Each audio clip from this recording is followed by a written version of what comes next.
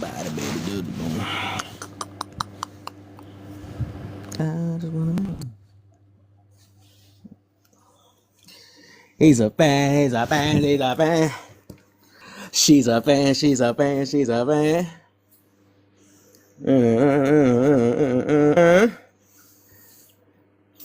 She be sneaking in my room while she ain't saying nothing. She knows she not gonna come up here. And it's crazy.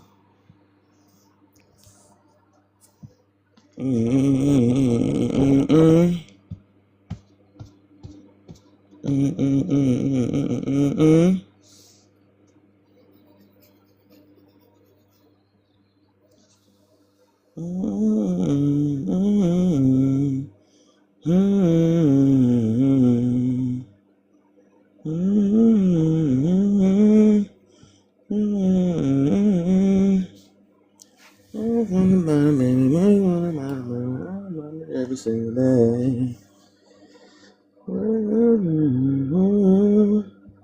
I think about it every single day.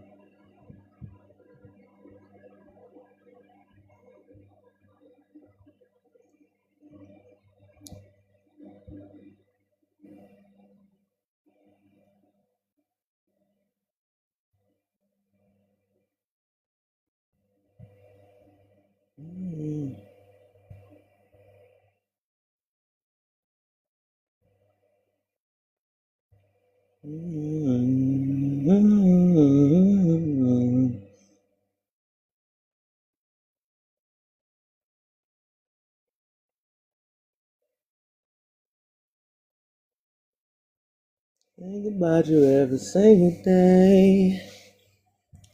I just wanna make love to you. Every single way. Person, what's the deal? What's up, y'all?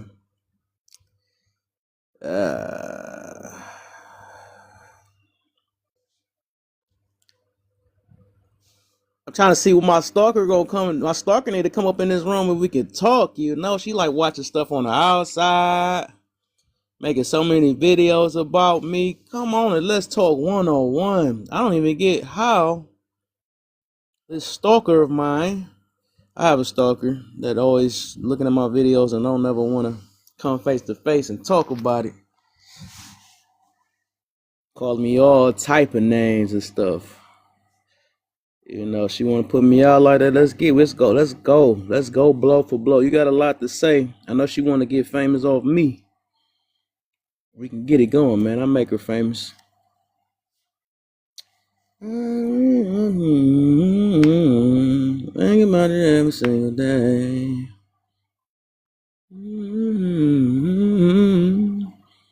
Think about it every single way. I make her famous for real. Want to be hiding in the shadows. Didn't even follow me. She just be hiding in the shadows, coming in this thing, making so many videos about me. I didn't know I had a fan like that, you know? You know? Same thing they did to Kevin Samuels. Take all the worst parts. But this time, I'm good on my wording, man. I show that even the video I posted, it shows that people don't pay attention for real. You know, a lot of people is not healed. But hey, shoot, this how they gonna make me go trending today? Then that's what we gonna do then. Cause I got too much content that bags up. You know, I ain't gotta really prove to nobody or what the situation is. But the fact that they willing to destroy your whole career, that's why these women is dangerous. They freaking dangerous. People be acting all light and stuff on them and all that stuff. You shouldn't be doing all. They dangerous. They'll ruin your life. And I think a lot of people won't notice until they ruin their son's life. And they won't notice. Until they get a missed call and all that stuff, misquoting all these things and trying to make somebody out because of they lack of listening and always leading with their emotions. Yeah, what's up, Huntress? I see you. I see you, Huntress. Yeah, that one video got them toe up. Say your woman try to ruin your life, and all right, exactly. You know, if you don't stick for the what they call the womanhood and stuff, they gonna find a way to destroy your life. That's what they do. You know, like I said, I got one that just still stays in the shadows. She don't never want to come in here. She don't want to, cause she know I would put her in the circle, put her in a box. She not smart enough to even come up here. She want to make videos because she's safe with that, you know, because she know I have her crying. Probably why she switched to liking women. She look like she like women, you know. That's why she playing a little role. Yeah, they don't. Women were mad last night. Yeah, they mad at this video I got right now. Hey y'all, since y'all see, I'm about to keep pushing it. We gonna push this video. We gonna go super. Big Kev about to go super viral today. We gonna push that out. So go to my video that I got pinned on the top. Cause right now it been going crazy right now. Everybody, I done got about at least 15 victim heads. They done made videos to it and talking about I'm trying to I'm enabling stuff and all that. I made it very clear what I said, and I still stick with it. I said flat out, if y'all so scared of men, why keep putting on less clothes? That's crazy. That's crazy. You know less clothes attract these crazy men. You know what I'm saying? I'm gonna tell my daughter that too. Don't be have wearing clothes out here. You know what I'm saying? It's crazy wild man, and be safe where you going. Stop going to these weird places. You know what I'm saying? That's any advice somebody should give. They keep just trying to take up for them because they not scared of men for real. They not. Like I said, they do too much cussing people out and telling men to do this and pull up on me and fight and trying to fight them and all that other stuff. They not scared of men for real. And I'm calling it out. That's why my video right now is going crazy right now, because I'm calling these little fake people out. Yeah, watch it and repost it. Go ahead and repost it. Even if you want to make a response to it, shoot, if you know, do all that. Yeah, because that video is about to be going crazy for the next few days. I got every time I get on this thing, is somebody responding to that thing. They done made videos. We got some Superman that's in here. What are you trying to say? You're trying to say that woman is that because we lack control and all this stuff? Boy, I know all about control. I've been abstinent for the past 4 years, unlike a lot of these men. So if an abstinent man is speaking on this trying to help y'all out, maybe it's something where y'all going wrong. You know what I'm saying? So I'm gonna stick on it. I ain't changing it. Appreciate you, person. Appreciate you. But yeah, we gonna get out as bad as everybody. I guess that's how they want to make me go viral. We gonna get it going then. And they gonna keep putting half the video out. They gonna keep putting half the video out. And either way, look at the full video. They can catch me on anything. I asked a valid question. They don't want to. They don't want to face that mirror. I ain't never said nothing about SA. I ain't say anything about that. They said something about it. I just said if you're afraid of men, why keep attracting men? That's crazy though. Yeah, I guess that's why. Can you hear me? Yeah, I hear you. Okay, I'm just trying to make sure. I know I ain't got to tap no more because that was the rules and conditions. You said if I subscribe, I ain't got to tap. But I know you be calling people out. You ain't even at 1,000 likes. So I'm trying to get to 1,000. Yeah, do your thing. This is up to you. Yeah, you already a subscriber, so you can do your thing. I'm pushing on the ones that ain't really doing nothing.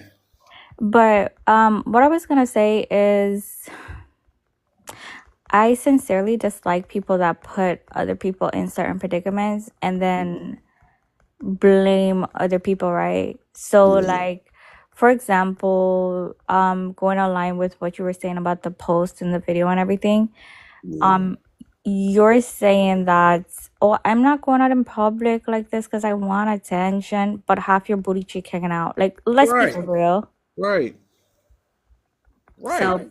but then they get mad. Like, men are like, oh, what's up, ma? Like, like, what? You know, this makes no sense at all. It just, I guess it's something like, and this is what I keep saying, man. And these type of women that's raising kids, that's scary. That is dangerous. That is dangerous.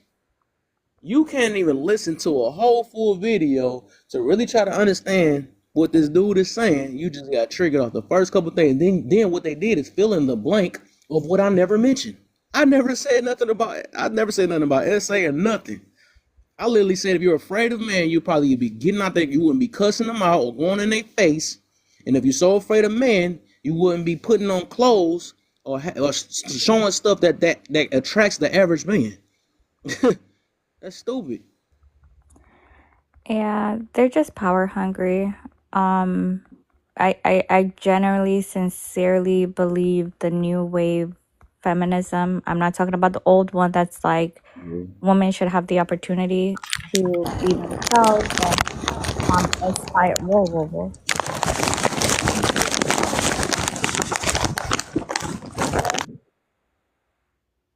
Okay, thank you. So I'm not talking about that one, but the new wave feminism is just power hungry. It's like men should take all the power away from men, and we are the we who HATE men's club. Shout out to Little Rascals, by the way. I see you, Alfalfa.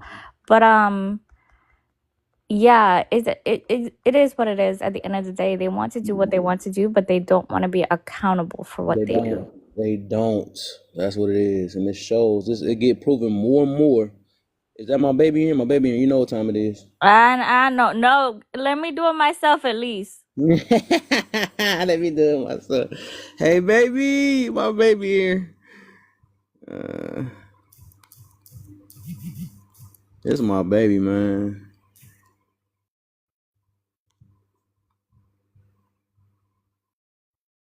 My baby.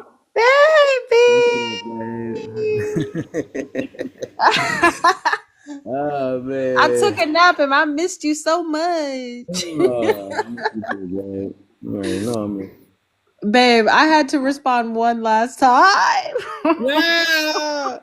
This just the beginning. I'm trying to tell you, man. And Okay, but she was like, what did you do to protect her? And I was like, I'm sorry, I just have to clear this one assumption. Like, this was 18 years before. She don't deserve it. Here go another one made a mix to my video. You couldn't hear me. But dang, I'm gonna text you what I wrote, like the screenshot or whatever. But I was just like,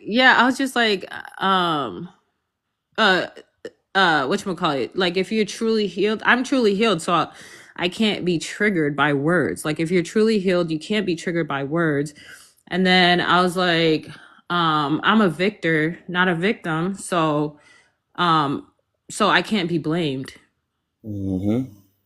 What's victim blaming if you're not a victim? Wow, that was good. You can't shame me. Amen. Preach. That's why you need it. I can't. Ooh. Maybe you got to do a live on that to show, bring hope. You know what I'm saying? Bring some type of, be able to help people move forward. Because I know a lot of people go through a lot of things, but it's just like we don't want to get stuck. And like I said, your stuff is most definitely a testimony for real. And it shows that we can, we can overcome even in some super horrible things, you know what I'm saying? But yeah. And that's not the only testimony. You feel me? No one will ever know. Yeah, you feel man. They're like, I don't know, it's an entitlement to things not happening to you. Like things happen to everybody. That's true. It shouldn't. I'm trying to get as many people because there's so many. I warn people now, like this stuff about to go viral. I'm saying it earlier already because I'm even right now at this moment, it's still people that's reposting this thing right now and got me in a video, half chopping it up. It is I know. They trying to make me look bad too. I'm like, I know. I said no, not y'all hurting the victim. Damn. I was thinking about that too. Like, who does that? Like, how you gonna? Now that you just said that perfect too. That is crazy. I gotta steal your word. Crazy work. And Miss, I hope you outside. I hear you like you my fan. I know you probably watching on the outside like you always doing. Bring yourself in here. Let's talk. I'm waiting for this. I see she been sitting here watching my whole live. I heard the whole story and all this stuff about that. Bring yourself in. Stop being scared. Let's make you famous. That's what you want to do, right? You want to be famous? Come on in here. We can talk about it. Got all these names you want to call people, man. So let's get it. Right. And that also, okay, they were like, oh, your husband is wrong. He's dead wrong for asking a question. It's a question. How can you be wrong about a question? Like, Oh my like, God. it doesn't even make sense. Man. Like I said at the beginning, it's the same thing. If I had a daughter, anybody, I'm gonna try my best to protect them. I'm not gonna tell them, no, the men need to control themselves so you can do whatever you want. Who really the real problem? You know what I'm saying? Sitting here enabling is sitting there. So, like I said, it was the opposite way, saying, "Oh, dude, be free what you want to do." That's dangerous. Why you setting women up? Why you setting them up? It's crazy. Ooh, hold up. I'm curious. I gotta click. I see what you're talking about. I'm trying to click on it. Like, what did they say now? Yeah, do you know how you can tell somebody don't care about people or don't care about you? It's like when they advise you to do stuff they wouldn't advise for their own children. Exactly. That's exactly what it is.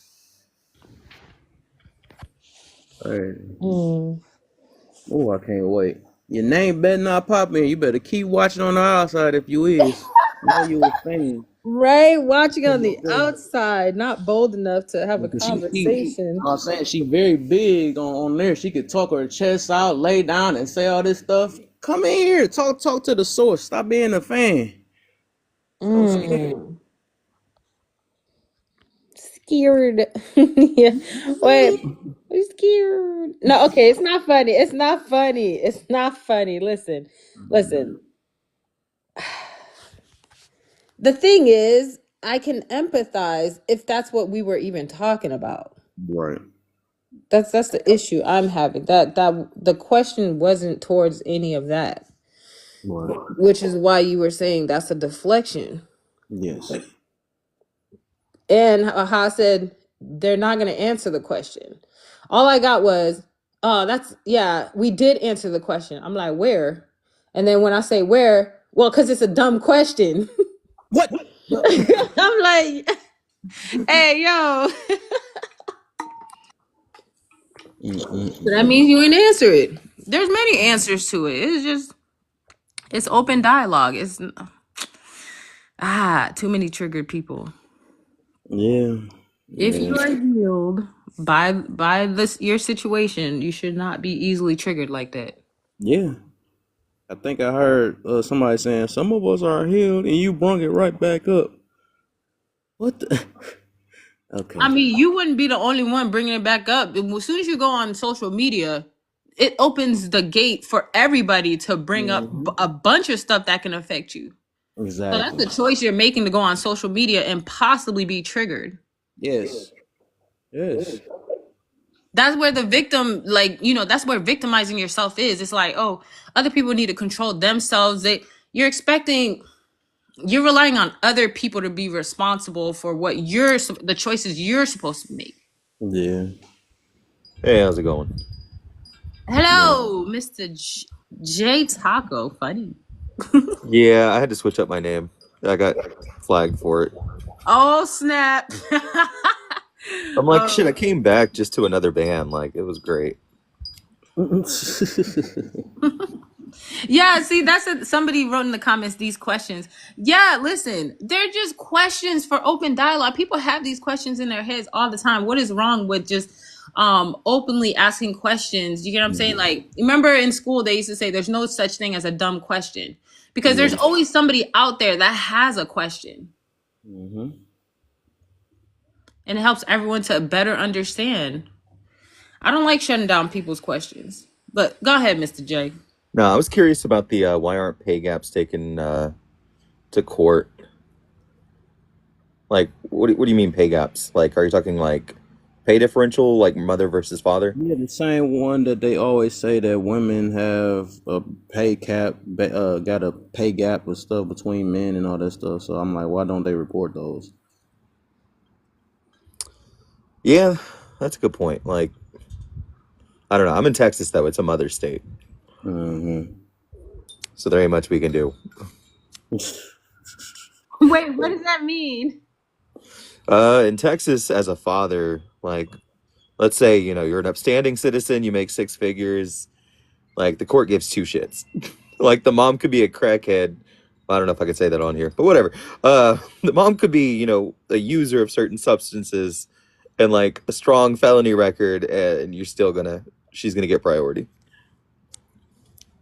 Oh, I think you may be talking about something else a little bit. No, I'm talking custody. Oh, okay. Wait, where's the custody thing? Are you talking about that's a privilege? I would say that's a privilege for women Got you. in Yeah. Texas. Yeah, there was an argument. Like, okay, somebody was saying the reason why a woman would get whatchamacallit, full custody over a man is not because of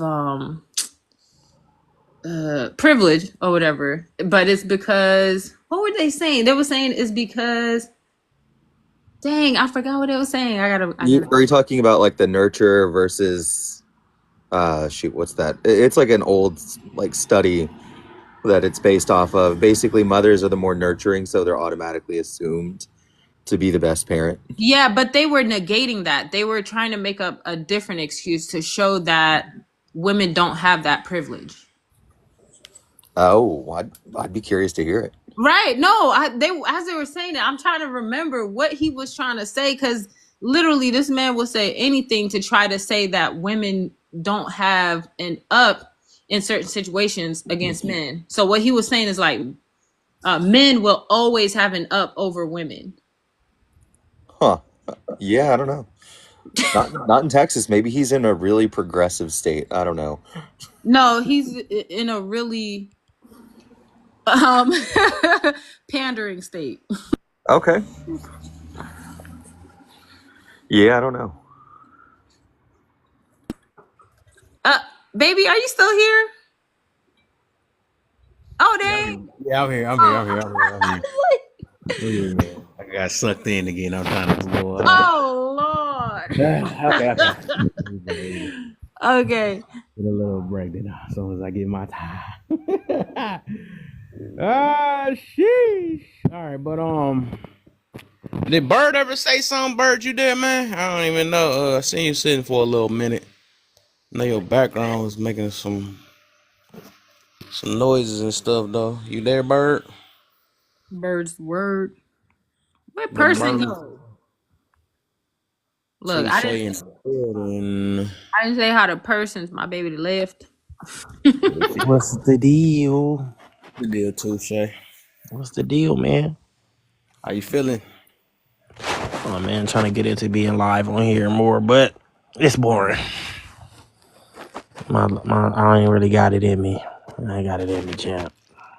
Yeah, you gotta build yourself up on that situation. I feel you on that.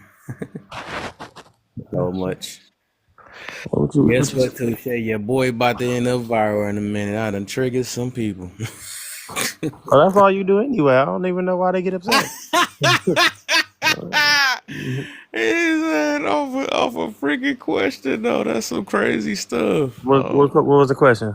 Let me see if I get a little bit triggered by it. Look on my page. You gotta go on my page. You can repost it if you want to, because I got about at least 20 responses to it. I want to see if I'm gonna get triggered by it. Let me see. He said, All right, you ready? Yeah, hold on. Let me do this. Let me look up because I got the other jug. Let me see. Okay, what was the question? You gotta play it. Betting tips with Kevin. Not that one, man. Who's back? And TikTok on my side. Nope. Not that one either. Not that one. Deflation ever. Ask the question. Why do women Trigger. less clothes instead of more clothes when they claim they are scared of men and they know less clothes attract more men? So the answer for her is because men should have impulse control. So you're going to wear more clothes when they get more This got to be the worst deflection ever, man. So I don't care about my safety. I want men to be more controlled. So I'm going to get more nakeder.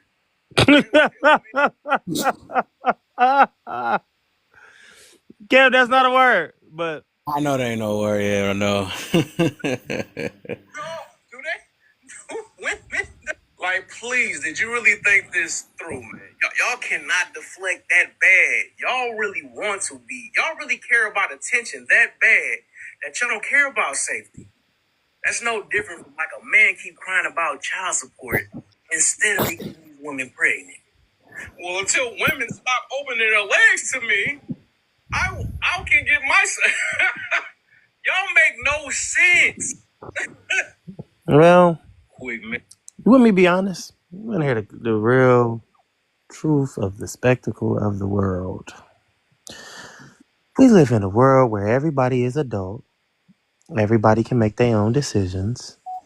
I just don't understand if you chose whatever decision that it is that you made, that you are now affected by or crying by. But and this goes for both genders, not just the women, but the men as well. Mm-hmm. You made that decision. Why are we coddling you? And why are you deflecting? Because now you have a scar that you have put on yourself. So my biggest question to people is, why do we even give these people the light? Why do we even pay them any attention? Why? Why? That's the best. My biggest question is why? If you don't care, why are we paying them attention? Are we paying them attention because it sometimes feels a part of us that we need assistance in? Are we like, because I feel like this, right? Let me because Kev, you don't know I don't do this no more. Why? It's like somebody who goes to a job and be mad at their job. You applied for it. Right. We didn't make you apply for it, but you're mad. I feel like the best thing, as humbling as an adult at this day and age, is to continue on about your day. Oh, you're mad. You mad that you go to a 9 to 5 and you don't really like it and you feel like you're not doing enough. I hope you have a good day. And even when you do that, you know what that does? That just fuels people. That just makes them so upset that you wish better things for them. But you picked it. Men that complain about women that don't wear clothes. If that's not your type of woman, why did you date her? Why did you talk to her? Right. Why are you whining? You met her in the club drunk off of tequila shots. What did you think he was getting? Ladies, I don't like to do this to y'all because I know y'all fight with a lot of stuff. But you know Tyrone been in the streets his whole life. He ain't you when you ask him what he got planned in 5 years, he can't give you an answer. And you continue to date him and then you laid down with him.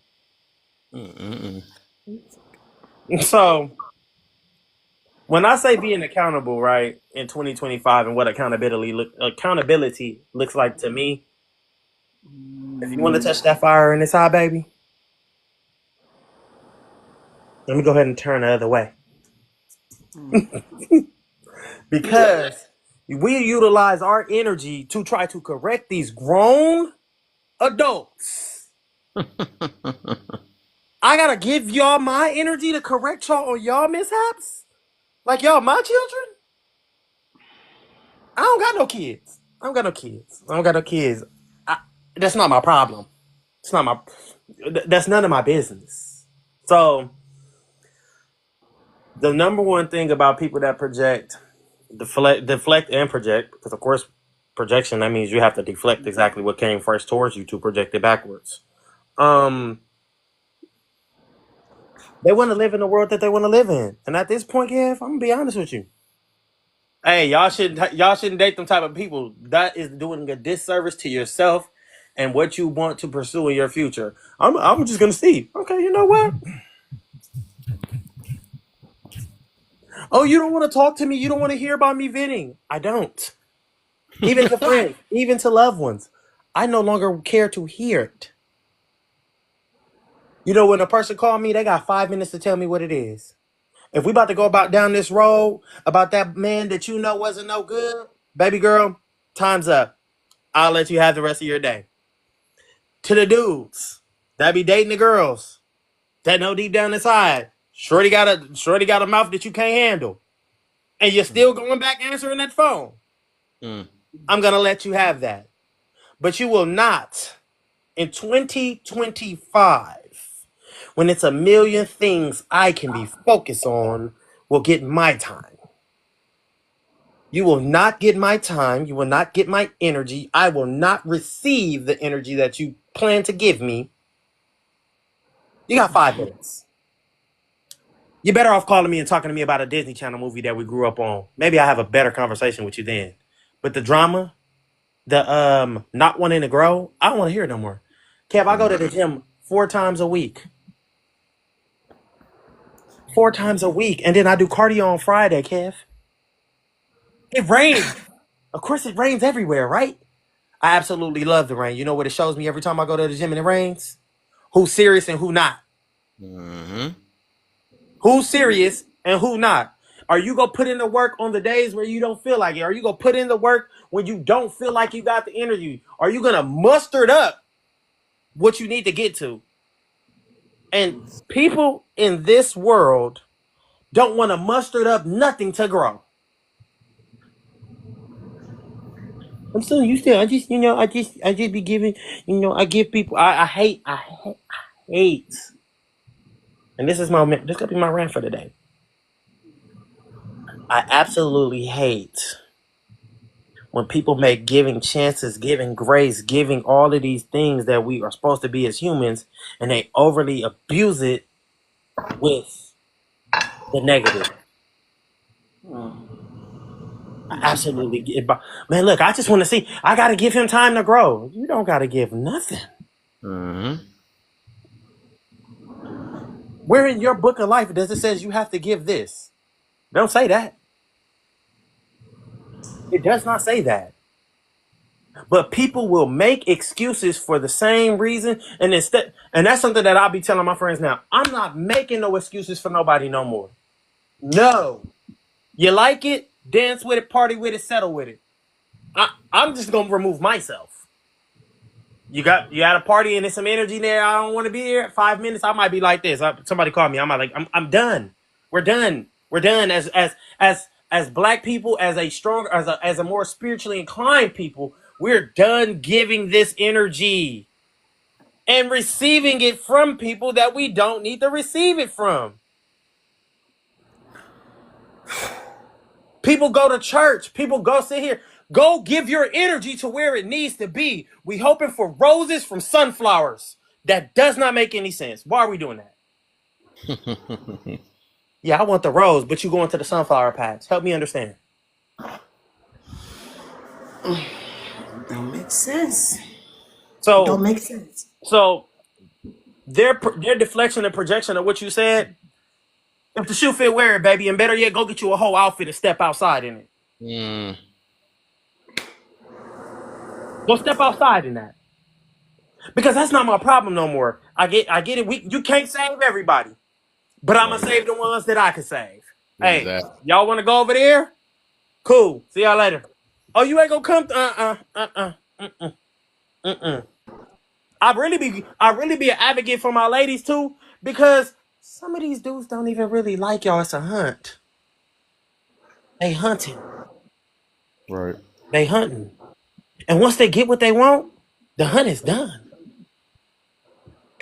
The hunt is over. And how can I tell y'all this? Truth be told, I was one of those people. I was one of them.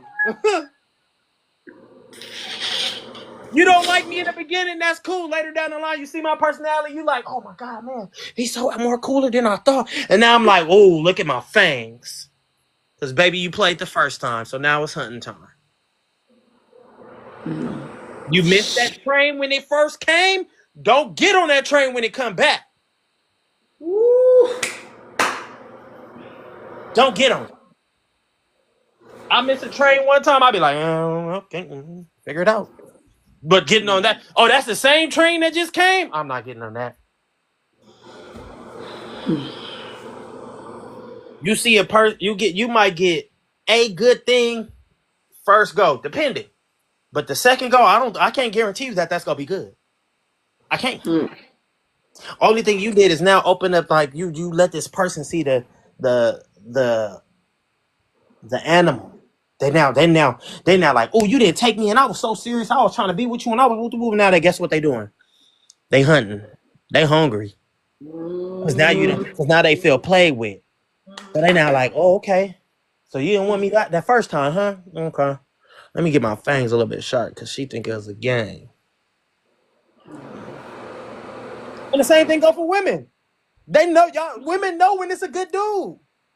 Yeah. Get tired of the good dude. They get tired of all the other dudes, and now they like, oh well, I always liked you. I just wasn't. Beat it, Felicia. Beat it. I don't want to hear it no more. Because guess what she want now? She want that space and time that you was offering her. And because if you're not strong enough, you will be a weak person to give it to her. So people, why? Well, I don't know why they just be judging me off their clothes, man. If I go outside with a suit on, I could tell you I break necks. They looking at me like, man, what he do? He got a suit tie, dress shoes. He smell good. He groomed right. You get judged off of everything. People that listen, we don't judge. Sorry, everybody does it. True. Everybody. You get judged off of everything you do. I see a girl that go on vacations all the time. I don't ever see her baby on vacation. I'm trying to understand what's going on. You had it. You had this baby. Why the baby not on vacation? You're always Puerto Rico, Jamaica. You're everywhere. But where's the baby? So everybody's going to get judged. Everybody. If you don't want to be judged or you don't like the way you get judged, maybe you should maneuver different. But you're going to get judged. I see something you said, Kev, right? You said you don't see I think you said something about like you don't see the point in taking pictures in a relationship, right? Because it's attention. Now, I agree with you to an extent. It is an attention thing. Because if that angle ain't right, you go retake that picture. If your hair a little bit off, you go retake that picture. Hey, bro, if your white shirt was a little bit dingy, you ain't gonna post that picture. Yeah, because you're doing it for the attention. But I also feel like, what about the people that are making scrapbooks, internet documents for their family and so they could go back? Because I've seen people from 2015 still on Instagram, and I'm like, this is your memory book. We had photos. People would take photos, make photo albums. Instagram is a photo album. A photo album. But you know what, Kev? I always tell the world, like I said. No, we did go back and forth with that. So you want to know? Well, like I said, I think it's a photo album in certain cases. But deep down inside, baby, you ain't posting that picture that don't look too good. We know that. We know you not. You know your hair was a little bit messed up. You ain't taking no picture because you was at your little baby cousin Terry a baby shower because your hair was messed up. So you want a little bit of attention. It's a 50-50 thing, though. Let's keep it real. Let's keep it all the way real with each other about this. I ain't mad at nobody, but if you go walk in the path, walk that path. Be strong in it. You know that's what you're doing it for. The girls that take the pictures with the boxer briefs and they be like this way, like this. Girl, we know what you're doing. Oh, I don't know why men want to get at me like I'm like disrespect me. Girl, you was promoting the booty. Well, Yeah. So my overall thing to people in 2025 is, because somebody asked me my New Year's resolution in 2025, and I said, in 2025, I want the people that are surrounded by me to be animals. I want them to be accountable. I want them to be emotionally intelligent and aware. I want them to be what they need to be in case we need each other. And if you weak and I can't do, you can't do me no good. But then you want to raise kids. Kids need to be strong as well. They could be kids. We can still make kids be kids. But I remember back when I was younger, we would fall, and because we didn't want to go back in the house, we was over there trying to figure it out. Oh no, I'm not gonna cry. My mama gonna make me go in the house. So people need to stop crying, and if they gonna keep crying, they need to stay in the house. Peace and blessings to my black people in the world, and I hope everybody keeps growing. Hey man, you better boy, you better boy. If you know I don't get on cam, I will not cam. I don't do the social Let me media. see what you saying. I feel it on that too, for real. Cause you know I don't do the social media. Catch me Yeah. in real life. Mm-hmm. I'm getting to the point too in my life. I don't even really want to text no more, baby. Call me and have a conversation, and then let's hang up this phone. Cause texting takes too long. I need to get straight to the Heavy on the point. conversations. I need to get straight to the point. You sit there and text somebody, you be like, "What you doing? Nothing chilling How at the holiday. how was your day? What are you doing this week, girl? You could have called me, and that can have been discussed within 5 minutes. You know what? You know why people text? Because they can text multiple people all at once. But to have a conversation, they have to, they are, boom. That's why they, red flag. Okay, when they say my preferred mode of communication is texting, I see you. Mhm. That's cute. I love it. I love that you want to talk to who you want to talk to, baby. But let me tell you something. The wise man Hold told on, me. please. And Let me just add something. go So ahead. you're saying this text message thing is like nobody wants to talk. Mm-hmm. Yep. Exactly. How are you really getting to know somebody just texting? My thing is this. Sometimes let me share my, like, when I text back, because somebody very energetic, and I just text back and it sounds differently from what I expected it to You know, sound like. you know when texting was good for us? Texting was good for us when we were adolescents. That's when texting was good. Yeah, You I know? wanted to hear her story. Oh, go ahead. I'm sorry. I apologize. So no, it's fine. We're just bouncing off ideas. I love. Okay. Were you saying that Oh, I'm in Dallas, oh, okay. Texas. Yeah. No, I'm saying, were you saying But that when you text, do you find that people often misunderstand it what you're trying to sounds say? okay. Okay, I text something. That's why I don't like text. I call. Mm-hmm. So when I text, my what I actually wanted it to hear or read, Mm-hmm. and then I get the translation. It's like I had all my kids in California, right? And well, he died. Um, so going to the dating world and all that stuff is hard. Even if I try my best, I do. So, but I noticed something about texting. That's why I wanted to speak on texting. You text, somebody reads it wrong, and then they aren't really texting you back. And I'm like, why? What did I do? Exactly. You know, Because like, they don't have the patience to get to know you. Like somebody who really wants or is interested in getting to know you, they have patience and understanding. If people are texting multiple people at the same time, they already know they got a backup plan. wow.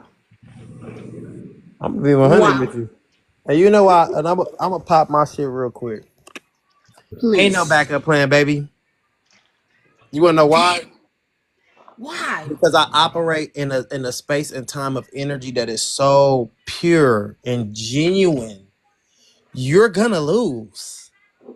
And when you step in that power, right? When you step in that power, man or female, and I'm putting my best foot forward and you play, that's your loss. That's not my loss. There you go. And we kind of get upset, right? Because we be like, man, they be playing with us. I stop getting mad at that. You know what, baby? Cool. That's where you wanted to go. Enjoy it. But I guarantee you, for the short span of a time that I'm in your life, where we are in vetting stages and transferring energy, whatever way that may be, platonically, whatever, spending time, whatever, you are going to be sick. You are not going to find nobody who matches that great, clean energy. And you'll have to take that up with God afterwards. Figure it Yeah. out. Talk to Him. I'm telling you, notice. You'll know who is truly interested in you when My they name is Esther. My name Esther. is Okay. Esther. Oh, cool. Hey, Esther. Yeah, you'll know who's truly interested in you when they like being on the phone with you. Believe me, Mm-hmm. they will answer the phone. They call you. Yeah, if you go just by texting, you'll never know. That's that. Okay. I think let's see what you got. Osha, what you got for me, man? What's Anything good, else? panel? What's good? What's good? Good, man. Yeah, I was just listening and thinking, and it's crazy. Like if you don't know that there's like two levels of thinking going on this planet right now, and if, to be on layman's term, it'd be like 3D, which is the regular, and then there's 5D, which is basically like having those glasses on, and you could see actually what's going on. Sometimes people talk in their subconscious, and you'll hear them say what they really mean. Like before, we couldn't hear it, right? So to speak. Sounds weird. So when I'm hearing and I'm looking at the post and the prompt on the 5D thinking, it's like, okay, so if we don't control society and we don't set no standards and haven't did that for, I don't know, like in eons, it's like if they control the information and the entertainment and everything that we say we start, then that means that whoever they want to be up will Sorry, be guys. up. I'm gonna mute because I'm cooking. I'm sorry. All right. So I'm just saying, whoever they want to be up will be who they want to be up. So if society, the people that's in control say, hey, yo, well, we'll make the BLK man be the bomb right now. So we're going to put all this propaganda out. We're going to do smear campaigns, blah, blah, blah, to make everybody less than him. They could do it. How I know is because now that they have exposed how much money that they have spent put in other places to put their propaganda. Just say if it's just a play that we have nothing to do with. Say that's true or not. Just say it is. And they spend $20 million over to another country that was perfectly okay without them. Now they're going to spend 20 million with influence. I know 20 million can influence a lot of stuff, especially with posters, stickers, buying up TV land or whatever you case may be. So I was just thinking, like, hold up, if they're spending trillions and trillions of dollars outside, then what did they spend on the inside to get us the way we are? Because they actually control our standard of living. We didn't create nothing. We haven't built nothing since what? We keep saying, so it's like this. I'm gonna land with this because it's kind of crazy, the Fadi thinking. So it's like this. It's like, to where we are right now, we are in the coward era. So, in order for us to ever look good when someone asks us what we're doing now, face what we got to do now, we'll always go back into the past when we were great. Yeah, we were great back in 1605 when we built this. Yeah, we were great with the Black Panthers. Yeah, we were great then. But it never reflects on what's going on now because now needs some thinking and some creating now. So if you are a coward as a culture, that means that you will never fight. You'll say it, but you'll never do anything. And we all know how that works. It's just somebody just running their mouth all day. So we became a culture, a group of people that are separated within, have enemies within, but then we just run our mouth because we know that's the easy part. The hard part is to go into your communities and actually build some, destroy what someone else built, And then now all these little young children going to school and coming out of college, they can make blueprints. Let's design our own smart cities. See, when it comes to that, don't nobody want to do that. You just gonna go get the Jordans. You just gonna go like they always say we do. Because at the end of the day, nobody wants to look back and say, hold on, do we really have a community? Did we really build this where maybe we can have our own currency once they step into the boundaries of a city that we created? Those are the critical thinking. I'm landing.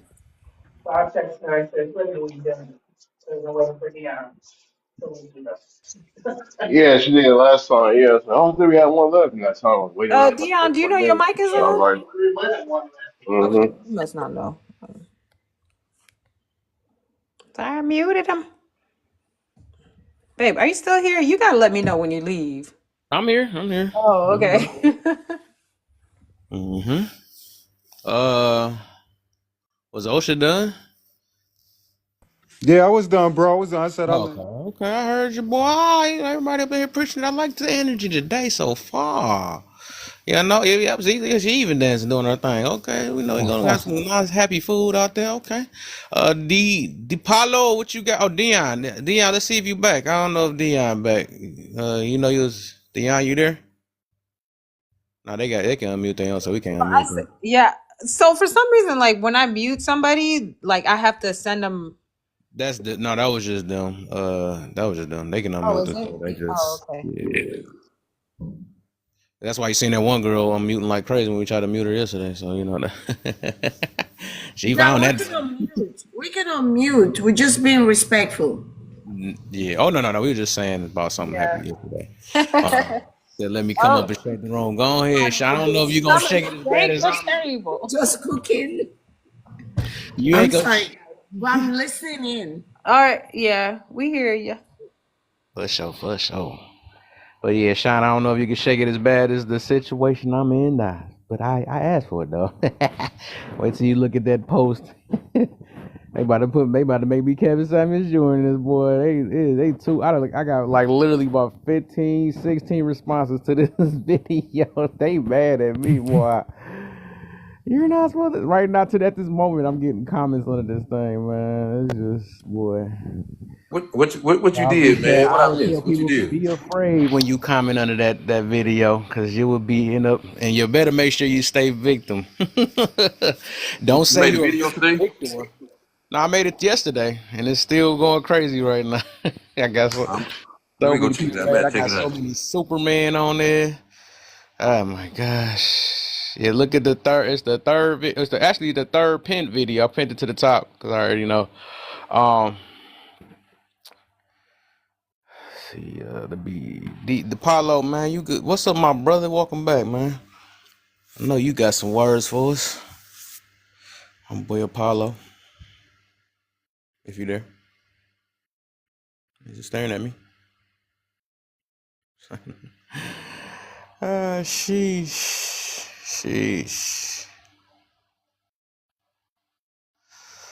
All right.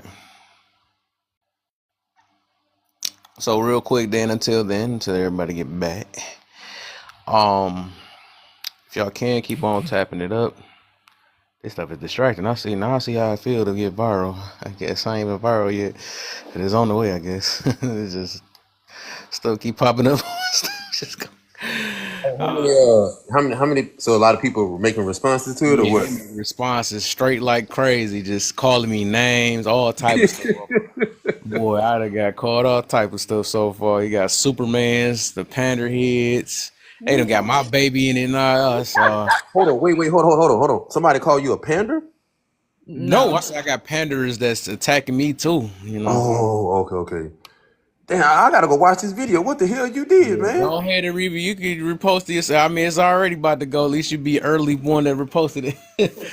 I'm getting everybody to do it now. Since they want to repost all the negative stuff, whatever. Let's get out. We gonna be out here now. That's stuff about for a few days. I know you been making people mad. I think it'd be your tone. You be like, yeah, that weak ass vet, and y'all still getting. It's definitely the tone. It's the tone. It's definitely the tone. Hey, they was upset with his tone yesterday. Like, oh, he condescending, he this, that. I'm like, oh man. If they don't know, that's just how Kel be talking. Oh my, yeah. But like I said, be on the lookout. Yeah, Hold on, boy. they said something about Rachel.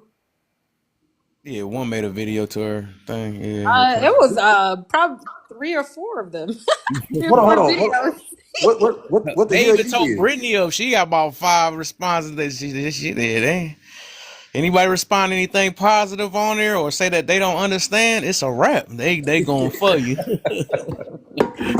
That's why I say comment on that post at your own safety, your own will, because they on an Yeah, attack. it's because they took the post and they turned it into something else. Like that's not even what the post was about. Yeah. Hey, you know, it be like that because I posted 2 videos within the last 2 days. One like at 100,000, one at 90,000, and Damn. people was making comments about something that wasn't even on the post. So I'm like, damn, why people coming up with this narrative? And that's not even my purpose of the post. Like my post is supposed to be about something else, but they come up with their own shit. And I'm like, man, okay, this. Then I was kind of getting upset because I'm like, hold on, how the hell I make a post and then they commenting about a post that I made and it had nothing to do with it. So I'm like, man, okay, people got their own narrative. Like they hear what they want to hear at this point. So, and then you keep getting all these notifications and the shit just become annoying. Then people want to go viral, and then when you go viral, you realize you really don't want to go viral. I know I had to talk to myself like, dang, this is what's gonna come. So I'm like, yep, I asked for it, I knew it was coming. I said, hey, I'm ready for it though. Hey, shoot, if this the way they gotta hear me, they about to hear me. And it always be the ones that always turn to you gotta make a bad name out of you before you be seen and stuff. So it is what it is. I knew what I signed up for. So look, we gonna get it. I'm ready for the ride, man. I'm ready. I want the one that's watching on the outside, right? I know you watching on the outside. You can come on in here. You like saying that you a big fan of mine. Come on in this thing. Let's like I said, let's talk about. I know you don't want to talk. You gonna get your feelings hurt if you come in here. You already know the deal. I'll do a 1v1 with you. You know what I'm saying? You can come in here. I'll drop everybody and we can talk. We can get this going though for real. Yeah, cause What you I'm talking about, man? Damn, man, I want to know a name. I got a stalker that sit there and she never followed me, but she always comment on my stuff and making responses to my videos. And I'm Damn. ready. I want her to come, and she said she was actually listening to this live all yesterday. She didn't use my own girl stuff against her and all that stuff. Like, man, I was in there and I heard. I'm like, man, you was big watching. What? Let's talk about it then. Since you just, I don't know how I'm a big fan of hers all of a sudden. I don't even know this girl, but she trying to get viral off me. That ain't happening. Well, I'll make it viral. We can get it going though. Right, but We- one thing I noticed and I respect that you said, brother, is that you know what you signed up for.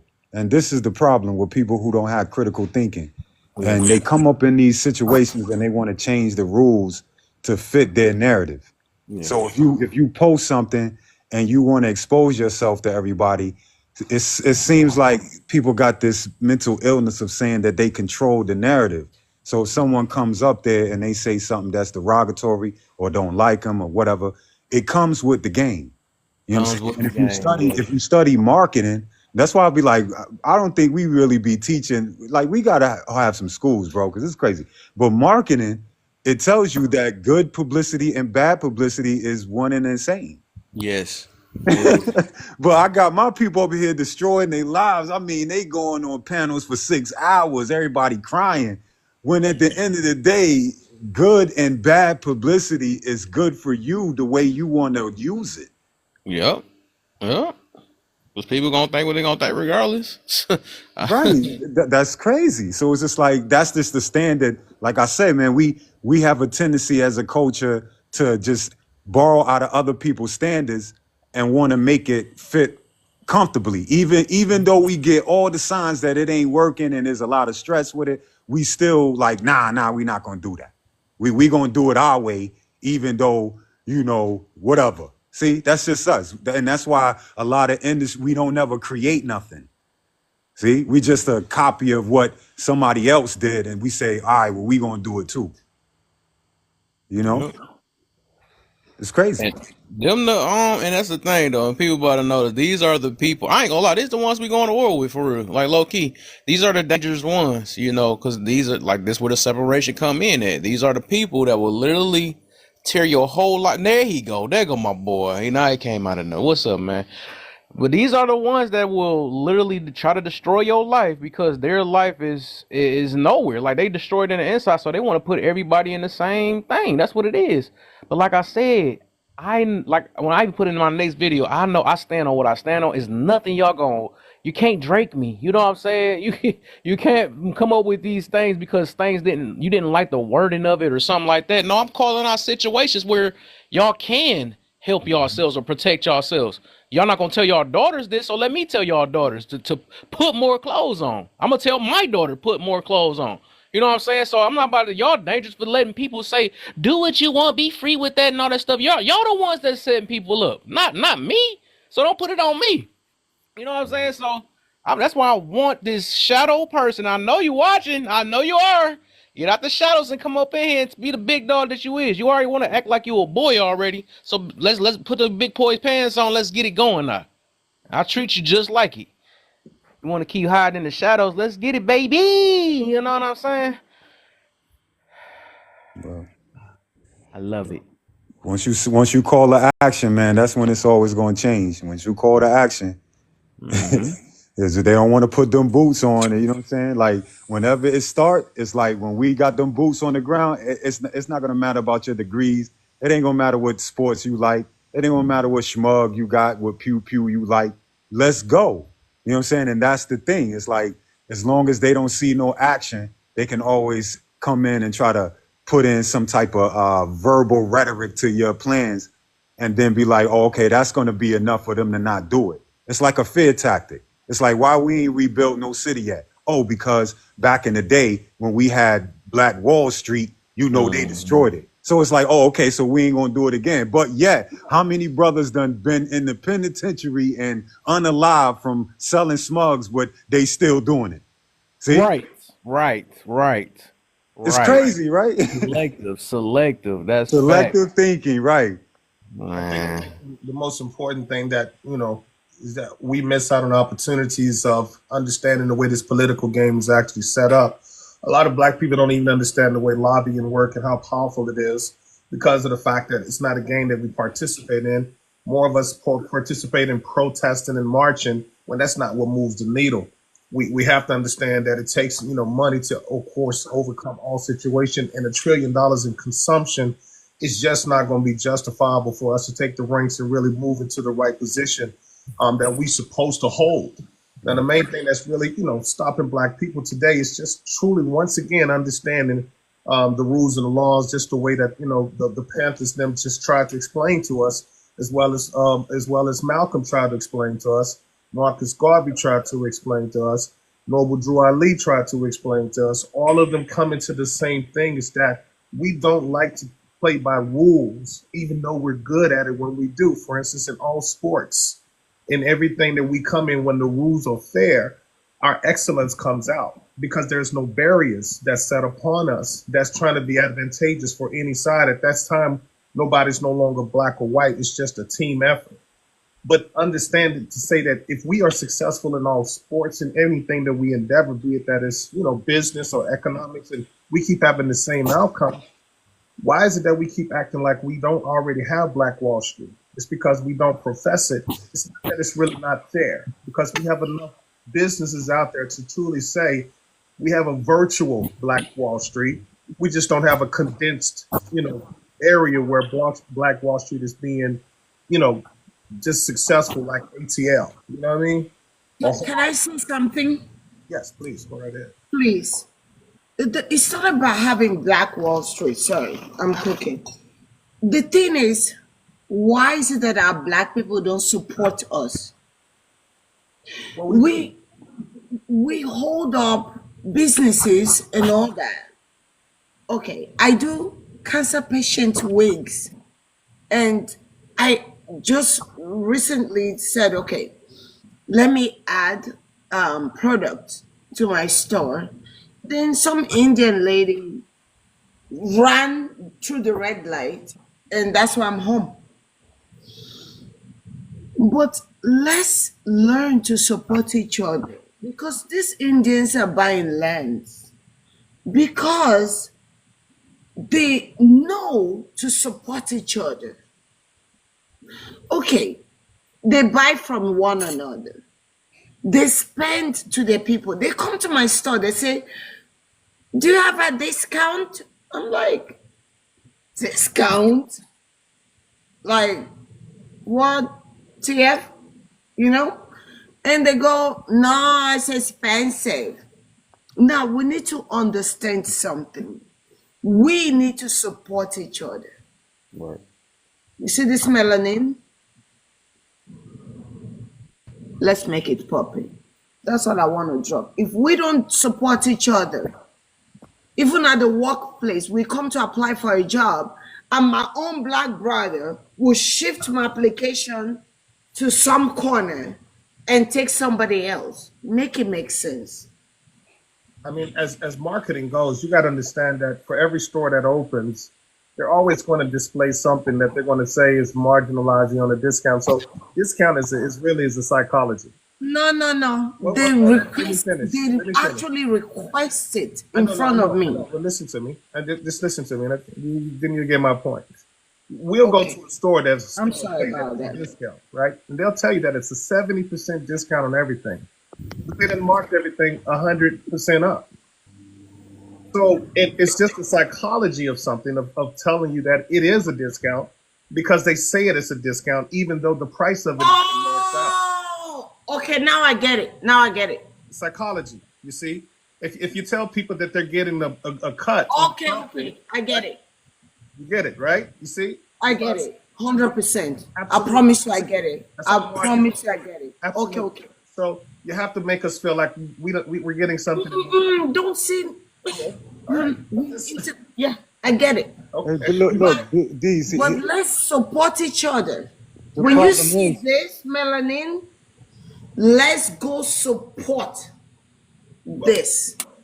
It's all Are, strategy, is all I'm saying. Go are ahead, we brother. obligated? That's all. So are we? Okay, that's why I might have to disagree a little bit, right? I don't believe just because you are melanated, not you, but I'm saying in general, No, yeah. because you have some. Just because you black don't mean that you put your black dollar back in the community. It don't mean that you doing good for the community also. So I don't believe just because you are black, you are my kind. What make you my kind is your mindset. So if you are a black person and you harming black people, you definitely not my kind. You the same as the YT man. So to me, I don't get caught up on skin color. I get caught up on mindset. So I know some black businesses that I know that they have a reason to mark up sometimes because they don't have all different races of people coming to their store. No. It's a mindset too for me. I've had people come into my store. Sorry, I just want to share, please. Let me just. Okay. I've had people come in. Yes, they have my skin color and they don't have the mindset. I feel like I'm talking to a lost soul. Lost. Somebody lost. I can't even connect with you. Exactly. I like Please to go respond ahead. to that. It's Go ahead. that there are a certain disenfranchised people to all races, and that of course the ones that are exploited are those that live in that buffoonery world. Now, all of us have not had the chance to be raised around people that gave us the education to be in a higher understanding. A lot of us join buffoonery because the environment that we in is full of buffoons. And it's only because of economics that put us into that place, whereas some people are lucky enough to get away from buffoonery and find intelligence. And when they find intelligence, of course, that's where we come up. It's just taking that mindset and seeing, is it fertile enough to be creative and to be productive? A lot of people are in bad situations because of their environment, not because of their choice. And we shouldn't alienate people just because they're surrounded amongst a lot of buffooneries, because there may be some great geniuses in the mix. But because they're with a party of buffoons, they can't stand out. And if they do, you know how we are, crabs in the bucket mentalities, where like, oh no, you can't escape because that one is trying to shine. And you know us, the jealousy and envy is really very permanent in our community. Okay, so look, before you go into that, because that's what we're used to doing, it's simple like this. This is critical thinking. See, that's selective when we got to get out of that. Critical thinking is saying that everybody on the planet who got a paper money is backed by a natural resource. That means that they're not paying anybody for that natural resource. They're manufacturing, Yeah, I guess that was perfect timing. But hey, y'all, real quick. selling it, right? Okay, so that's what's going on, right? So that's economics. We know. Okay, so cool. That I don't know if you can hear me, Ocean. But I was about to say, just real quick, y'all gotta let Sean never finish what he said real quick. So let him just finish real quick. I be trying not to talk over people, but I think like even if like when I hear a black person call another black person a coon or Uncle Tom or a Sambo, you definitely not my kind already, because you trying to say that I'm not black, and you doing the same thing YT people do when they call us names, right? When they call us names and feel like we less than, you pretty much saying that other black people are less than because they can't even be their true selves. Even if I'm a black person and I come across a person that's a Republican, right? I feel like our ancestors fought for us to have the freedom that we have now. So if you decide to vote Republican, I'm not going to call you a coon or Uncle Tom or you less black. But for some reason, what YT people do to us, we do to each other, and we don't give each other the freedom to be black. We don't give each other freedom to be what the hell we want to be. So if you someone who call our people Uncle Toms, coons, and sell out, then you definitely not my kind of person. You're not my kind of black at all. Yeah, so basically, and I agree with you, brother. That is crazy. Like, if it's a teaching moment, no disrespect to nobody. It's just we see what's going on and teach that moment. So, like I said, if you're talking about economics, then why without me dissing anybody, is just saying, hey, everybody on this planet who got a piece of money paper is backed by a natural resource, no different from the United States telling us that their money is backed by gold, which is a natural resource, meaning you don't have no one you have to pay for it to keep your product going. Right. All right. So cool. So if that's the case, then where do we control a natural resource? All right. If we don't in America, that means that our dollar never means anything but inside the game. Meaning that anybody that comes outside, like my Bangladesh homie, okay, he can come over here to America. He can work any job. He's not trained or traditioned or seasoned into the American lifestyle. So he basically sends every $100 of American money he sends over in exchange is $1,000 in his money. So their goal is to come over here into the game, play the game, send the money home, and get $1 million, which is going to equal $1 billion in their money, and they can go home and live comfortable. So all I'm saying, I told him, let me reverse it then to show y'all how we're caught in the matrix of this. I said, so that meant that if I could go over to your country and work, right, and the money that I make over in your country, I could send it over to America, and it's going to double or triple. I said it would make sense for me to, by all means necessary, get over to Bangladesh. All I can. But see, when I get over there, I notice that we're selling these groups of people who are the hometown people their food, their gas. We're educating them. We see them in the hospitals. We control all of that. I mean, everything, anything they eat, anything they need, the homeland people, anything that they need, they got to come to us, and we came from afar. But the hype that we got about it is that we could do it double. It's double blessed for us because we can live comfortable over in the foreign land because we got a network of us that'll stick together. And we can live good in our homeland and go retire because the money doubles.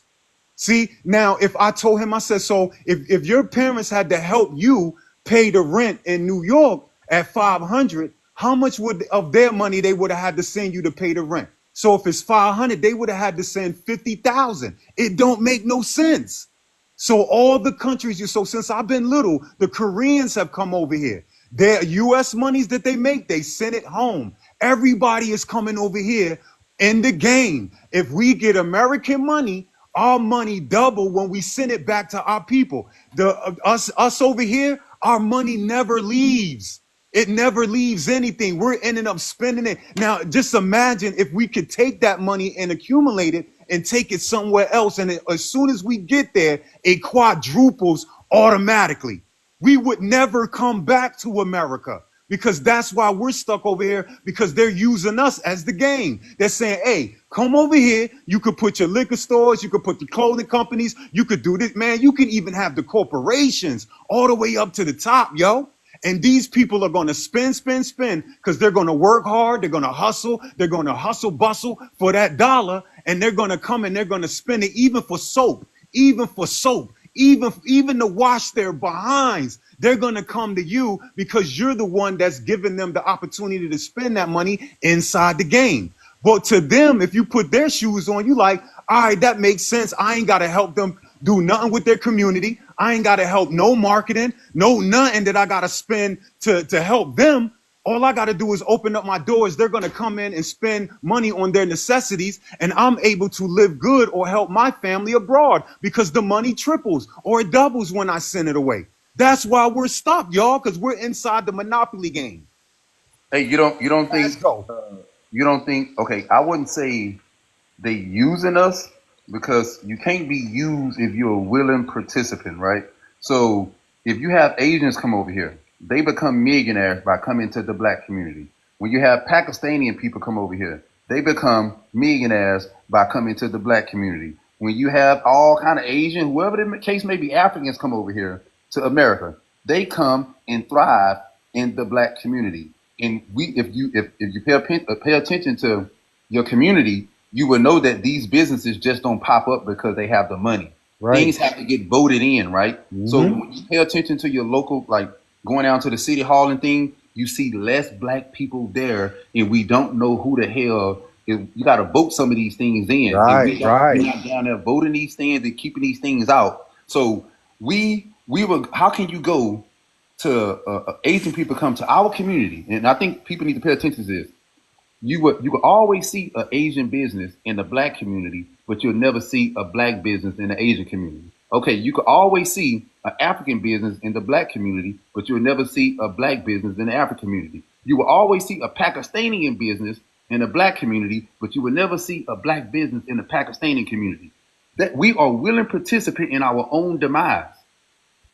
I'm gonna tell you why. I'm gonna tell you why. It's because it's simple like this. Walmart and stores like Walmart will come into our community, and that takes away at least over 100,000 suppliers. What we haven't realized is that the suppliers are the one making the money inside of the stores, and the stores make a cut of the suppliers.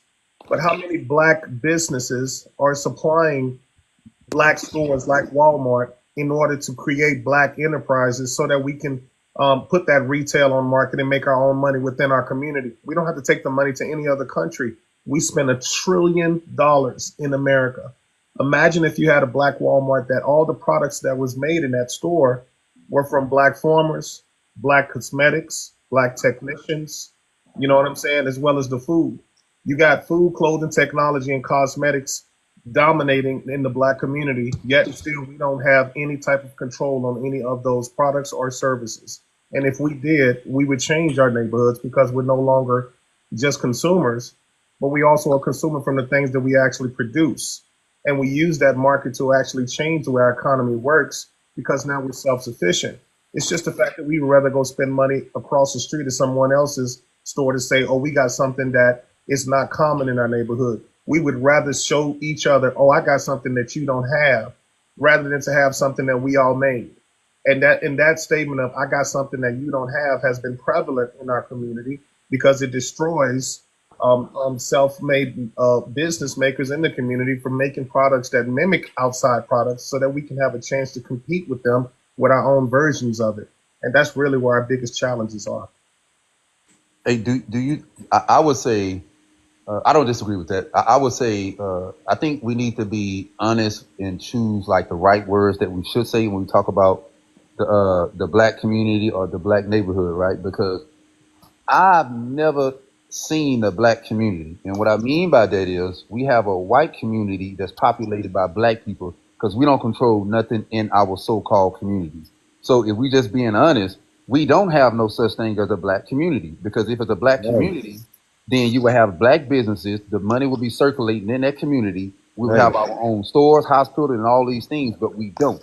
So we Right. have a white community that's populated by black people. We don't run nothing up in that motherfucker at all.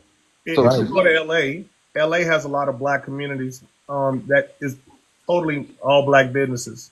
You know what I mean? If you go down Crenshaw, all black businesses. If you go into certain areas in Watts, you know what I'm saying? You go out to Compton, all black businesses, even all the But way those up. are small businesses. Those don't count. But, that, That's but not what those he's talking micro about.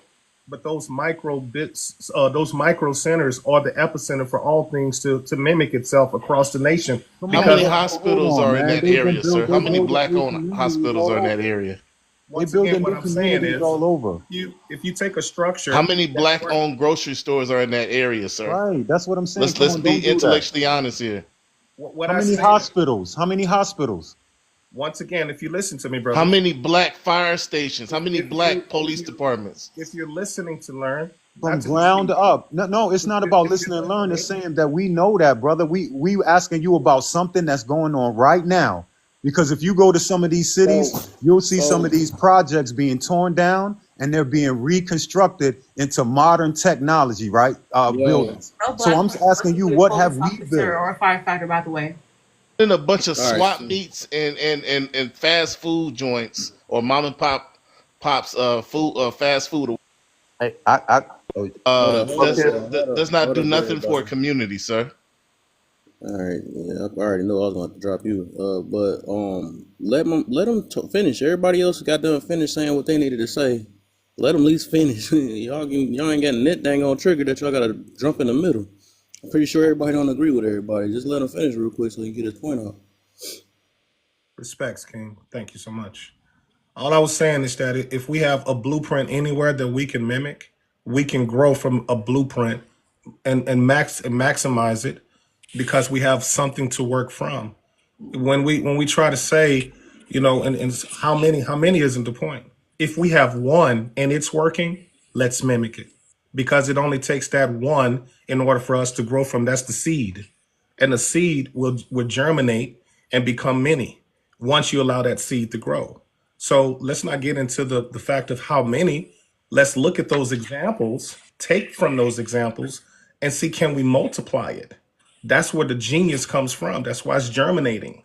And as we do that across the board, we can create everything from apps that would unite us to basically go on there, just like Amazon, using apps with all black businesses all the way across the board, doing everything, like I said, from the food industry, the clothing, the technology, as well as servicing from plumbing, electrician, to all of those things that we're all a part of. One community across the whole United States, servicing everybody across the United States through black businesses, all united together, making money off of each other by circulating that dollar into our own community within our own trust. And so there is a way that we can move, and we take that and we lobby with that money, putting people in position that would help us to now use those resources to get places to grow it even better. So we can then improve on it with STEM, science, technology, engineering, mathematics. These are the tools that we need to grow our communities. We already have sports. We already have arts. We already have music. We got acting. We got everything. Music. We got everything that we need to mass produce. Now we need the people that's behind those things, that create those things to facilitate those arts, those sports and everything. That's where the jobs are. And we love those things. We love to have a great time. Then let's capitalize on it. We love dressing. Then let's capitalize on it. That's all Can I I'm. ask a question about that? And I'm gonna land my plane right there, brother. Go Do ahead. you mind if I ask you a question about Please. your philosophy, sir? Sure. Go right ahead. Okay, so should we subjugate ourselves to a hedonistic philosophy? To a what now? A hedonistic philosophy. Yeah, a united. Yeah, definitely with that. We should. So wait. So we should subjugate ourselves to a hedonistic philosophy. Not a heathenistic. Why you say the word heathen? I thought No, you said heathen. hedonistic. Heathen. Please explain because maybe my understanding of it is different. So please explain what do you mean in layman terms. Okay, so I'm not saying heathenistic. I'm saying hedonistic. A Please hedonistic explain it, brother. philosophy. I'm trying to. Okay, a hedonistic philosophy would be whatever makes us feel good and whatever um, Hey, your audio is bad, John. Your audio is pretty Kind of bad, man. I can philosophy barely hear path you. will make us grow within. Right. Okay, how about now? No, I believe what he's saying is it's Can something you hear me dealing with the now? fact of making us emotionally gratified, making us feel good. That's not my point. My point is to create an economical system that's self-sufficient by us working together. It's as centralizing it. How do we centralize it? You can do it through an app. Centralize all services, all products, everything through apps. And we can create those apps that basically unifies all of us across the nation. The technology is So morality. So through your worldview, morality should be used through apps. well, I mean, it's a perspective. I mean, it's just one seed. There's probably many other seeds that. Well, do you mind if I say that's stupid perspective? I mean, I think you're free to admit that you're a dumbass, but hey, that's all day. We both can say that. Oh, I That didn't doesn't admit get us that. I anywhere. just said that you have a stupid philosophy. Why would that be considered a stupid philosophy? Right. Because it's only a hedonistic view. Okay, so how do you, John, define humanism? Humanism? Didn't you say I don't believe in humanistic views? humanism. No, I said Oh, hedonistic hedonistic. So how is that a Yeah. hedonistic view? because it's only gratifying yourself at the end. In what That's ways did not you, true. like, from what I was hearing from Diopolo, The Apollo. I didn't hear a self-gratification, self-pleasuring beyond all means type of idea. I've heard self-sustainability. I've heard self-ownership. You don't, what Yeah, did you hear? that's considered as hedonistic. Okay, That's so American. again, what did How? he say applied to your understanding of hedonism? It's not my understanding. No, it is your understanding because No, I it's do not. not agree with what you're saying. I don't care if you agree with it. You I might don't be care if ignorant. you care if I agree with it. I'm telling Yeah, you but you it might be doesn't make ignorant. That's all I'm sense, so saying. make it make So you sense. might be ignorant on what the word means. I Again, I understand think what it's means really certain disingenuous to platitudes. come onto a platform like this and call people stupid, and you can't even articulate your own perspective. Well, you haven't given me a perspective to articulate on. I asked you a very simple question. How did Apollo's perspective align with your understanding of hedonism? And you're going back and forth with me instead of explaining. It's because it only gratifies. Okay, all right. It only gratifies the user. All right, let me get in. Let me get in right quick because this should get out of control. I think if I know we talk about the community and everything, right? But I only compare when I compare black people. I compare black people to black people. I don't go outside of what other people are doing. I compare us now to our ancestors. I don't go outside of us. So if I have to look at how we support each other, right? This is going to be sad to say, but I don't care what anybody say. This is facts. The only time we supported each other is when we was forced to. Whenever we had the option to choose between supporting a black business and supporting anybody outside of our race, we chose. The moment we got the freedom to choose, we chose in mass numbers to support other people. But the only time we supported each other is when we was forced. And I think that's a big ass problem is when you forced to be with your own people, we was thriving. And when they give us the option to buy from other people, we chose. So it wasn't though they forced us to. It wasn't though they using the system against us. We chose to support other people rather than our own. That's a problem. Yeah, it's called a hedonistic view. Hey man, Sean, I do agree. I do think that has something to do with individualism in America, where we put ourselves above the other. Because we also know that other Black groups, Black immigrant groups, do not think that way. They think very collectivist, meaning all for one for all. Ism And at the end. oh, John, do you think you could stop talking when I'm speaking? No, I it's really collectivism. I'm just yeah. Listen in the comments. My bad, Kev. He was disturbing the conversation, man. God damn.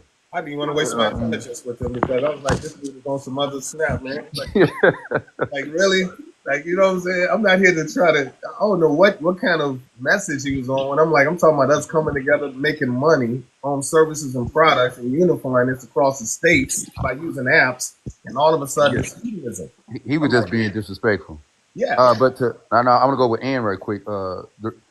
It's hard. It's hard to come as a collective, right? When I think I was saying this earlier, that even for Black people as a collective, we divide amongst each other with the whole Uncle Yeah. Tom, Coon, and Sellout. So Yes. if a black person don't have the view of the majority of black people, we tend to take away their blackness, right? So Yeah. that's I think a lot of things that we're talking about outside of us. I think that we need to start dealing with us. And if we can't be collective as a whole, and we have to take away somebody's blackness all because they have they have the freedom of speech and they're willing to stand up for themselves and have their own independent thought, Yeah. we shouldn't be considered less black than any other black person. I really like that, Sean. I really, really like that because at the end of the day, you are giving us the autonomy. You are recognizing each one of us have our own ability to choose, but then at the same time, we shouldn't be shaming one another as if we're crabs in a bucket. Like I don't want that person to get ahead of me, so I'm gonna take away their blackness or whatever. Right? Like I like what you're saying, Sean. I think that as a collective, it's nothing wrong with having black-owned businesses for black communities to further black youth education and to grow that. Mm-hmm. At the same time, we are able to participate in going to any other stores like every other race here. I go to Indian communities; it's full of Indians, but they're still shopping outside, and they still, of course, they shop on the inside. They have a percentage that they work, as well as every other community, Latino community, the Jewish community. All of them have a one sale where they make sure they recycle a certain percentage of that money, and that way their community stays strong. And they, small percentages outside of that. We have to be interdependent with other places because resources are not controlled by us, obviously. But can we control certain things that are in our power? And that comes with skill sets. Skill sets is something we can control because it's not something that a resource that they can control from us. It's something that we can develop and use. And so that's why services used to be the hallmark of Black Wall Street, because when we came out of slavery, we were the plumbers, we were the electricians, we were the constructions, we were the the technicians, we were everything. Even with the municipalities, we worked in all of those avenues. And so when we built those communities, it was easy for us to set them things up. But we left that to go to a more collegiate standpoint, and we left all those skill sets behind. And that was the crush of our communities because we used to make plenty money on that. But if we go back and take it.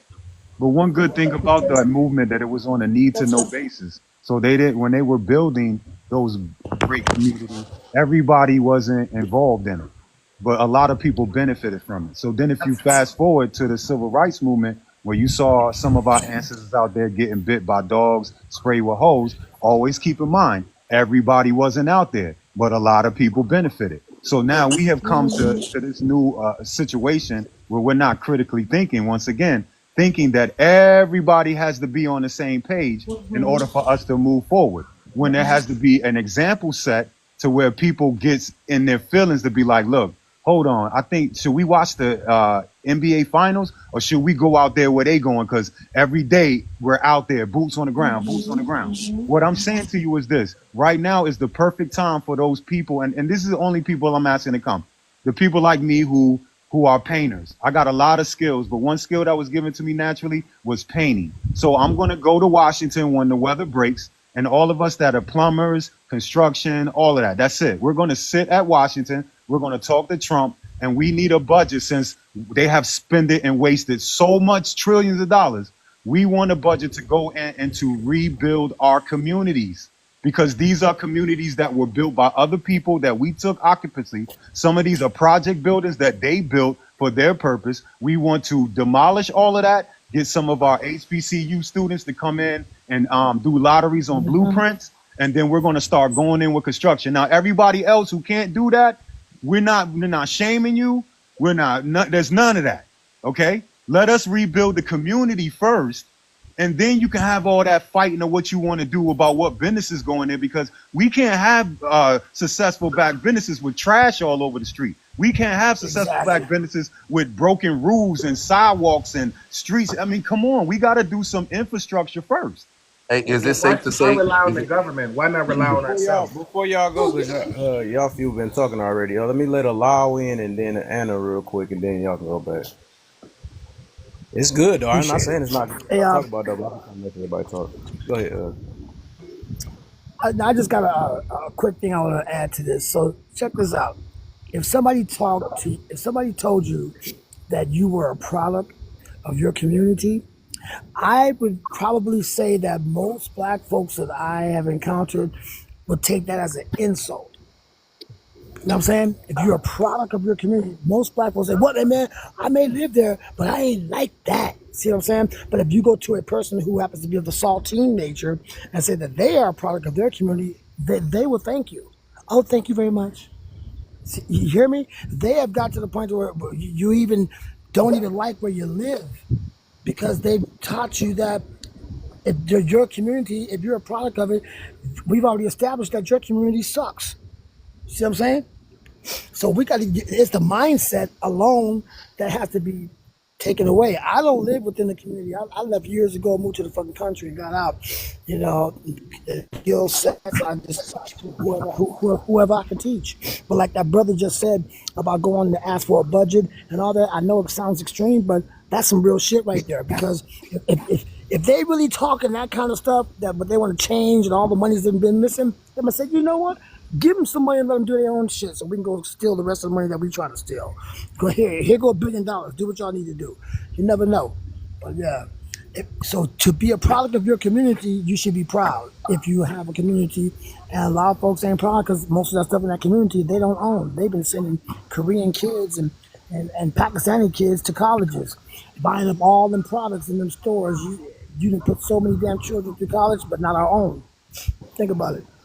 To piggyback off of what Alao is saying, how do you think these immigrant Americans came here? They didn't make up the system. They've exploited the benefits that were allotted to foundational Black Americans for their own favor. If you really look at the 14th Amendment, the birthright citizenship clause, that was for people who were foundational Black Americans being born in America and now being recognized as citizens because previously they weren't.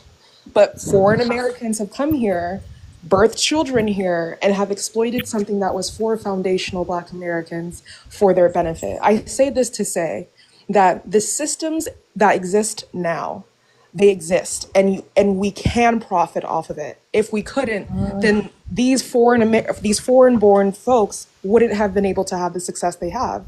Brother said Indian, Bangladeshi people come in and they take over these stores, et cetera, et cetera. You know how they do it? They send mom, dad, grandma, grandpa, aunt, uncle, 18 people living in one house.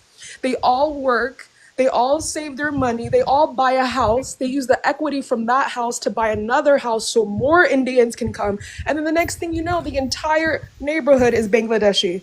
Actually, and they use the equity from that to buy a store. And they, what I'm saying is they look at each other as assets, and they're building their own trust, their own system, their own legacy that exists outside of them. It's really financed. It is financed through. They have some very rich people who are Bangladeshi and also the Indians and the Pakistanis. They have people who got big dollars and they set them up over here for that same thing you just said. But you can get an LLC today. Get an LLC today, and then you can go use that LLC to go apply for a government grant, and then that art business that you wanted to do, your LLC could get a government contract to go work in schools and do art and get and you would be paid every single month by the US government. It's out there. It's not, you don't have to be a millionaire. May I add to that, to what she's saying, is that, hold on, Arlo, let me just add to that, because it's absolutely true what she's saying, because understand that the 14th Amendment, right? The 14th Amendment allowed companies to become persons. And so what she's saying to, and what you have to understand, is that people can come over here as a business, you know, and if you come over here up under LLC, C Corp, S Corp, or whatever, right? You can establish yourself, you can get grants, and that's how they're able to maneuver and come over here, already have businesses growing, and we already have those businesses established. We just don't take the same initiative. Instead of using our black names, we should reinvent ourselves to corporate names. If we reinvent ourselves to corporate names and we become corporate as a culture, we would change the landscape, because we're no longer black or white. We're companies going against companies. That's when the landscape changes. Go ahead. Exactly. So you mean to tell me that? Hold on. I was next. Man. Go ahead, Sean. My bad. Go ahead. I want to get in right quick. Okay, and now this gonna ruffle some feathers, but goddamn it, this is what we here to do. Uh, if I had to think of the best time that Black people were thriving, I know it was under oppression. Let me say that one, right? But if I had to compare, uh, when we was as together, I would say under Jim Crow, right? When we were stuck, like I said earlier, to support each other, right? But I would also say that moving forward, and it's gonna be wrong, but damn it, I feel like this the only proof I have. Those people was under a certain religious belief back then. I don't care if you don't believe it or not, but it seems as if the further away we get away from that Bible, the further away we are divided. And when I seen Black people that was at their strongest, they had that religious belief. Now I don't care if you don't believe it, but that's just a fact. And the further away we get away from the Bible and our religious belief, we have become horrible as hell. So I would think that we didn't have all them morals and Moors, Israelites, goddamn Pan-Africanism back then. It was just pretty much we had our Bible, we had our Christianity belief, and that's what it was. And they rolled together and they rolled out, right? Now we have all these different, we have Islam, we have all these Israelites, we have the Pan-Africanism, the Moor, we have all these different things. And the further away that we get away from Christianity or the Bible, let me say, we just become where we all separated. Even when it comes to you got Black people who look at like we say some shit like, oh, you acting light skinned. Like that's the most hatred shit that you gotta have amongst each other. And before you ever get to a point where you are oppressed by a system, if you live in a so-called Black community, you would be oppressed by your own people by the way of gangs, right? Because you can't wear certain colors in a certain community, right? You have people who like we'll sit here and tell police like the police shouldn't have full immunity, right? That's what we'll say, that Trump want to give people full immunity. But we are willing in our community to give the candy dealers and the smurderers full immunity. We don't believe in snitching. In our community, we have this no snitching thing, right? So we don't want to support the people that selling. We don't want to report the people that selling candy in our community and committing crime, but we want the police officer to hold other people accountable. That shit is backwards as hell. How you want the cops to don't have full immunity, but we purposely give the candy dealers and drug dealers and people that's unaliving our people full immunity by the way of no snitching. We don't believe in reporting crime in our own community, but so how can we have a good community when we don't believe in reporting crime? But guess what? When YT people come live in our community, when people say it's by proximity, right? I hate that. Let me tell you why I hate it. Because when white people come in Black communities, they are not touched as much as Black people is touched in their community. When Black people go into YT communities, right? Those Black people not as touched as much as the white people are touched. So it's not about proximity. It's not about how poor you are. Because if you love yourself as a Black person, I don't see how you could commit crime on your own community when you know that like your people are oppressed. So if you really believe that we are oppressed and all of these things, you wouldn't sell to your own people. And this is my last point. The street culture, we have to get rid of that stuff, right? Because snitching is a gang and street culture thing. But it seems as if that has worked their way in the Black community where we adapt street mentality for normal civilian people who pay taxes, right? So I don't know if y'all know about that little thing. And we got this thing where people say in the street where I think at DFW, this little kid died with the rapper Lil Ronnie, right? Now, think about how dumb street gang is, right? We'll say some stuff like, they shouldn't. Women and kids they can't be touched, right? And they were saying that man shouldn't have been unalive when he was with his child. But in the same token, you don't mind taking that man away from his child when his child not around. That is the most dumbest shit in the world. You still willing to take a man from his family, but you don't want to do it in her face. We got some most backward damn. The way we look at life is backwards as hell. Hold on, bro. Let me say this, yo. Look, let's go real time. There was a group of people who came over here into this country and were bused from Texas to New York City, where I'm at currently. All right. So now they were here and they were housed. Y'all all know the details. All right. So while I'm watching the news, because I'm looking at it in 5 dimension, right? So they asked the mayors, how much money have they spent in the 4 years during this immigration crisis? So when they got the Mayor Adams, this brother said $6.3 billion. Now, as somebody is living in the city, that is when it should have been just straight chaos. Because you're going to tell me that people all of a sudden. Okay, first of all, let's go That's before the more than 40 some years. countries' GDP, bro. That's Right. crazy. That's what I'm saying. This is real time. This is ain't in the past. It ain't in the future. This is right now. So you mean to tell me that just because some people, well, I mean, the city is struggling. Rats. I mean, you got streets and Yeah. sidewalks. You got trash everywhere. Blah blah. I mean, it's crazy. And you're saying Yeah. that you don't have anything. There's nothing you could do. Vote. Do this. Pay your taxes. The tax money. We're doing the best we can. All right. Cool. That's fine. Right. And that's been going on for centuries. So all of a sudden, just because groups of people come from a bus, because somebody else shipped them over there, not because they landed over the wall in your land, but they were actually bused to you, you end up taking $6.3 billion within 4 years and you house them without doing anything for the citizens of that city. That's That is crazy. the problem, y'all. You know, those people who are bust there, I bet you there's some CEO who has some contract with some government official, and they're like, look, you bring this cheap labor over, we'll house them for you and you get me reelected. Like I'm confident there's something going on because that's crazy. Okay, That's but do you want to know the other crazy. sad part? So Right, I but got you a gotta chance to remember work that with they some of No them, market one right? that voted for price, that. even though it No, costs that hold much. on. This is No how one it leads voted up for Because to. somebody's that. stacking their pockets also. But this is For what it leads up to. sure. No, but this is the sad part. What it leads up to. So as I'm working in Long Island with these brothers that's from all different places in South America, so they're looking at me and they're laughing at me, right? So I'm wondering why they're laughing. So they're like, "Oh, Moreno work." I was like, "Yeah, I work." They was like, "Oh, nah, y'all are lazy." So one day at lunch. Whoa. Right. So that's what they're told. So this is seriously, that's what they're told. So when we're at lunch, I asked them, I was like, yo, look, why do y'all think that we lazy? And what their answer is, I couldn't say anything. I just felt so embarrassed, yo. He said straight up, he was like, yo, when we come over here to the America and we come in your neighborhoods, y'all just standing around laughing, and there's a lot of work to do in your community. There's a lot of work to do in the community, and y'all are laughing, dancing, driving nice cars, and there's leaky roofs.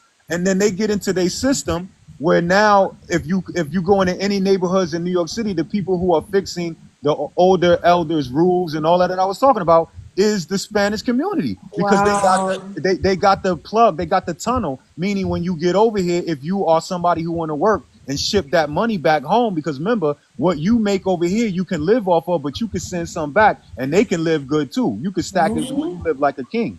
See? That's why I said that we lost the service industry, which was our bread and butter, right? And we changed it to try to become collegiate. We wanted to own corporations. We thought that those Yep. big buildings, right, was going to be made Hey, for us, and it wasn't. You And see? do you think the I American just want to, government if had I something could, to do with that? Because a lot of those industrial jobs went overseas. Absolutely. The, hey, the fact of the matter that the industrial jobs, the call centers, all the things that really brought most black people middle class wages were all removed, so that way that they can of course get cheaper. What's the name? Because they saw it up. You know, you have to realize that during the see 70s the and the bigger 80s, picture, but let me the land my bigger plane real picture. quick, Halo. I'm just going to say this real quick. During the 70s and 80s, if you remember, Black Elite was coming up. That's when Yes. Cosby showing the Cosby Show, you know, the different world, Ivy League mindset was coming. Everybody wanted to be like a business owner. You know, everybody was moving there. But what happened? The Coca-Cola came into the community. When the Coca-Cola came into the community, everything changed. And then remember, we left all those skill jobs, those corporate jobs was not waiting on us. So a lot of black men did not have any opportunity. So what did they have to do? They had to sell the Coca-Cola in order to make money. Now, of course, this was the ripened fruit for the private prison industry, because they invested into those prisons and they needed to fill it up. So the same people that was investing into the prisons were the same people who was bringing over the Coca-Cola, who knew that they could get cheap labor from those private prisons to make the products that we still are using today, but they just don't put "Made in USA" on it no more, so that you're not hip to the fact that we helped put those brothers in prison and put those bootstraps back on them, so that they would be still enslaved at enslavement wages. And I'll land my plane there. Woo! Come on. Golly. That's the facts.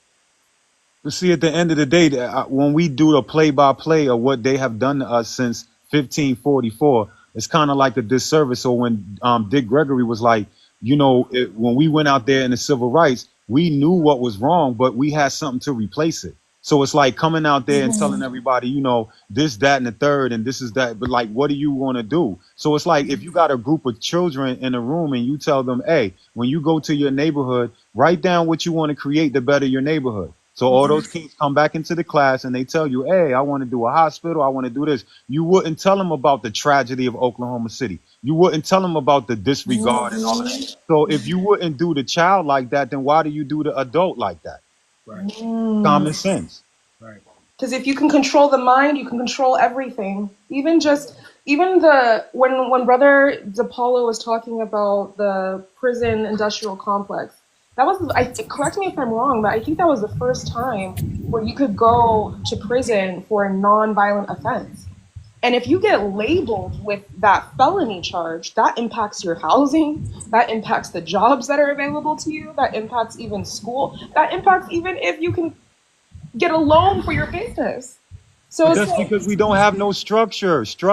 Have you ever walked into a black bank and borrowed money from a black bank? No. Because at the end of the day, if I right now had a black bank, it would be just because your skin color. If that's what I wanted to say, when you walk into my bank, ma'am, and you say, I need $100,000, matter of fact, you're going to know you're going to get it just because you're my color and I know what you went through. Now, when the others walk in my bank, when the others walk in my bank, I need their mama's social security number. I need their cousin's bank number. I need 8 jobs. I need a deposit. It's the same bullshit. It's the same systems that kept our ancestors. Nah, did you hear what I said though? You heard what I said, right? When we start building something and creating, we can set the structure and the standards. But when we walk into the establishment, it doesn't apply to everybody. Well, it's just We're not going to allow you to do that. We Remember don't Black use Wall Street? See, you did it again. I just said, why do we tell the adults that?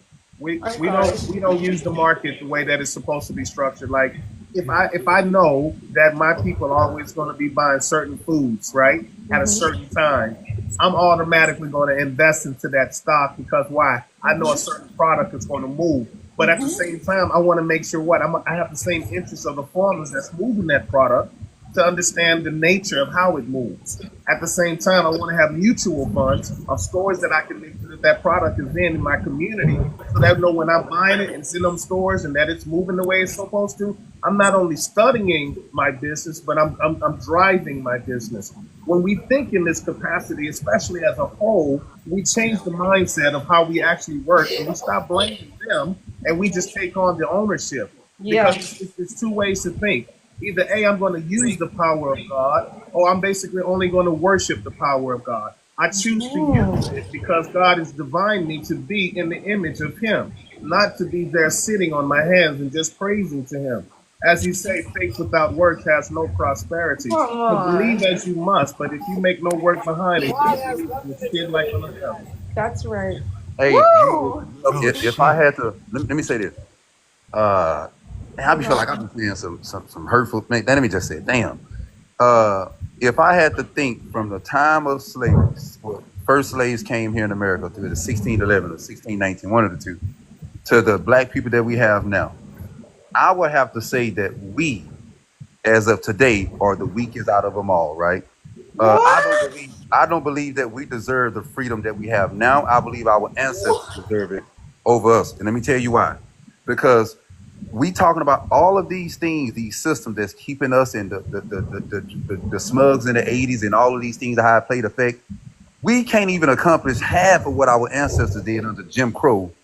And they was under certain laws and stuff. Wow. No, it's facts. When they was under certain, we have billionaires and millionaires. Hold on, let me finish. Let him finish. Hold on, he hasn't landed yet. Hold on. Now, when they was under, remember, 1921, they was maybe 40 or 50 years removed from slavery, and they was able to build a Black Wall Street under laws and still lynching and all of these things, right? And they were still able to be powerful than we are in today's time. In today's time, a white person could go to jail for calling you the N-word. Man, Do we you think, soft as hell. Sean? I don't believe we deserve this freedom that we have now. Sean, do you think that has Hey, something to do hey, with the mind if I separation? say? Man, Can I hey, I say thought one it was on. thing? Hey, Yeah, go ahead. Sorry, Alo. I'm gonna tell you guys something. Don't be so pessimistic. We came a I long like that. way in a short time. A long way in a short time. That's why people are so they admire us. How did the people Yes. who have been held down for so long wind up becoming so far because of education? That's why they didn't want us to have an education, because they knew we would catch up. Now we caught up and we have surpassed them. And now we are them. We are them. The reason why we don't have these stores and all this type of stuff, because we are part of them. We're not. We don't have a community. We are them. You think about it. Those people that come here from other countries are not them. They eat different facts. food. They have different stuff. They are different. So with that being said, you can't try to separate as an American and say, well, we're different from those other Americans. No, you're not. You're eating at McDonald's. You're eating at Applebee's. You're just like them. All of us are them. Except, well, not me, but I got the hell out of Dodge. And I'm going to tell you, there's a lot of African Americans who got businesses. You just don't know about them. I'm one of them, and there's millions of them out there in this country who started businesses on the internet, making top dollar, buying homes, buying cars, and you got to keep you. We don't have to do what we don't have to emulate what Macy's does. We don't have to emulate what these people do. Emulate what you do, and then get your immediate fam. Half of you people don't even get along with your own damn family, let alone a whole fucking community. You know. Hey, but hold on. That goes again. Hold on. That's crazy. Hold on. Let me say this. Now, I agree with what Ann, I think it's Ann said earlier, right? Like it's individual, right? So think about how crazy. Think about how crazy that it is. We had like when we have kids, we pretty much want to lay out the blueprint. We want our kids to stop, don't make the same mistakes that we made, right? So Yeah, be better than us. we damn near laying out a blueprint for our kids, right? So once again, I would say our ancestors laid out a blueprint that we refuse to follow. Yes. They laid out a blueprint and we choose not to follow. So everything that's happening to us now is self-reflected, because if you have a blueprint of your people and they showed you how to have a sense of togetherness, to build. 50 years after well, they was freed, right? So-called free. Let me say that word. So-called free. How can they build, even though it was tore down? I give credit to that. It was taken down. But if they was able to do all of that, even the fact that they was able to build it and we can't, I think that's the problem. That I feel like it's easy for us at this point to point out other people's flaws, because I think if we look at ourselves, it takes too much to change. And it's less effort to blame someone else, and it's going to take more effort to take accountability for ourselves. And it's also in the curse of the word. So if you say liberty, and once again, Dick Gregory said, hey, George Washington said, give me liberty or give me, hey, he didn't say give me liberty, give me food stamps, give me liberty, give me reparations. So I started looking that up, right? Because remember, Cat Williams said on that interview with Shay Shay, he said, yo, black people don't know the definition of these words. That stuck out a lot. When he said black people don't know the definition of these words, I said, dang, I think that went over everybody's head. So freedom is freedom, meaning it's free. We're going to give you freedom. And if that's not true, go to the Walmart commercial with Pharrell, and he says, first comes the free, then comes the dumb. Freedom, freedom. All right, so if you want an example, you know what freedom is. Y'all all know what it is. Now you know that freedom is actually freedom. You're a minority. You ain't this. You ain't that. You was a slave. It's all freedom because we accepted it. Now liberty. When you go look up liberty, I'll use the other lifestyle as liberty. So if you take liberty, that means you create what you want. You create everything about your existence. So what they did was they took the rainbow, right? Wasn't the rainbow naturally everybody using it? The rainbow bright, and they took the rainbow and they used it for part of their liberation. They got their peoples in the right positions and played their positions for the liberation. They took everything, right? And now when you see that rainbow, it now is not no rainbow bright. It's not now the Lucky Charms. It is now part of their existence. They now can shut you down.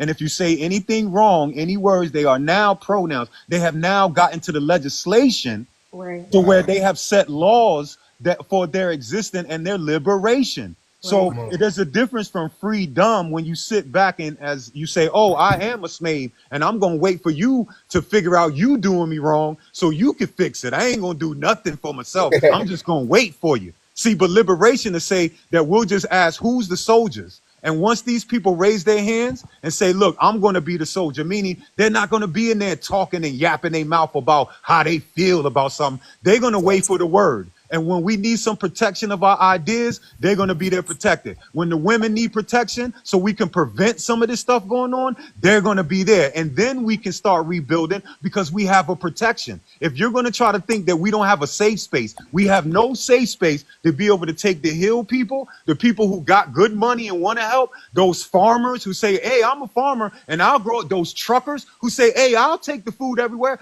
There's no safe space for them to come to and say, we're going to do it here. Everybody got to say, I'm going to do it, and then be bombarded by all the faculties of war that's out there when they go outside their door. Did So they have a that's safe why, space? Did they have a safe space during Black Wall Street? Did they have a safe yeah, space then? yeah, that was the safe space because it was a need to know basis, meaning that everybody that was willing to participate, that's all who needed to know. We didn't need nobody who was going to come in there talking anything other than just like the Black Panthers. They ain't have nobody in there saying, "Oh man, you don't want to feed no school lunches because you know what happened in Oklahoma City," or they would have never did it. See? Right. So at the end of the day, if they have protection of that, meaning if you was about that disco, that Afro wave, and all that pimp, you won't come in those buildings. They have protection. Now Hey, we're at a level where everybody can say whatever they want, come into the spaces, even when we're at solutions.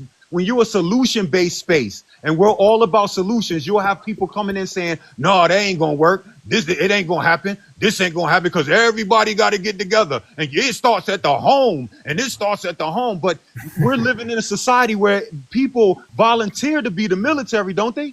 Whether they got a home or not, they volunteer. And we're sitting here saying that we can't protect our women. We got to just keep waiting for stuff to happen to our children. We got to keep waiting for stuff to happen and then talk about it. No prevention techniques. Hey, Real quick, Be proactive. He real said, quick. don't ask for permission. So Okay, let me ask you this. Let me ask you exactly. this. Real quick. Everybody. I mean, I listened to everybody speak, and all y'all's points was on Hi, point. user. A1. My name's Skylar. You know what I'm saying? Hi, But, Skylar. hi, everybody. Everybody had a plane to land, and it was on point. Facts. But I heard someone state, I'm not going to point out who it was, but I heard someone state they're not going to allow that. And that's why I asked to come up about 15 minutes ago. And my thing is we didn't ask for permission when the Black Wall Street did what they did. They asked for forgiveness once it was already done. You know what I'm saying? But they sent the military in to take care of that. Fuck your forgiveness. Ooh, You know what I'm okay, saying? thank you. Okay, Skylar. You But asked forget for permission. You don't ask for permission. You ask for forgiveness later. absolutely. I mean, Tupac took that from Malcolm X. I don't Mm. ask for permission, I ask for forgiveness. Mm. So my mission here, my mission to state my plane is this. We absolutely have to take accountability for ourselves. It don't start at the home. It starts within whoever was willing to go out there and, like he said earlier, brother speaking earlier stated, volunteer your time for the community like you volunteer your time for this country that don't give two shits about you. I did 10 years in the military, so I'm speaking from experience. I've been all over this country. I've been all over this world. And I have been educated. Tulsa, Oklahoma, I heard about that in 2009, and I was educating brothers since then. But I was educating brothers and sisters, but I have an organization that helps 5 to 18-year-olds understand exactly what we're speaking about right now, how to build your community within your community. You don't need, I'm not stepping on no other racist toes right now, but you do not need to borrow from without when we have our own money within. You can look this up. It's a statistic. It took 15 years for the Black Wall Street individuals, whoever was running it, I don't know their names. It took them 15 years to borrow outside of their community for them to succeed in whatever it is that they needed to succeed in. It takes us now 15 minutes, 20 minutes for us to borrow outside of our community. 15 minutes. And we're, hey, bro, you got. I got my Mexican partner. I got my Asian partner. I got this partner. I got that partner. Everybody got their partners, but you're not even looking out for your own community. I mean, that's everyone's plane that they just landed right there in a nutshell. You know what I'm saying? If we all right here, you have, I don't know how many followers, I don't know how many people, I don't have that many followers, you know what I'm saying? Because I'm actively in the community. I don't have a social, none of that. I literally just got on here because I was told by my reps that I need a social whatever, you know what I'm saying? I don't even know how to speak Social this platform. because I'm in Go the ahead. field. I'm in the field. I'm literally, I don't know if you can hear it, but I'm literally outside of one of my construction zones right now. You know what I'm saying? Because I'm in the field. I'm actively active. I don't worry about none of the social media shit because my reps are doing that. But they told me I need to have a presence in order to have people understanding where I am in the community. So with Pursuit of Perfection Vested Legends, the first organization which I started in 2014 for Black, and now it's Mexican as well, but it was for Black individuals from 5 to 18 to learn how to build their structure, not build. And I mean, I'm broadening that a little bit so you understand. We teach them how to be a construction worker. How to you drive by these construction sites daily, like, damn, I wish I could work over there with them. I know they make good money. We teach these brothers at 5 to 18 years old how to actually do that. Not think about it. You're going to go into this facility because we already have this rapport with KB Homes. We already have a rapport with Avila Apartments Homes. We already have a rapport with these individuals that are already out here building homes from Maine to California. And I live in California, one of the highest places to live in right now. But it's insane because we're complaining, but we're not complaining correctly. And that's what I tell my youth. You can complain all day long. Like Pac said, like Farrakhan said, like Nelson Mandela said, like all these individuals that we want to hold up on these pedestals, like they all stated off camera, you know what I'm saying, like reports. We need to come together and understand what the structure is that we can build within our own communities. And if we don't understand that, and we're constantly asking what we can do socially on social media sites and this and the third, and you're not actively boots on ground, like the brother, I don't know his name, I think he got off. The brother earlier was speaking about boots on ground. That's what it is, because I'm military, 10 years in the military. So I mean, that's the terms I still use. But when you're active in your community, you don't really have time for social media. Facts. But when you have a social media presence, use that social media presence and platform like these other celebrities are doing and using to promote whatever Balenciaga that I never will support ever again. But my thing is like you have a platform with 100,000 followers. Use those followers to promote a Black event. And my plane is about to land right here, right now.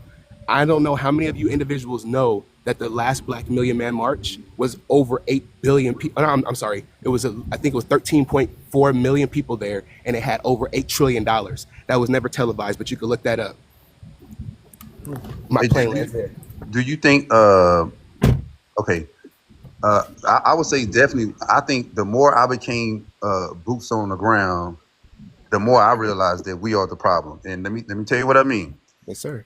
You can see it in our own movies, right? When we have any kind of movie, whether it's from the 60s, 70s, 80s, whatever the case may be, when you have a Black movie and you have some bad things happening in the community and you have a group of old people trying to stop the crime and the elements of all these things in our community, who gonna be the one that take them out and unalive them? Other Black people, right?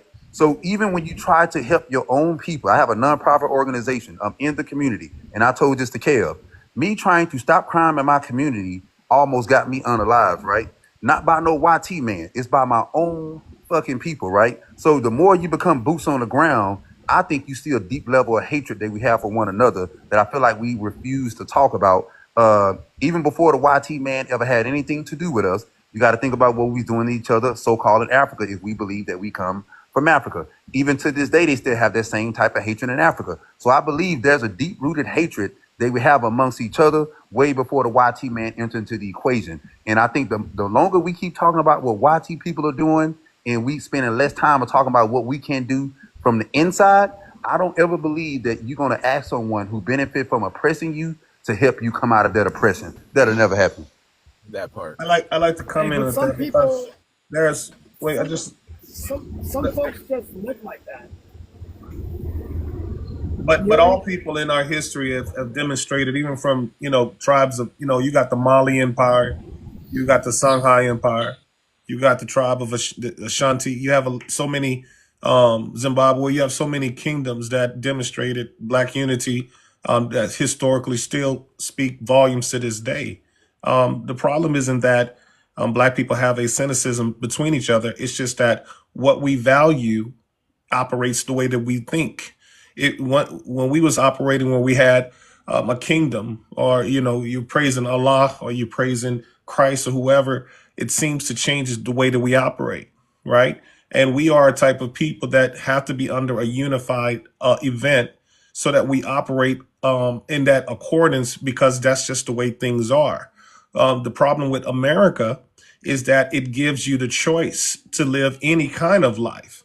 And that doesn't coincide with helping us to build an empire that's for us and by us, because we see so many other different options, and our temptations are only subjugated by our insecurities, because we all, choose to even ideify, even in school, if you're not wearing brand name clothes, you're not wearing brand name shoes, you're coming from a poor district, and we really destroy each other at a very young age when it comes to mindset. So when the kids come home to their parents, if you wasn't the kid that had it all, you was that kid that didn't, and Hey, that's real quick, y'all. Real quick.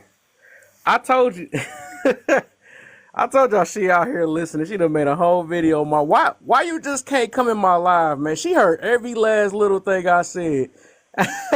Hey, listen to this though. Talking about my sexuality and claiming that pretty much I want to be a boy is pretty much as a goddamn compliment due to the motherfucking fact that basically you making me sing like, you making it seem like that I'm more manly than you. You talking about you gonna teach your daughters to wear more clothes to prevent them from getting raped when I'm actually constantly telling you that shit don't fucking matter. You are married to a woman that got raped when she was 18 years old wearing her fucking work clothes. She had on a lot of clothes. So what are you saying to her? But I ain't about to play the whole full video, but Harry Kill, you married? whenever, whenever, because like I said, I know she out there still watching. I don't know why she acting all scared. I knew that she heard me. That's why I was saying what I was saying. That's why she just sitting there going, so you just gonna stalk me the rest of your life, man? Just bring yourself in here. Don't be scared. I don't know why you just gonna keep watching me on the outside and making videos. This is like a scary move. You heard every last single thing I said. You could Hey, come in when here did you and talk become to me. married, Kev? I would literally 1v1 you right now. I would drop everybody out this panel and talk to you. You know what I'm saying? Because it's obvious you got something you need to get off your chest. And like I said, I don't get how I'm your.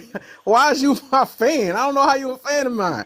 You ain't. I already know I ain't tripping. I know that she's sitting there watching on the outside. You Hey, might who just is that? come in Who is here. that, Kev? Who is that? Somebody named Barbara Martinez. I knew she was listening to every last single thing I was saying in here. I knew it. Damn. She resaid everything. She even got on the fact that I believe that she liked women or something like that. Yeah, I said that earlier, and I still stand on that. But my thing is, when you gonna come in here like a real I don't know, say real man or real woman, I don't know what to say. When you gonna come in here and talk to me, let's talk. I mean, you putting all this other stuff out. So are you gonna tell Get us when the embarrassed. hell you got married? That's what I want to know. When the hell y'all That's my got married? baby. That's my baby, man. We ain't about to talk about that part right now though, cause she gonna just look for more and more ammo. But come in here. You'll Hey, be all right. you gotta stop pissing people off, Kev. Now I gotta I go don't look at this even know post. this girl. She been always replying and saying stuff and never follow me, but just always got something to say towards me. I don't know what the deal is. She got something that's going on with her. I ain't take none of your women. I don't know what's going on with you. Look at my baby. I don't know why she being scary. She's literally watching this whole entire live right now. That's some creep stuff. And do you keep throwing my girl stuff in there? I mean, who really the prayer right now? Like, how's she using her own stuff against her? That don't make no sense. She know you, Rachel? She know you? Do the girl know Rachel? Or cause I think that's messed up. Nah, she thinks she know. She's on the outside just listening for I don't know. No, she doesn't know me. So you become a target because someone. Collateral damage, baby. Yeah. That's crazy. That's crazy. That's why I said anybody go comment on my stuff, they gonna attack. These are the people that we against nowadays, man, because they always want to make a bad name because we showing love towards them. We trying to prevent y'all from hurting yourselves. Y'all sitting there encouraging stuff. That's why I said all the people, and I sent it out. All the people that y'all got to comment at your own risk because they trying to attack every last person because they refuse to understand what I meant about that topic. I mean, what about that post? They the real bullies out here. That's the reason why TikTok, when they try to shut down my post. That's why I came right back, because TikTok understand. They can't shut me down like I said before. Hey, hold on. Now I got to be. I want to go look at this post because you seem like you got a lot of action going on. But what Yes, did it's you a lot. say That's why I couldn't for keep her it to real. record what she said? Did you say something that she like people would deem harmful to women, or what did you say? Yeah. Oh, damn, he did. No, they will deem it harmful. Yes. Oh, they would deem it harmful. Okay, I got it. Yes. I told women to put But more clothes on. I said, why don't y'all put more clothes on? That makes but the no thing sense. is, yeah, they took it like out of context and made it about grape, and it's not about Yeah. that. It's yeah, you know, like when they say, "Oh, I'd rather choose the bear," right? So if you're afraid of man more than the bear, why are you enticing men to come closer? Because certain men are attracted by certain things. So I think that was the question. It was just a question. All right. That's cool. That's what I said. I'm just looking at this other. I'm like, wow, she really is just sitting here watching. Big fan. Make another video about that too, since you just so scared to come in here. You really about to watch me the whole night. The rest of the night it ain't gonna. That's crazy. Super crazy, yo. For You're not about real. to get famous. Oh, well, I guess that's what she's trying to do. I guess this show way of trying to get famous. It is what it is, man. You gonna look bad at the end of the day trying to mess with me. That's all I'm saying. I just think that for her not to understand that it's a man's privilege, every father's privilege to want to know how to, make sure his daughter's raised. And it speaks out because you have cultures like the Muslim culture that demonstrate when women wear a hijab that they can walk through a whole community of men and not get interrupted one time, right?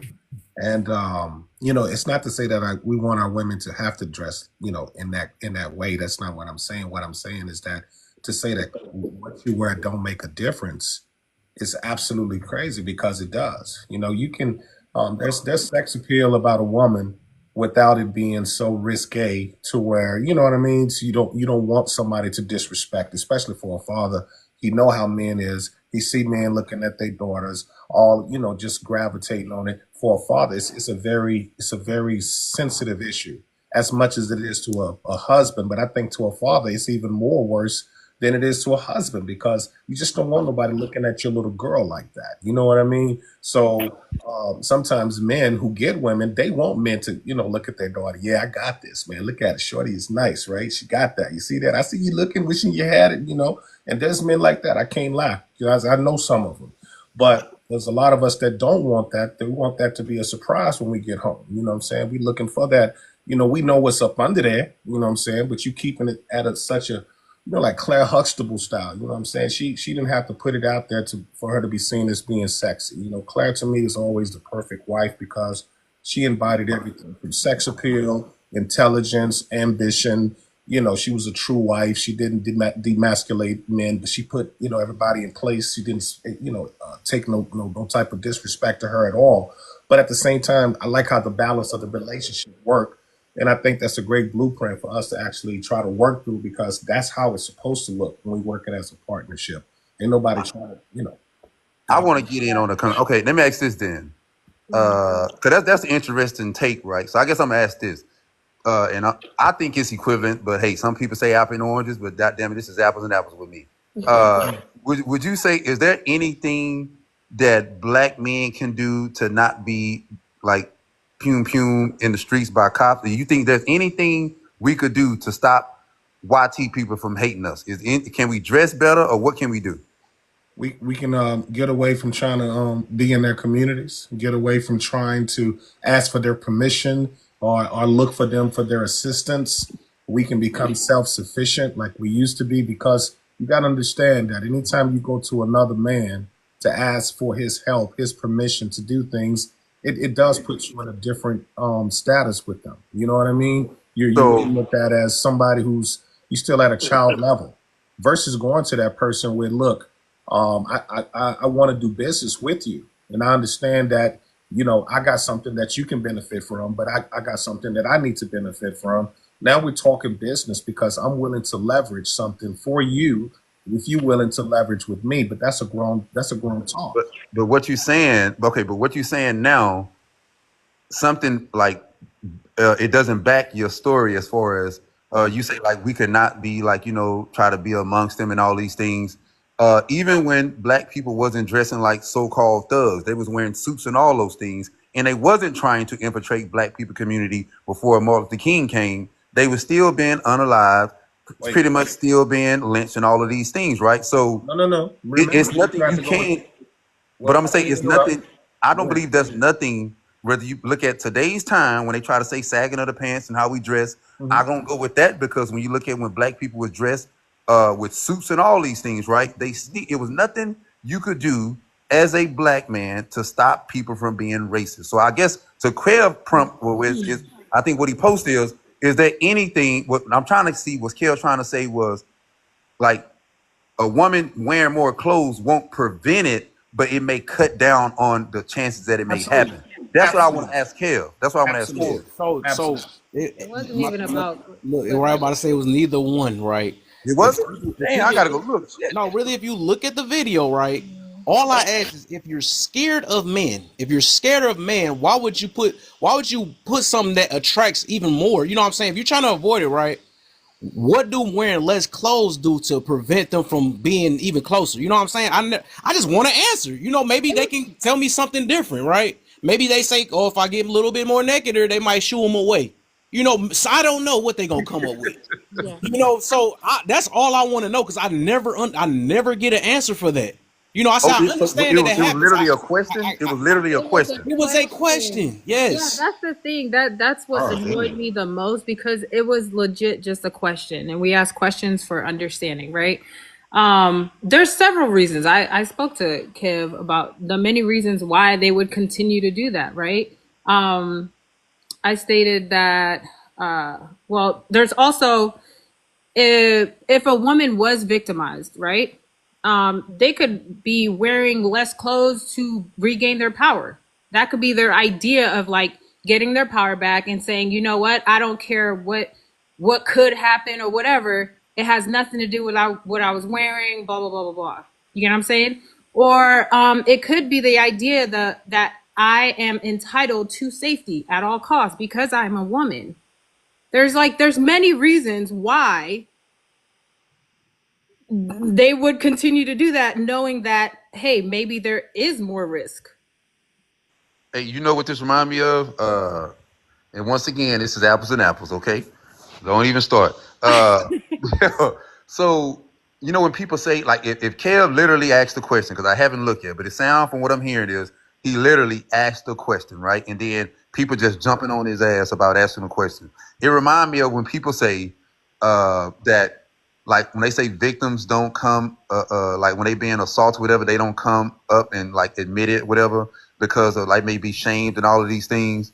So I'm starting to see, even with Kev asking a question, he's still getting labeled as something that he's not just by asking a question. Yeah. So if someone wants to have a conversation and they really curious, I know what it is. It's that great patch he got in his hair they don't like, man. It's the great patch, man. It's also the triggers, right? So I told Kev, it's understandable that someone would immediately, if they are not fully healed from something that happened to them, and if they were blamed for what they were wearing, that they would be triggered immediately. I hear a lot of times that you have some women that just go off on the fact that a man puts himself in position to ask any question on why a woman does anything because they just have this whole audience of just mad at men, and it's kind of a big hatred thing. I saw one of them come out of Korea where it's just a big man hating thing, and then it came into the U.S. where these women are just on there just straight up just going off on all the terrible things about men, and it's crazy because it's not like it's a trend right now that men are really abusing women, but it seems as though there's a trauma that they're saying that it's happened to them, and it's always two consistent things: because men are cheaters and because they're broke. Those are the two. I don't hear anything as far as men putting them in hospitals, breaking, doing things that's just totally atrocious. That it just goes into the part of them being sinister and being diabolical and and doing things that's just heinous and all the rest. I don't hear none of that. I hear cheating and broke. And for that them two things can make a panel of women that I've heard have 5-hour conversations on why those two things are the worst thing next to the devil. Yeah. Okay, I'm here. The warlock. Oh, Let me Lord. say this. Hey, Warlock. Why can we just not admit that we just got fucked up people that don't want to be healed, Yeah. that don't want to take responsibility for their shit? Can we agree that about 90% of the shit that happens to us is self-inflicted, if not more, if not higher? Can we agree upon that? They're not going to agree upon it because they still feel subjugated to it. And as far as you talking No, about, check this out. but go ahead. What's your name, dear Paulo? Yeah. All right, check this out. You notice I didn't say whether it was men or women, right? I just said 90% of the shit that happens to us is self-inflicted. I agree with that. And it might even be more. Because, see, we don't take into consideration the choices that preceded whatever incident that was fucked up. It's all perspective. I totally agree with you on that. Everybody's looking You know at what I'm it through their saying? own lens. So, yeah. When Kev talk about this whole thing about women that said that they scared of men or they think men such bad people, yada, yada, yada. But yet you pass hundreds of them motherfuckers every day you go outside, and most of them motherfuckers probably ain't do shit to you or say shit to you. But yet you want to say, oh, men are bad. But yet, here we go with the clothes thing. Yet you want to do the thing that you know that attracts most men. Yeah. They But got we're some all in bad, you're relationships scared of that'll us. say they broke You're up a with their fucked man up because individual looking for a reason to just say something or make men bad. Right. When you're doing the one thing that you know that attracts most men, and you know that most men that are attracted to X, Y, and Z, they're either fucked up individuals or they're not the guys that you want to be attracted to. So when we start talking about, and I love it, and I know I wrote BS in the daggone comments so many times, we want to give them a pass. Oh, maybe they're not healed. Maybe they're not this. No, you are a fucked up individual because most of those motherfuckers can tell you exactly why they did it and what they were trying to accomplish. So I give them no fucking pass on that shit. I'm sorry. Y'all can be nice and gentlemanlike and be politically correct. Fuck that. I've never been and I won't be. Hey, brother, I got respect for you. All I was going to tell you is I saw this video that was made in the 70s. It was a group of single mothers. And, the newscaster, he was just simply asking me, like, all of you women here, he's asking them plainly, like, why don't you want to be, in a marriage? And it's not to say that this represents all of Black women. So all you women are listening. I'm not saying this is for the collective, but this is what they said on that video. So blame that video and not me. It said that, we don't want to have to submit or take direction from a man. I believe I can do this on my own. And the main theme of it was like, man is really useless because what they wanted is when they grew up, their idea of growing up is making their own decisions. And their idea of growing up was no longer to find a man to basically have who makes decisions for them. Because in their concept, they felt as though the freedom to think and want to do whatever they want to do is the ultimate freedom and not being with a man. And that was their real thing. And that it kind of scared me because it's like, do really women feel like men really just close them off from thinking? Like what marriage is that in where a man really just controls it all? Because I tell you, some men are scared of their wives, some of the ones that I know. And even though they may be bigger, it don't mean that they don't think that she would do something to them when they go to sleep. You know what I mean? I'm just saying. Courtney came up. I did want to hear from Courtney. I don't know if she has something to say.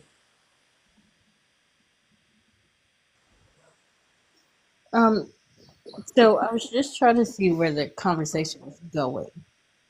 That's all. It's just like some people saying, "Oh, women do this, men do this." I'm trying to figure out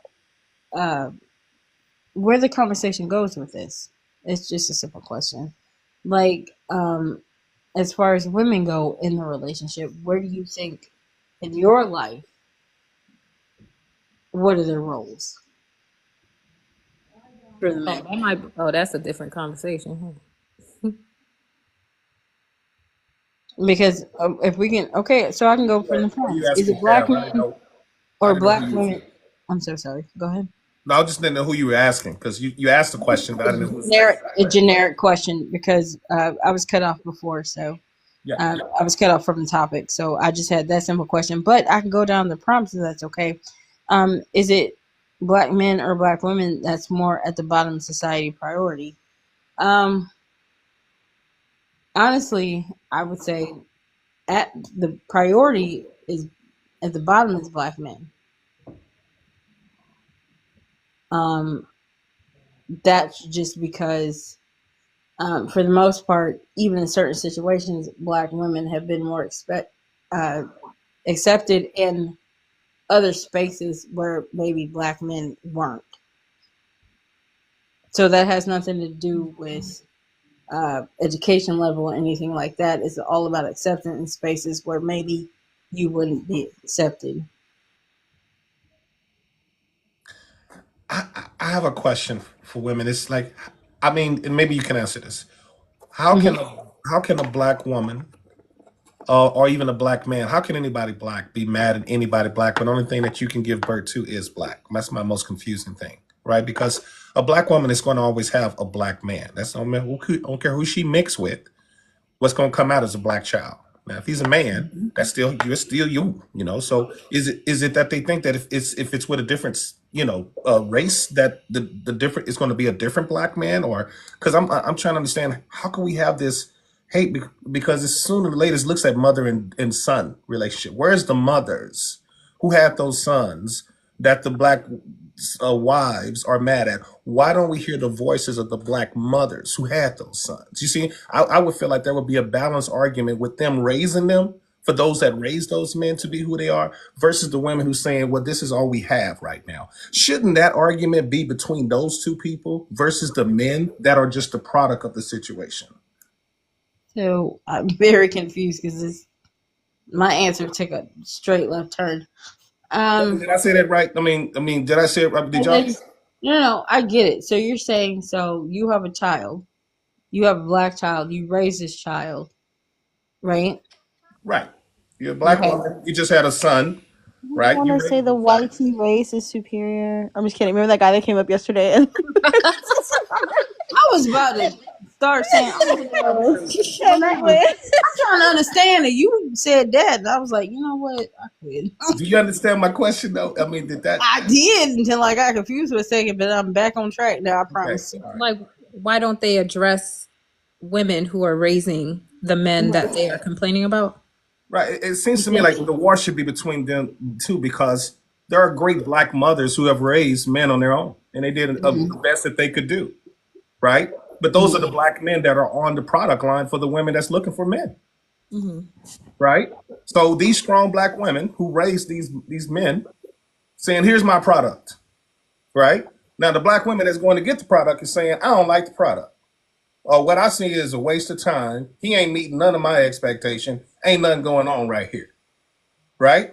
So why is it the manufacturer isn't having issues with the customer instead of the product line and the customer? But here's the thing. By your own analogy, why can you just not walk away from a defective product? Well, see, that's the point I'm making, because according to the woman who raised the product, she's saying this is a great product. To her, she made a great I have an issue with you. I'm not going to go to your supervisor. My issue is with you. Well, why not? If you go get something to eat, you're going to complain to the cook, not to the restaurant. I think there is some level of accountability, though, that has to be had with the individual and their choice. There's both. Yeah. There's both. I think you're absolutely right that the woman has raised this man who does not have, good qualities to be a husband, but also, like, once you become of a certain age, you know that you're defective. Like, you need to go do what you need to do to get it together. I agree with you. So that's what I'm saying. So then is the question are the people that's manufacturing the product right now not good at manufacturing? You can give your child the world and they still could be trash. Well, I don't disagree with that. I cannot disagree with that. You can't predict. Yes, but it is very small. Like, Come on, Rachel. Say it. Yeah, what are you It's saying? very I know, few and I know. far in Come on. between. Like if we know certain things work with raising a good human being, okay? Yes. Yeah, there are certain people that may stray, but that's a very small. If you are following, Wait, Rachel, what are you saying, friend? right? Sorry, I Because don't know. I just don't know what no, she's saying. Genuinely. I just can't stand when people are saying like, oh, you could do all that you can to raise a child, but they will still stray. Yeah. That's it's a Yeah, very, that's true. but it's just an excuse If for I'm parents. being honest, if I'm being honest, Do you have children? I do. Yes, she does. I do. Right. And do you know how well he takes accountability? He'll take accountability so well that he is willing to take accountability for the whole class. The principal Wow. came in. The principal came in. I guess somebody hit a backpack, and well then, why? Yeah, but I'm just saying. I just do not like the excuses for poor parents. I will say this, Yeah, Rachel. I'm not a And I fan do of agree with you excuses because either. I wish my kid Hey, would Andy. take account for 20 Hey, something what's going on, kids. Lala? No, that's not the point. The point is, I didn't even tell you the full story. Right. No, I think. Well, tell me if I'm wrong, Rachel. Yeah. But you're trying to say that, like, as a parent, you can still raise your child with the basics. Though I do believe, and then so there's no excuse for like, oh, like I can't What do I'm it. saying They do is, it on their yes, own. yes, but what I'm Mhm. saying is majority. Like if Yeah. you have 10 kids, you raise them with the same teaching. You Right. may have one that's straight. Right. Yeah. Right. Right? But Right. come on, let's not use this idea. Like we keep bringing it back to like, oh yeah, you can do all you can, and then we get that. I push back on do all you can with some women because here's the reality. I don't think, and you already know. See, I'm not about to get in trouble up here. This is what I'm talking about. Let me Here's say my this for you thing. because I'm Here's my thinking thing. like this. Okay, go ahead. No, I'm sorry. I push back on do all you can because if we know that, for instance, I have a boy in my house, right? I have a boy. Sometimes I want to beat him up. Anyways, so there's a young man in my home, and I know that boys I can never teach him to be a man. That is a fact. I don't care what you say. I don't care who's listening. He can't learn to be a man from me, right? And so as a mother, if I refuse not only to get into a solid and healthy marriage where he can have a male role model in their life, like let's just say dad did leave, right? Get into a solid marriage or get him into a program or something that keeps a male figure in his life. As a mom, I have dropped the ball. Absolutely. You know what I tell my son? I tell my son, I apologize for the male example that I brought to you. Mm-hmm. You get what I'm saying? Like I can take ownership of that. Oh shit. Because this is how I feel. A man can go into the military. He can go into sports. He can go into construction. All of these places we succeed at once we're given rules, standards, and the guide, right? You give us those things, we all do good. I mean, that's been that way since we all been alive on this planet, right? It's not hard for men to be productive. We're very great at being productive once we understand what we're producing. The fact of it is that's what I'm saying. If women were looking for six-figure men, especially in our community, then I would expect the parents that's raising them are definitely creating these six-figure men, right? They're creating this. That product has to be coming down the line, and the women have to be telling the other women, listen, girl, we've been raising some six-figure men, and we've done it all by ourselves. You should see a line of them coming off the rack. And the next two colleges, look at them coming out, girl. They're going to be everything that you're looking for.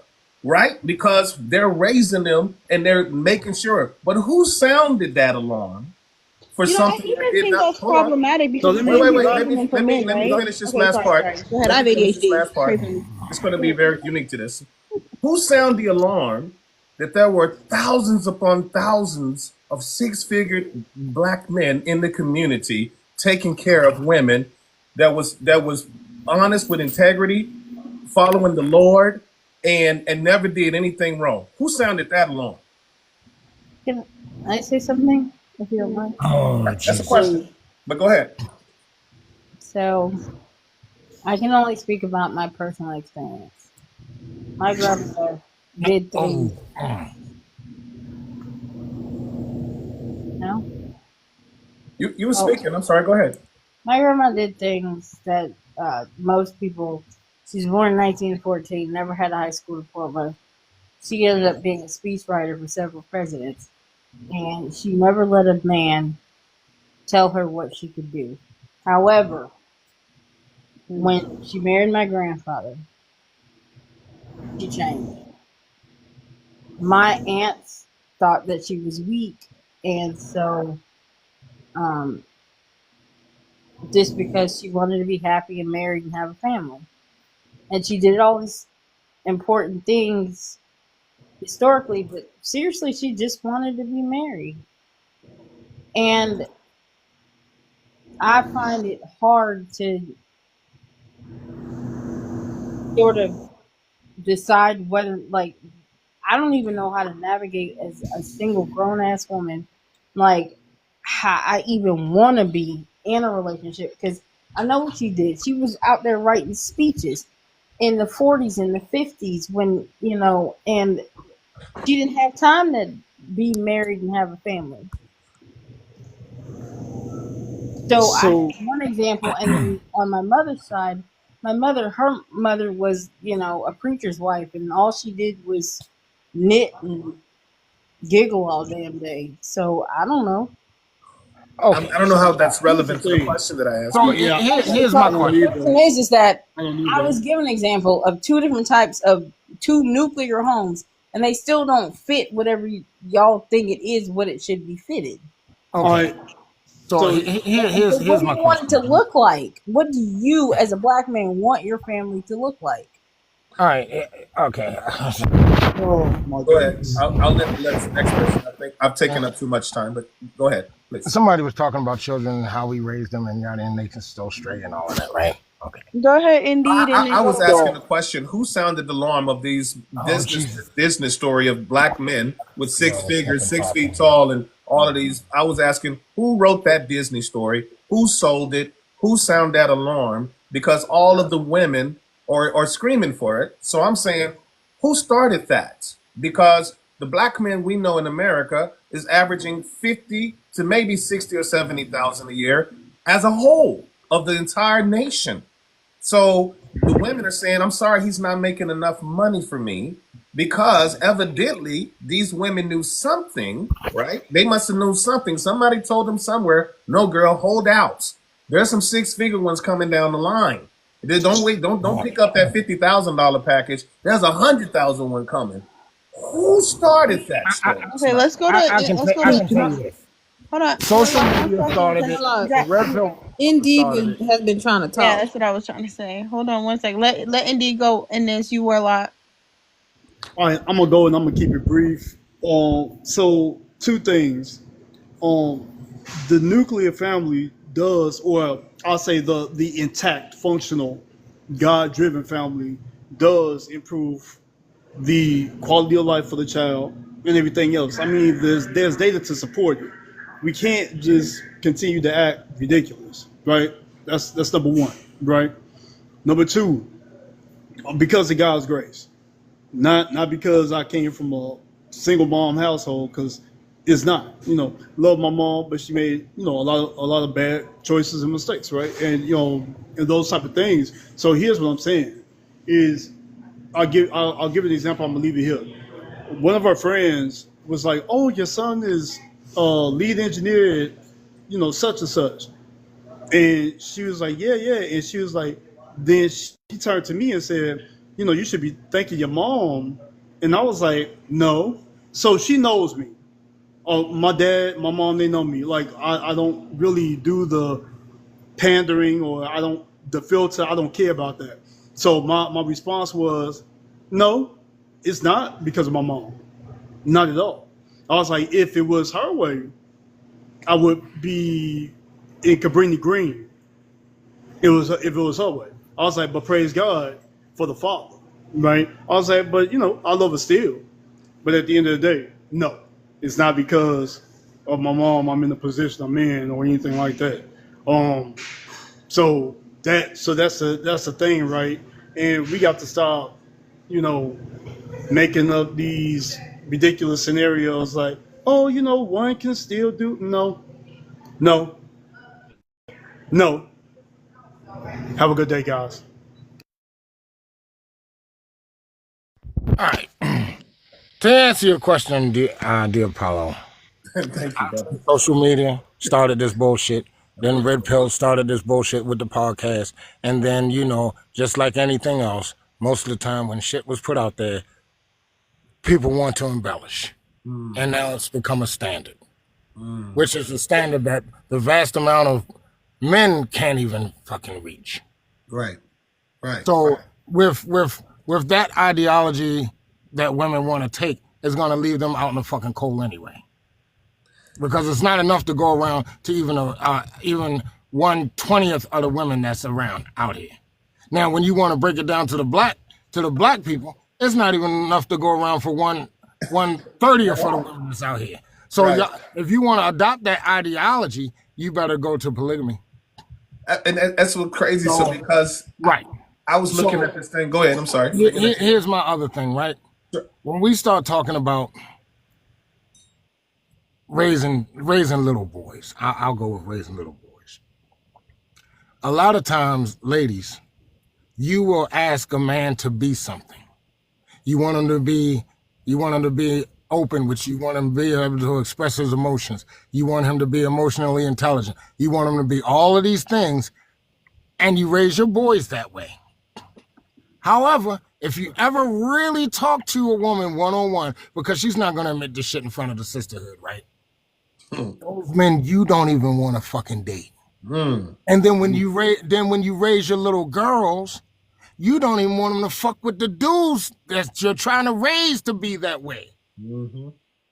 So stop with the bullshit when you talk about this shit online or in your personal life, because if you run across a little boy and you got a girl and he's all of those things that you say that a little boy should be or you want your man to be, you wouldn't even want your girlfriend, you wouldn't want your little girl to date those kids. You wouldn't, because you would consider them to be weak, but yet you're raising them to be weak. Make that make fucking sense. It really doesn't. Now, the last thing I'm going to touch on in reference to parents and their children. I often ask the question, I had another one, but I'm not going to mess with that one. I often ask adults, right? When is it that you relinquish that rucksack of responsibility to your grown-ass child? Are you going to carry that motherfucker? Because you hear some people, well, he's 27, but he's still young. Oh, hell no. When the fuck do you relinquish that daggone backpack of responsibility on him? Are you going to carry it till the day that you pass? And then by the time you pass, they still have no problem resolution skills. They don't know how to do shit out in the world because you was carrying all of their bullshit all of their life. Are you going to let them go out there and bust their mouth open on the sidewalk for making mistakes? Or are you going to put that daggone pillow down there and say, oh, it's okay, baby. It's all right. You'll be fine. You'll be fine. No, he won't. Because he'll grow up to be a weak-ass, sensitive motherfucker. And that's what we find. A lot of these young boys now are extremely fucking sensitive. You say something to them, they always got to have a fucking reply, even though it may not even make sense. You wonder why they out here beating motherfuckers over the head? Because they're sensitive and all they know how to deal with is their freaking emotions. Right. So when you have little boys or even little girls, I despise with a freaking passion, not quite hate yet, but I despise with a freaking passion when I hear moms talking about, I didn't have no man and there was no man around. Motherfucker, that's because you always wanted him to stay on your freaking titty. There's always somebody, whether it's a coach, whether he likes it or not. You got chess club, you got all kinds of shit, just in case he's a brainy guy. He don't want to get out there and get physical with sports. There's chess club, there's drama, there's the debate team, there's all of it. There's a man somewhere, but you just don't want to get him off of your titty because 8 times out of 10, you want a fucking man husband. Damn. And I'm going to leave it with that one. Whew. Facts, man. I mean, what he said. Ew. I hate it. I'm just playing. I just play. Y'all keep. He spoke facts, though. You gotta give it to him. Shit. Hey, because over there blushing too. Ew. That's your wife, girl party? There's his boo thing right there. Hey, pleasure to meet you, Queen. Gotta Hey, catch up, mustard, man. Gotta catch man, up. you know, it's my first Mustard. time meeting her. I didn't know. You know, it's my first time, boy, because, you know, I don't come on it regularly as much as I should, but I'm glad I knew that. You know what I mean? Respects that. Hold the fuck up. Who dropped out of here? Man, a lot of when you start The speaking them girl facts, was man, not. fruits. Nah, said he went to go see that video, never came back. I just Don't think get we me fucking we hitting on the I most said, serious y'all, topic. it's my thing. I'm telling y'all. Why Oh, aren't pay gaps taken to I court? just got I got one more. This is the one I forgot. Let You me always hit got this one one more. real quick, and I'm gonna shut the fuck up because I gotta go out on the field. One more. okay, so you ain't gonna shut up, but All right. No, I'm gonna keep shut up on because I going. gotta go out on the field, and my phone is only at 7%. All right, go ahead, speak on All it, right. King. So that was a question that I had, 3 questions that I asked on my live one time, right? The first question was, are you a hypocrite? The second one was, do you really even care or love for your children, children, period? And the third one was, how can you say that you love somebody that you condone shit that most likely will lead to a negative impact on their life, right? And I often ask this of single mothers. I said, do you really love your child? They was like, yeah, I love my child. I'll give anything for my child. I said, but you didn't give him a good father, did you? You saddled that motherfucker with what has become a no good motherfucker. You have put them in a statistical disadvantage for their house. I mean, for their lifetime. So how can you say that you actually loved your child? And I'm done.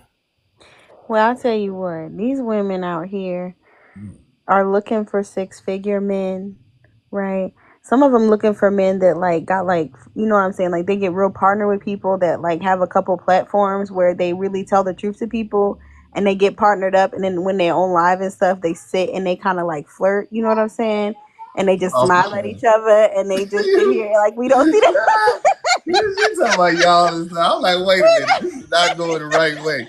She had me for a second there. I was like, wait. I'm trying to understand ya. You No, know I'm what I'm just saying? saying. No, listen, I was gonna say though, a lot of these women that are looking for men with a lot of money, they don't realize like they're not the type of woman that these men are looking for. And so they keep walking in circles like saying, oh, I want somebody who's rich, I want somebody who's stable. When you're not even mentally stable, I wouldn't let you nowhere near my money. For real, for real. So I a don't lot get of the fact that why they want some money that most dudes who are money are thrifty like that are very conservative if they keeping their money like that, because otherwise they're running out with entourages, spending their money left and right. And women see those dudes coming. You know what I'm saying? You see them at the club, you see them out at the spots. You know what I mean? But for men that really are about their money and building, they're not trying to spend money, especially not with somebody who's trying to come and just put that in the stove. That matter of fact, they looking for somebody trying to conserve with them because they trying to grow. That's seed money. And men who understand seed money know that money has a purpose to grow. And he looking for a woman to come in, just like an executive at an office, to help him grow that money. That's when you got somebody that's working because y'all trying to build something together. And that's when you're in that right direction because y'all both trying to get it together. It ain't about, oh, what did you give me or what did I give you? No, it's what do we build? Ooh, damn, we built that. Let's go ahead and get that next mission. And they just be on these missions of keep growing shit like they in a farmyard of businesses and they done seeded this business and they done seeded that business and they just keep on growing. And that's what we talking about when we got the right couple together. That's what we talking about. Well, You you growing also have to together. realize, like, I don't think anything's wrong. Like, for instance, I'm a stay-at-home mom, and that was not by choice because I fought it for a while. Yeah. But I'm a You stay-at-home farted mom. for a while. I did, man. I was like, I don't want to be in the house with these kids. Anyway, Not through so farting for a while. He said farting for a oh, while. farting. Shut up, I hate you. And so anyway, he was like, at first I was fighting it because I was like, I just don't want to do that. I want to be outside. I was trained to have that kind of mentality. And what I realized was a lot of these women that talk about wanting to be provided for, they don't realize what it actually entails. Like, because when you're saying that you want to be provided for, that means you're also willing to conform to whatever life that man can provide for you. Not I want to be provided for only under the guise that you can give me everything that I want. Yeah, it's just the same Right. thing. It's like they working, but it's just that they done retitled work called stay at home. But stay at home means what? She working him now. She's not working at a company. He's become the job. And what Well, and the thing is, I think it's more than that. I think it's like if he only makes $60,000 a year, right? Instead of berating him because he only makes $60,000 a year, if you guys have agreed that you're going to stay at home, that means you're going to live in a home that Right. is under the guise of $60,000 a year, not Absolutely. berate him for not having $1 million. That doesn't make any sense. I'm with you on that. I'm agreeing. I'm saying a Yeah. woman that understands that her husband is the, when I say he's the job, like Yeah. her whole interest is to invest into him. And it is to make sure that he has everything that he needs to be productive to bring in that cheese. You know what I'm saying? If that's her job, is to make sure that she is that motivator in that ear.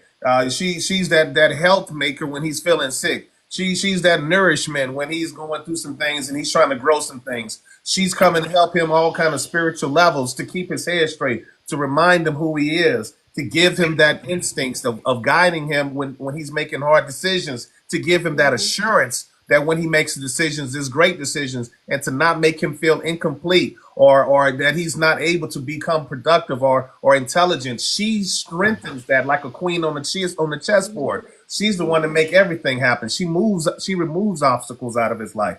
That's what I mean by that. That's Yeah, and I think it provides a certain level of freedom that you have to be willing to, like, I'm sorry, I'm just saying.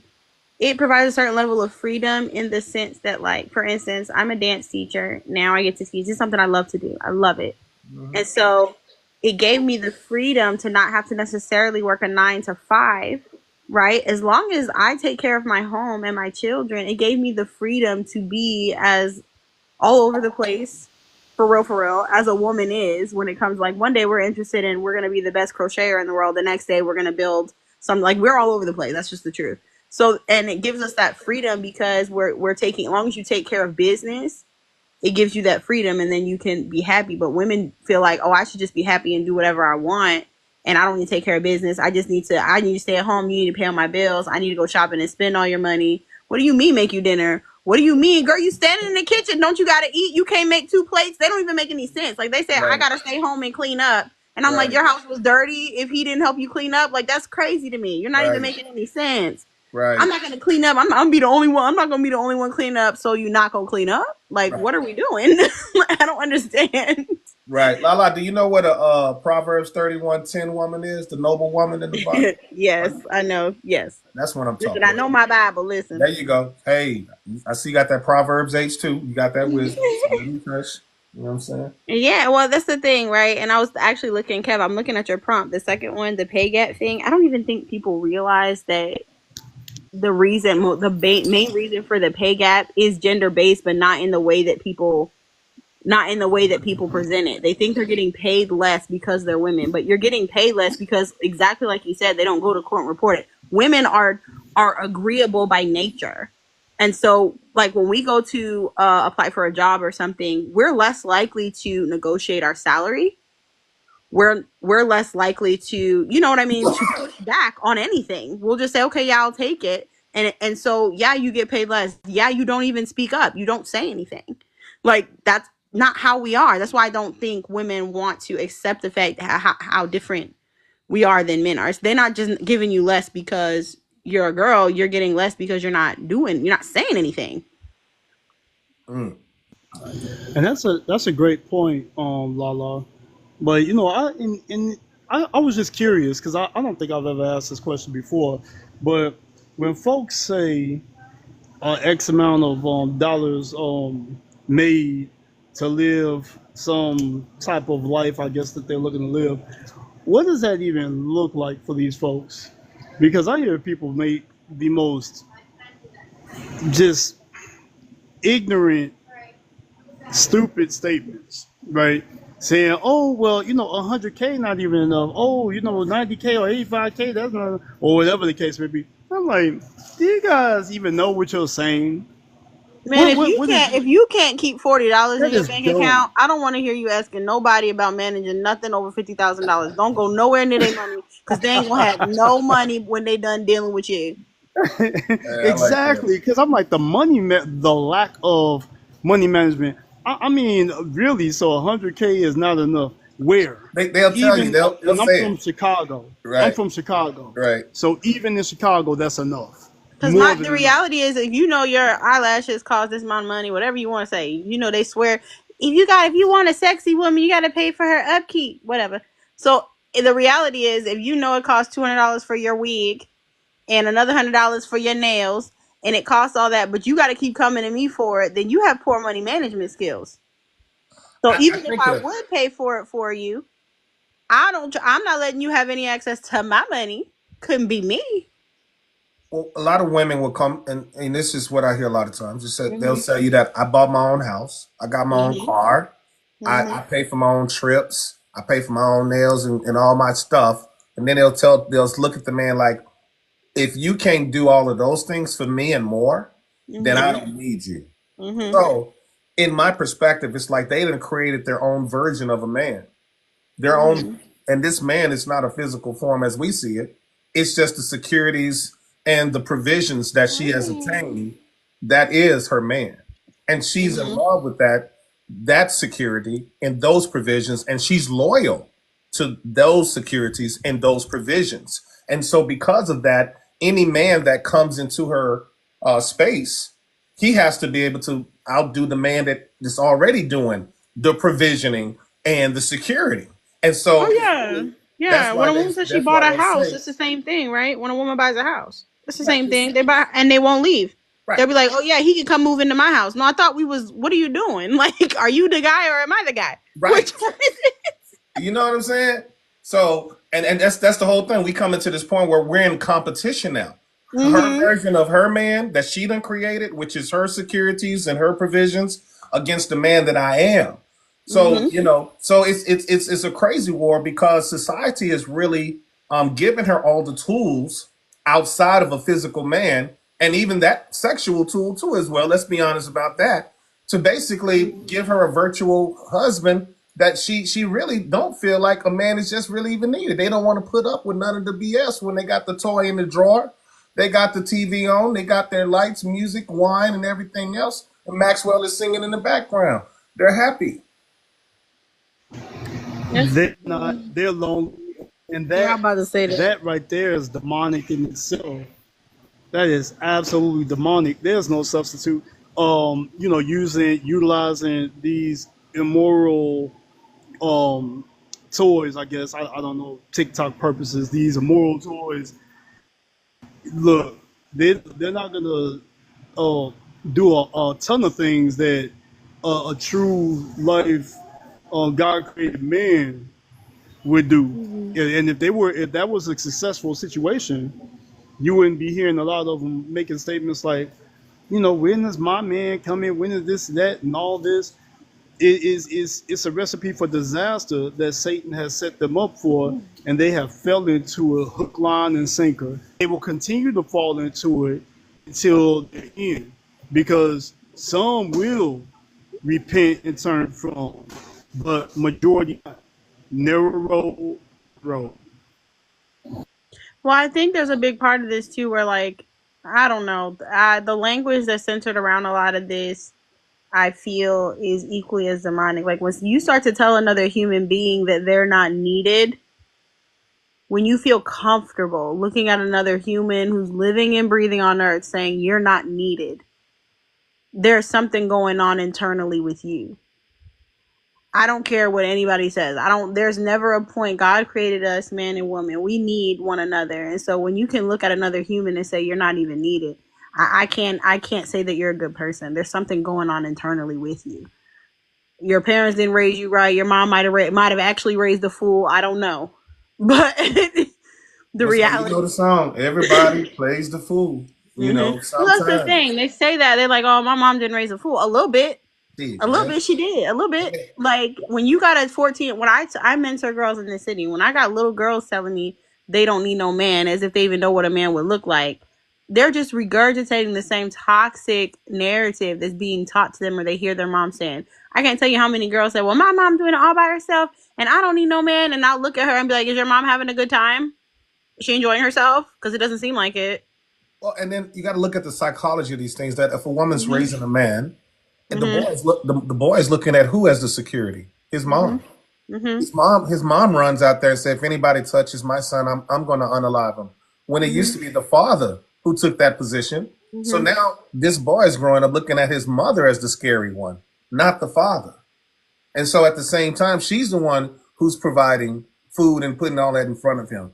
So she's presented herself as is the Almighty in that position. Now he grows up and he meets a woman. I understand it's a challenge in this situation because he wants a strong woman like his what? Like his mother. Mm-hmm. But she didn't raise him to be self-sufficient by pushing him in front of when the fight came. She should have been like, son, you got to handle that. You the man of the house. Go defend us. And let that man become the man he's supposed to be. Swing, son. If he don't know how to fight, take him to where he learned how to fight like most That men I do. actually was gonna speak up about that because I don't know who maybe it was you or like when you're saying they can do like other sports and like things outside of sports. I think all boys need one physical hobby because they are for the majority kinesthetic anyway, and so I The first feel thing that like a boy has to bring out of him is the warrior spirit, which mm-hmm. means courage to fight. If you don't bring that out of that boy by 12, so that the man in him can develop, then you've already killed the flower because he will grow up passive in a way of thinking to always pacify and to be soft, to be, as we call it, cooperative. He's not going to be a warrior to take on things and to be ready to grab the bull by his horns and not look at, and you know what I'm saying, look people in the eye and let them know I'm here for business. I'm not the one to be played with. You must be talking to little Johnny down there. Evidently, you got the wrong person right here. Let me explain to you why you're going to do exactly what I'm telling you. That comes out of the warrior spirit. Even with Tia down there saying only the father can teach him, which I agree with, but she said the father failed to teach him how to be a man.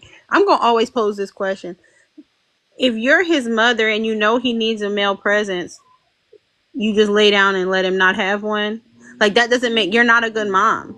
If you knew he needed a male presence and you did nothing to get him a male presence, you're a terrible mother.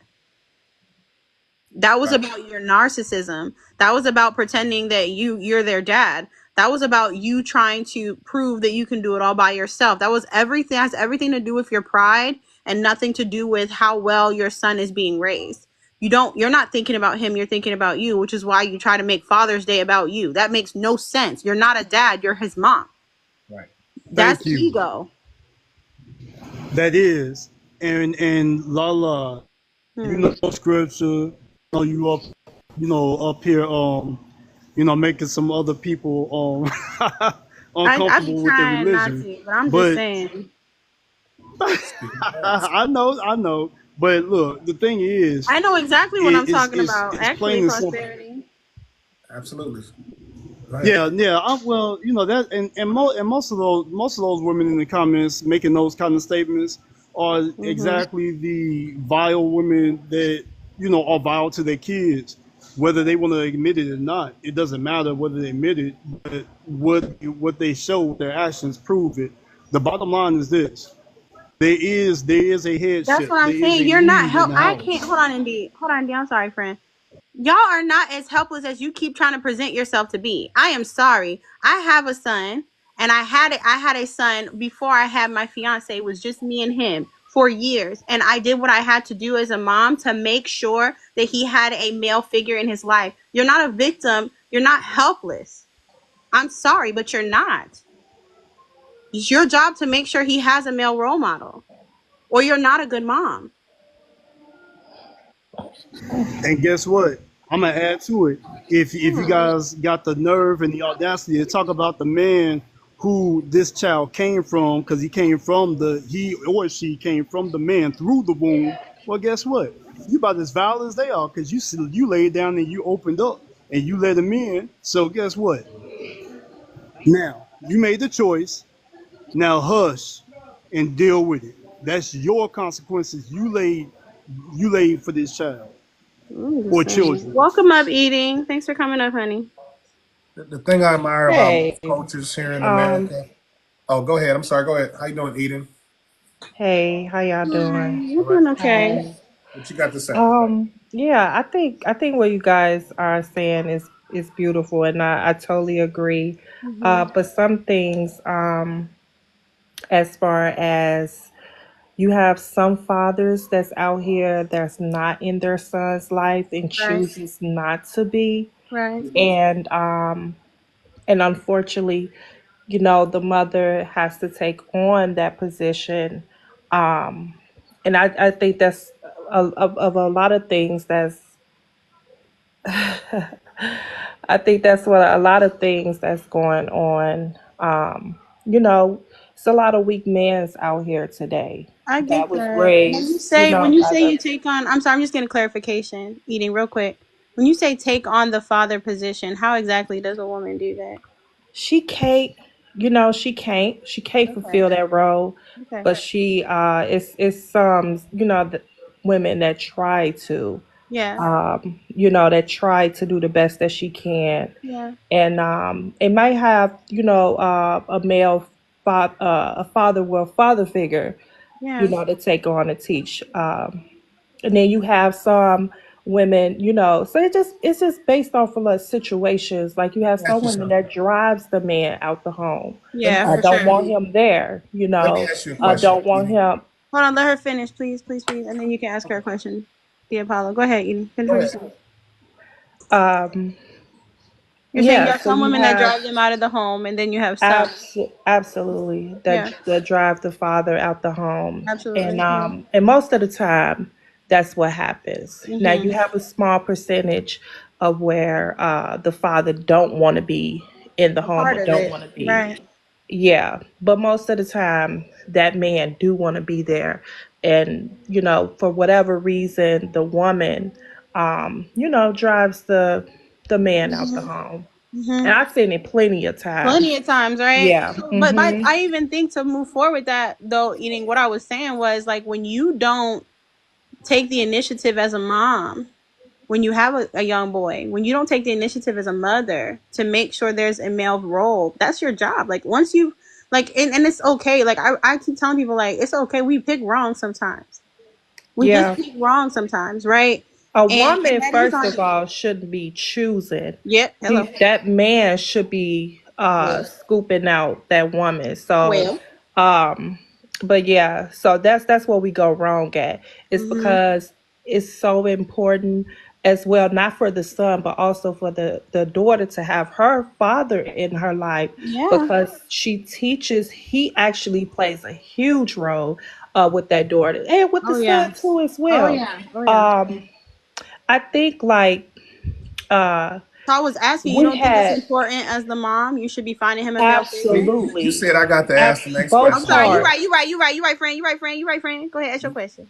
I'm sorry. Okay. but I do truly believe that we need to go back to how we once were. The father and the mother was choosing their daughter, their spouse, so that father would have that conversation with her potential husband, and he would know if that man was right for his daughter. We need to go back to that. I think that was more, we had more stability then around that time. Um, yeah, so that's what I feel. All right. Right. So my question is to you, and really to the women, is that um, would you get on a plane with a pilot that was not licensed? Oh, well, that's easy. No. Okay. If you got sentenced because of a crime you committed, is there any way of escaping that crime, or do you have to do the time? You got to do the time. Okay. Now let's check this out. Why would a person want to lay themselves down with a pilot that don't have a license to fly? Meaning, this person have not in any way proven that they're ready for if the accident happened. Well, you have a lot of irresponsible people that Well, I know just that. lay it down. You I know, I, it's a lot of irresponsible people, I and know. it goes back to. Wait though. Wait. I don't want you to take it over. Just is the Oh, yes or no okay. questions. Hold on. I'm driving to a point because it's the same thing with the accountability of doing the time. A lot of time, what we do is we make these children and don't realize you got to do time. You got to do the time of raising this child together, and you got to go through it together because you laid down, you did a crime, you made a life without being prepared. You didn't go Mm-hmm. learn financing. You didn't understand the way a budget runs in a house. You don't know how to fix anything in the house. Both of you don't know how to cook, don't know how to do anything in the house besides lay down in the bed and make a child. So the responsibility to me is instead of the government rewarding women to be live in the home by themselves, was to get everybody prepared to raise a child. Well, And you men are the one that approve of it. well, See, no, it's yeah, the children because approving of it. at first in the Let me beginning stop on we that one. wasn't able to have a bank account. We was not able to have none of those things without you guys. If a married woman In the with her 70s, husband, yes, and that's why it came out where we had to fight. But you guys, the one that wait, gave no, us no, the no, no. right to have that. Women would have bank accounts in the 70s. They had their own bank account. Women was only Right, but property. I'm Hey, saying my, Women my been having grandmother their own had bank rights. accounts in the 60s. no, Hold on. at Don't first bypass we her. could Let her get not, what we she's couldn't saying even out buy first. a house Women, without you neither guys. You guys black approved men of couldn't it. buy a house neither. We both couldn't buy a house, boo. Right. It wasn't That's true. just right. It wasn't just black women, black That men part is too. true, but I You will know say what I'm let her get saying? it out before y'all cut her off. That part's true Okay. though. We could neither one of us could get anything. Neither one of us could get a house. We both getting screwed. That's why I'm like, what are we dividing for? Because we both have the same equal injustice. They treating you like they treating me. It wasn't like black men were getting favoritized of injustice from black women. As a matter of fact, I mean, sometimes it's just as horrendous on both sides of the table. So why would we become enemies to each other when we both are going through the same thing with this man or through Yeah, this but system? you as a man, you had more before color. You know, No, you as a man, you was able to go and get that bank account before that woman no, was. ma'am. Black women Then had you know way it more came power. Let me color. tell you, Madam C.J. Walker was the first millionaire in America. Black woman. Understand, not a black man. Black woman who owned her own business. And she showed without a doubt, black women have been running white people homes since we have been in this country. It was the black woman who ran that house. Black woman done everything from taking care of the kitchen, the decorating, raising the children, making sure the wife knew how to take care of her husband. And when she couldn't, she'll go up in there and take care of him for her just so she can keep the house going. Black women have been in charge of more duties than black men who was just in the field picking cotton and all the rest of that stuff. They had way more responsibilities. So it's absolutely incorrect. That's why the first industries that came out of slavery was laundry. Who you think was the leading one on that? Black women. Black women always was working. It wasn't a thing that even you go into Proverbs 31:10, women were always working. It was never a time that women just sat on their butt and just was just pretty and was just treated as like royalty and they just did nothing. That's brand new. Hey, I'm sorry. That's I'm not not trying old. to be rude, but my husband just walked in. I gotta go. Oh, okay. Yeah, that go that Proverbs 31. Speak, Lord. But go ahead, y'all. So anyway, my grandmother had an account 1967. It was an old bank called Mercantile. It doesn't even exist anymore. Here in Indiana, 1967. So stop. Another thing is nobody on this panel goes back into the slavery aspect and all that. Stop making excuses. Just because bad choices are available doesn't mean you fall into the category of it. Period. Cut the crap. You know what I'm saying? Just like when people say, well, nobody trained me how to what? So stop the lies and excuses. I wasn't trained for engineering. As a matter of fact, when I was on the west side of Chicago, engineering had nothing to do with anything I was doing in the 90s or the 80s. I have a daughter. I wasn't trained to be a dad, but according to a lot of folks, I'm that dude when it comes to my little one. So at the end of the day, and I really don't base it off what people say. I base it off my little girl, her joy, and praise God the way the Lord intended for things to be done. But the bottom line is you're laying down, you're opening your legs without any out of wedlock, no intention. You're not intentional, purposeful. It takes two, right? So even if somebody's putting pressure, if somebody was putting pressure on me to take a bribe for the company I work for, hey man, take this bribe. You know, they present it to me, but that doesn't mean I got to take it, right? So I'm saying this: if somebody's putting the pressure to say, hey, come on, girl, lay down with me. Come on, let's do our thing. Let's get it on. You know what I'm saying? That doesn't mean do it. Bad choices are bad choices. You made them. Now you can repent from it and move forward. Stop making excuses, people. What did I miss? She gone. Where'd she go? Oh, she left, but I think she said Oh, her husband came and she had to get off the phone. oh, okay. That's what she said. It But be like that sometimes. right, it's like that. It's all good. I just think that for us, it's just we all want the same thing.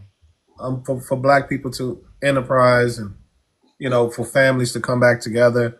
It is a time for healing for us because we're living in a time, to me, that we done made unrealistic expectations that are crippling us. Men want, some expectations that's not realistic.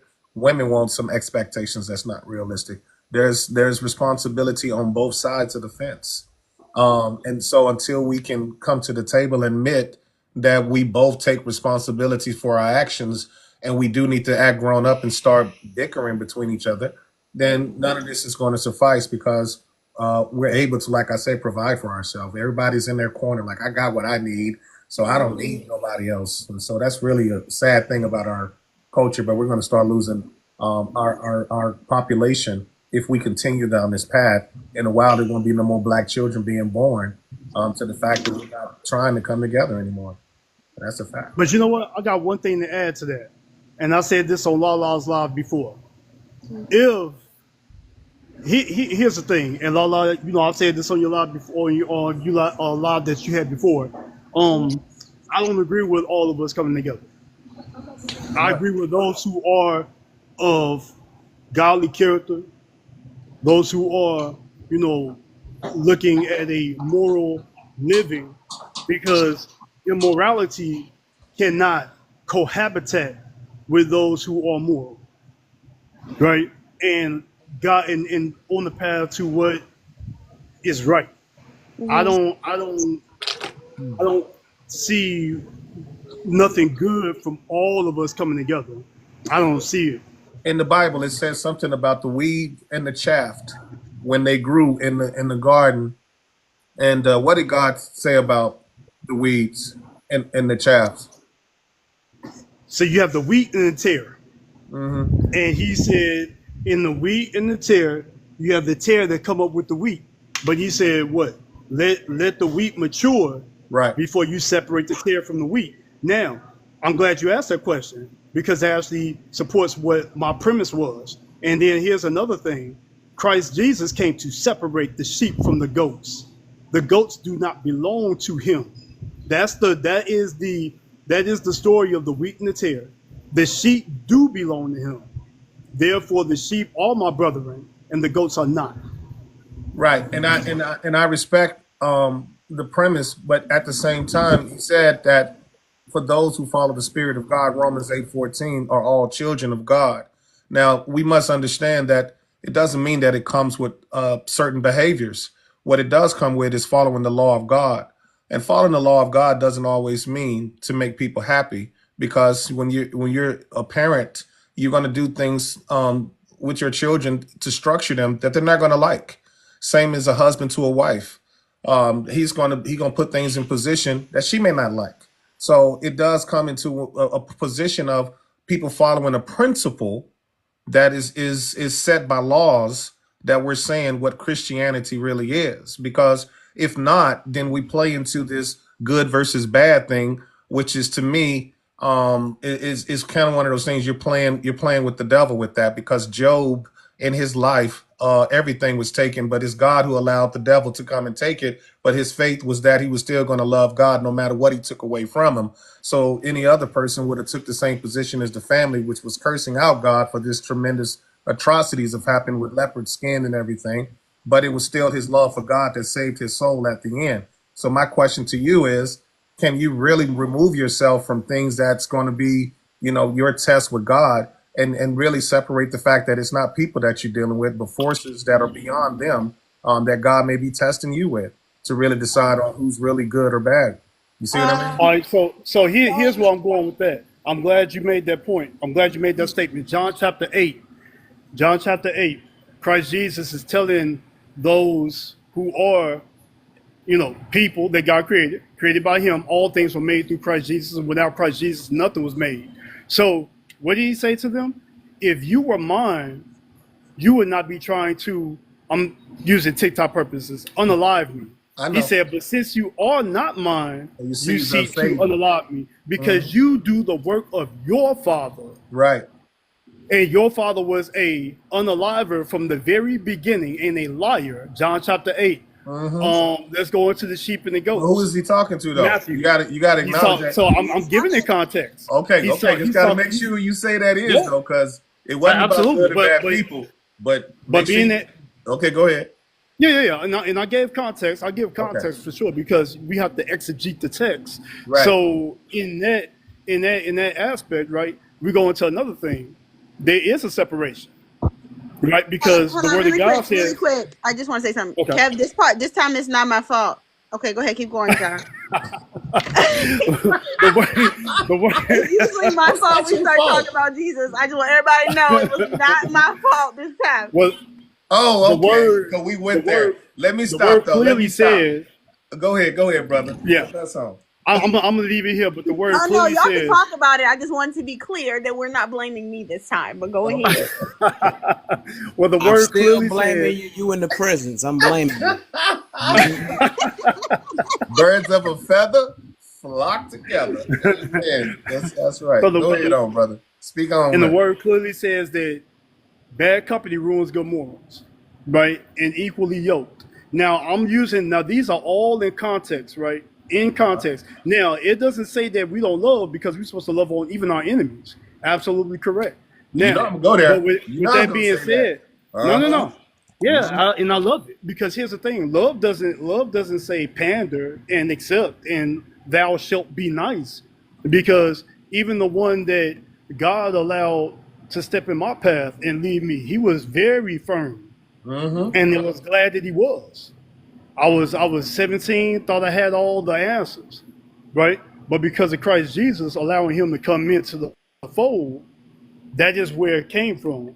Right? Well, 'cause John wait. chapter 15, verse 16. He chose Right. us. We did not choose him. I did not choose him. He chose us. Predestination. But Luke 6:27 through 28. But I say to you who hear, love your enemies, do good to those who hate you, bless those who curse you, pray for those who abuse you.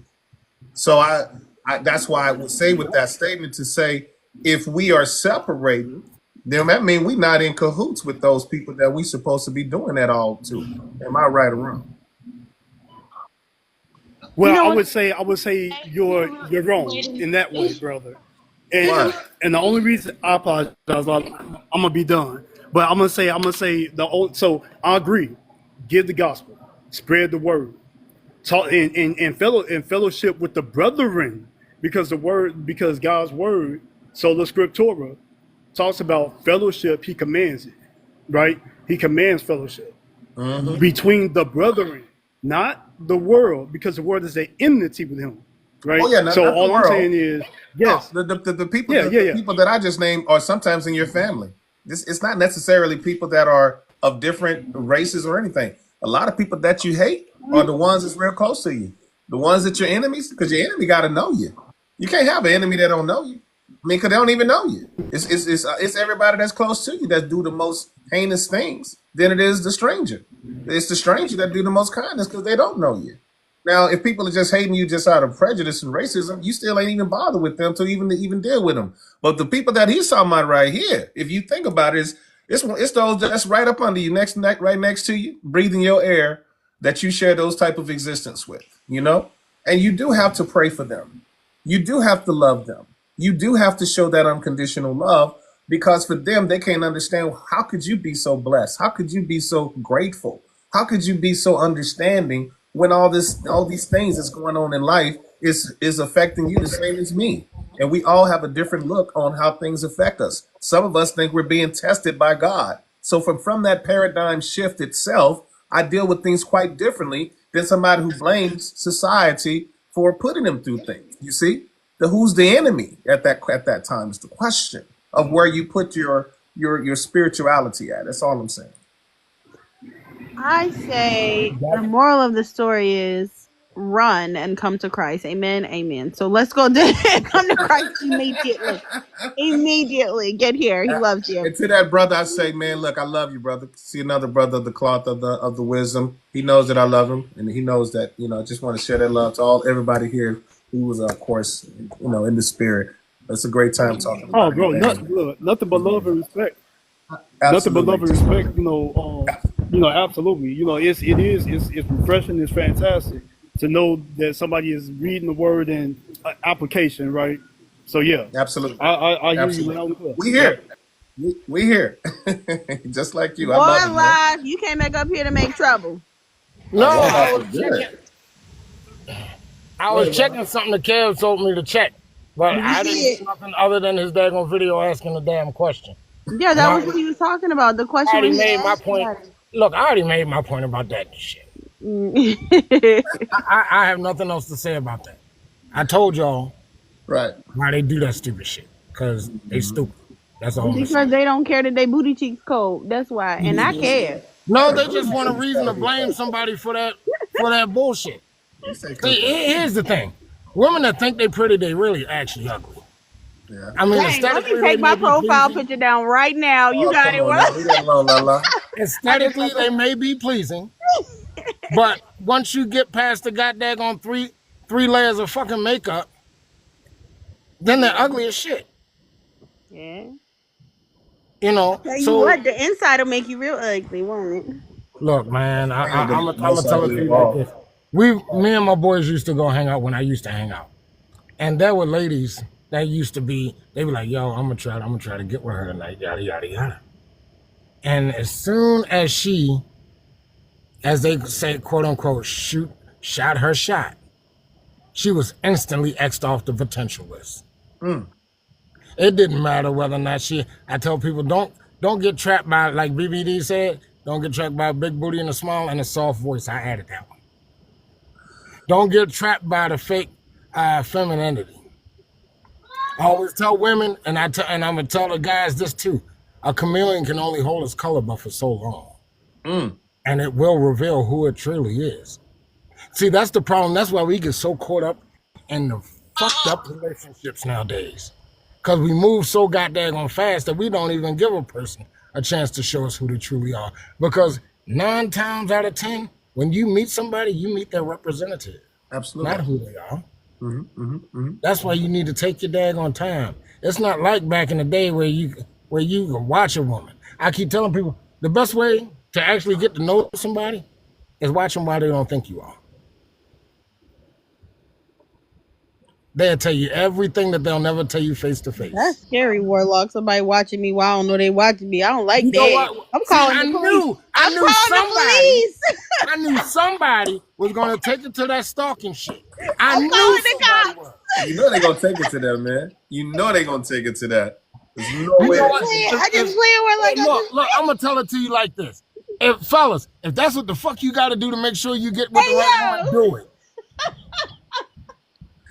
Hey, I look at it from skill set requisite. It's like you place them in a scenario, and you can definitely see whether or not they got the skills to perform or not. Just the same as much as they do to men. Women put men in these skillful position of paying or showing security or being able to fix on things. They'll do certain things to see if that ability is there to know whether or not the investment is really worth the time. Hey, men, look, a lot of I times. used to tell Kev about this shit, right? And I know this is gonna bring him off mute, but I have this when it comes to dating, right? I have this thing called the DDP. Oh, I don't like it. Right? It's not the no. We're not going to a reference call. We're not going to a nasty call. The DDP. Listen, y'all gotta hear this shit because it makes sense. Okay, I'm done playing. It's called the Double Dutch Plan. This is called the Double Dutch. Yeah, that's close. And here's how it works. All right. So, how many dates do you think, on average, more or less, that it would take for you to realize whether or not you want to really go to the next level with this person? Just give me a number. 3 for me. Okay, 3. I need how many? I don't know where the hell I need went. Lala, how many?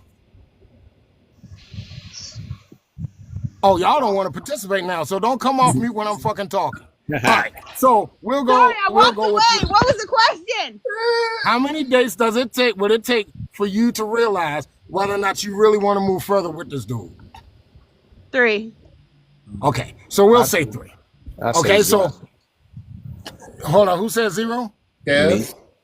Man, fuck Kev. Kev already hooked up. I ain't talking about Kev. Anyway, so 3 dates, right? You asked 2 married people.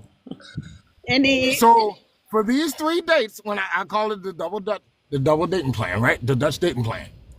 For those 3 dates, you pay for your own shit. And the reason that I say that is because we often hear how guys feel as though they get ghosted and they spent this money and yada, yada, yada. We often hear women talking about, well, he thinks because he spent this amount of money, he's entitled to X, Y, Z, yada, yada, yada, right? People don't have the pertinent conversations. They're into that surface conversation shit, right? This eliminates that. Because 1, a woman is not going to spend her time and her own money with a guy she really is not interested in. It will cut down on people feeling as though they've been used. Well, you're useless if you're not being able to be used. They feel as though that their time and their resources have been abused. Ladies, they will not have anything to hang over your head that say that I spent X, Y, Z, yada, yada, yada. Now they feel entitled. You wouldn't even have to deal with that. All the time with these 3 dates, you are taking time to actually get to know one another. And when you decide whether it's 3 dates, whether it's 5 dates, when you decide that, hey, this may be somebody I really want to mess with, then fellas, you can go ahead and pay for shit. You can go ahead and do what you want to do. But until that time, I have a question to that. Yeah, go ahead. Now, a date and getting to know someone to me is kind of somewhat little different. I say in the meanwhile, you're getting to know them. Right. So, the dating to me is I'm already at the point, okay, if I'm taking you out, it depends on how that works. I'm not saying for everybody, but how I am. I get to know the person first. We talking, we having conversations, right? That's when you decide whether or not you want to take them out. There you go. Yeah, I'm on that part. Because, see, if you haven't impressed me already there in the mental, then I can't even start moving toward, okay, let's see where you are environmentally. You see what I'm saying? 'Cause I need to know how your head thinks. So here's my question for you. Yes. You have a whole day plan. Right. When does dinner take place? Well, when does eating time take place? In the beginning, the middle, or the end of the day? Well, once again, if I've established, I've already gotten to know this young lady or this lady, period, and I feel like she's somebody I want to invest in. I mean, we can start off with having a lunch before we start having a dinner, because I think sometimes I didn't say dinner. I said when does the eating part take place? It can start at lunch for me on the first one. Okay. All 3 of them. I'm hungry. Go ahead. Well, we know you want. I ain't even gonna say it because you're gonna get it from you. You gonna have some. I might get Kev live shut down. Anyway, you know what I'm saying? So here's my whole point of that, DePaulo. All right, go ahead. Look, we both us giving our time, right? Everything on the date is even exchange. Nobody's getting over on nobody, right? So that is my whole point, because I know that, like I said, women are not going to spend their time around a guy and spend their own freaking money if they're not interested. What if she came to your house and cooked dinner for you? See, first and foremost, you better not invite no woman over your house the first date to cook no damn dinner. Why not? Go ahead and get yourself set up if you want to. I'm just asking. If she comes to my house, I got my own place, and she say, "Look, I want to." Okay, stop. Because see, we're throwing things into the scenario that very, very few people are gonna do. Wait, that's what I've done. That's why I'm saying it. I'm like, no. What I'm saying is, I'm not dealing with the outliers and that's not the minority. I don't deal with that, because I'm not. When I'm speaking, I'm not speaking to the vast majority of people.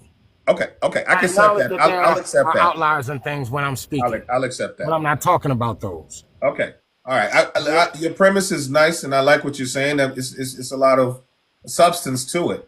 I just think for me, it's we all we all participate different, of course, when we do. Oh, no doubt. Yeah. So But I love what you I said. just came up with Brilliant. that.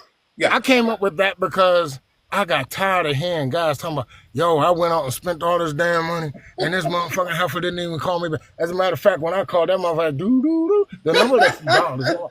And I'm like, Hey. yo, what the hell did you do? Yo, I took it here and I spent this and I said, you the dumbass that left with your damn wallet.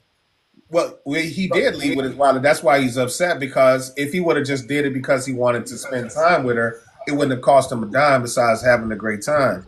I mean, if a man leaves his own expectations, I'm not going out with an expectation without already knowing the certainty. So if I already know that I'm just going to have a great day with this woman, and we wind up smexing, that's the icing on the cake. But if I want smex, I'm just going to come with that straight. I'm not going to use taking her out as a leverage to have smex. I'm going to be straight up. Listen, we've been talking for a minute. It looks as though we connect. I think we have a strong chemistry. You might as well come on over here. Let me come over there. Now, let me ask you a question. I'm going to be Let me direct. ask y'all a question in reference to the fellas. Yeah. If you go out with a girl, Yeah. and because we all know, Yep. for the vast amount of us, right? When we see a woman, Right. we're not gonna mess with no woman that we don't find visually appealing, first and foremost. Very rare occasions that we do. That's the outliers and shit, right? So we all know that Right. most times, the vast amount of times when we see a woman and we go approach her, what's the Right. one thing that's on our freaking mind? Smacks. Okay. So we can agree with that one. Yep. I mean, that's Ladies. fire ain't lit, and we ain't even talking about nothing else. If I don't find you attractive, Right. So, ladies, I want y'all to understand, because I know y'all hear this shit often. That's the one thing that. Whoa. That's the first thing that's on. That's the thing that's on our mind from the giddy up. That's it. We wanna beat you. We wanna beat your booty up. And for every Now, the single, way that you let me say something real quick, Warlock. And every time, Go ahead.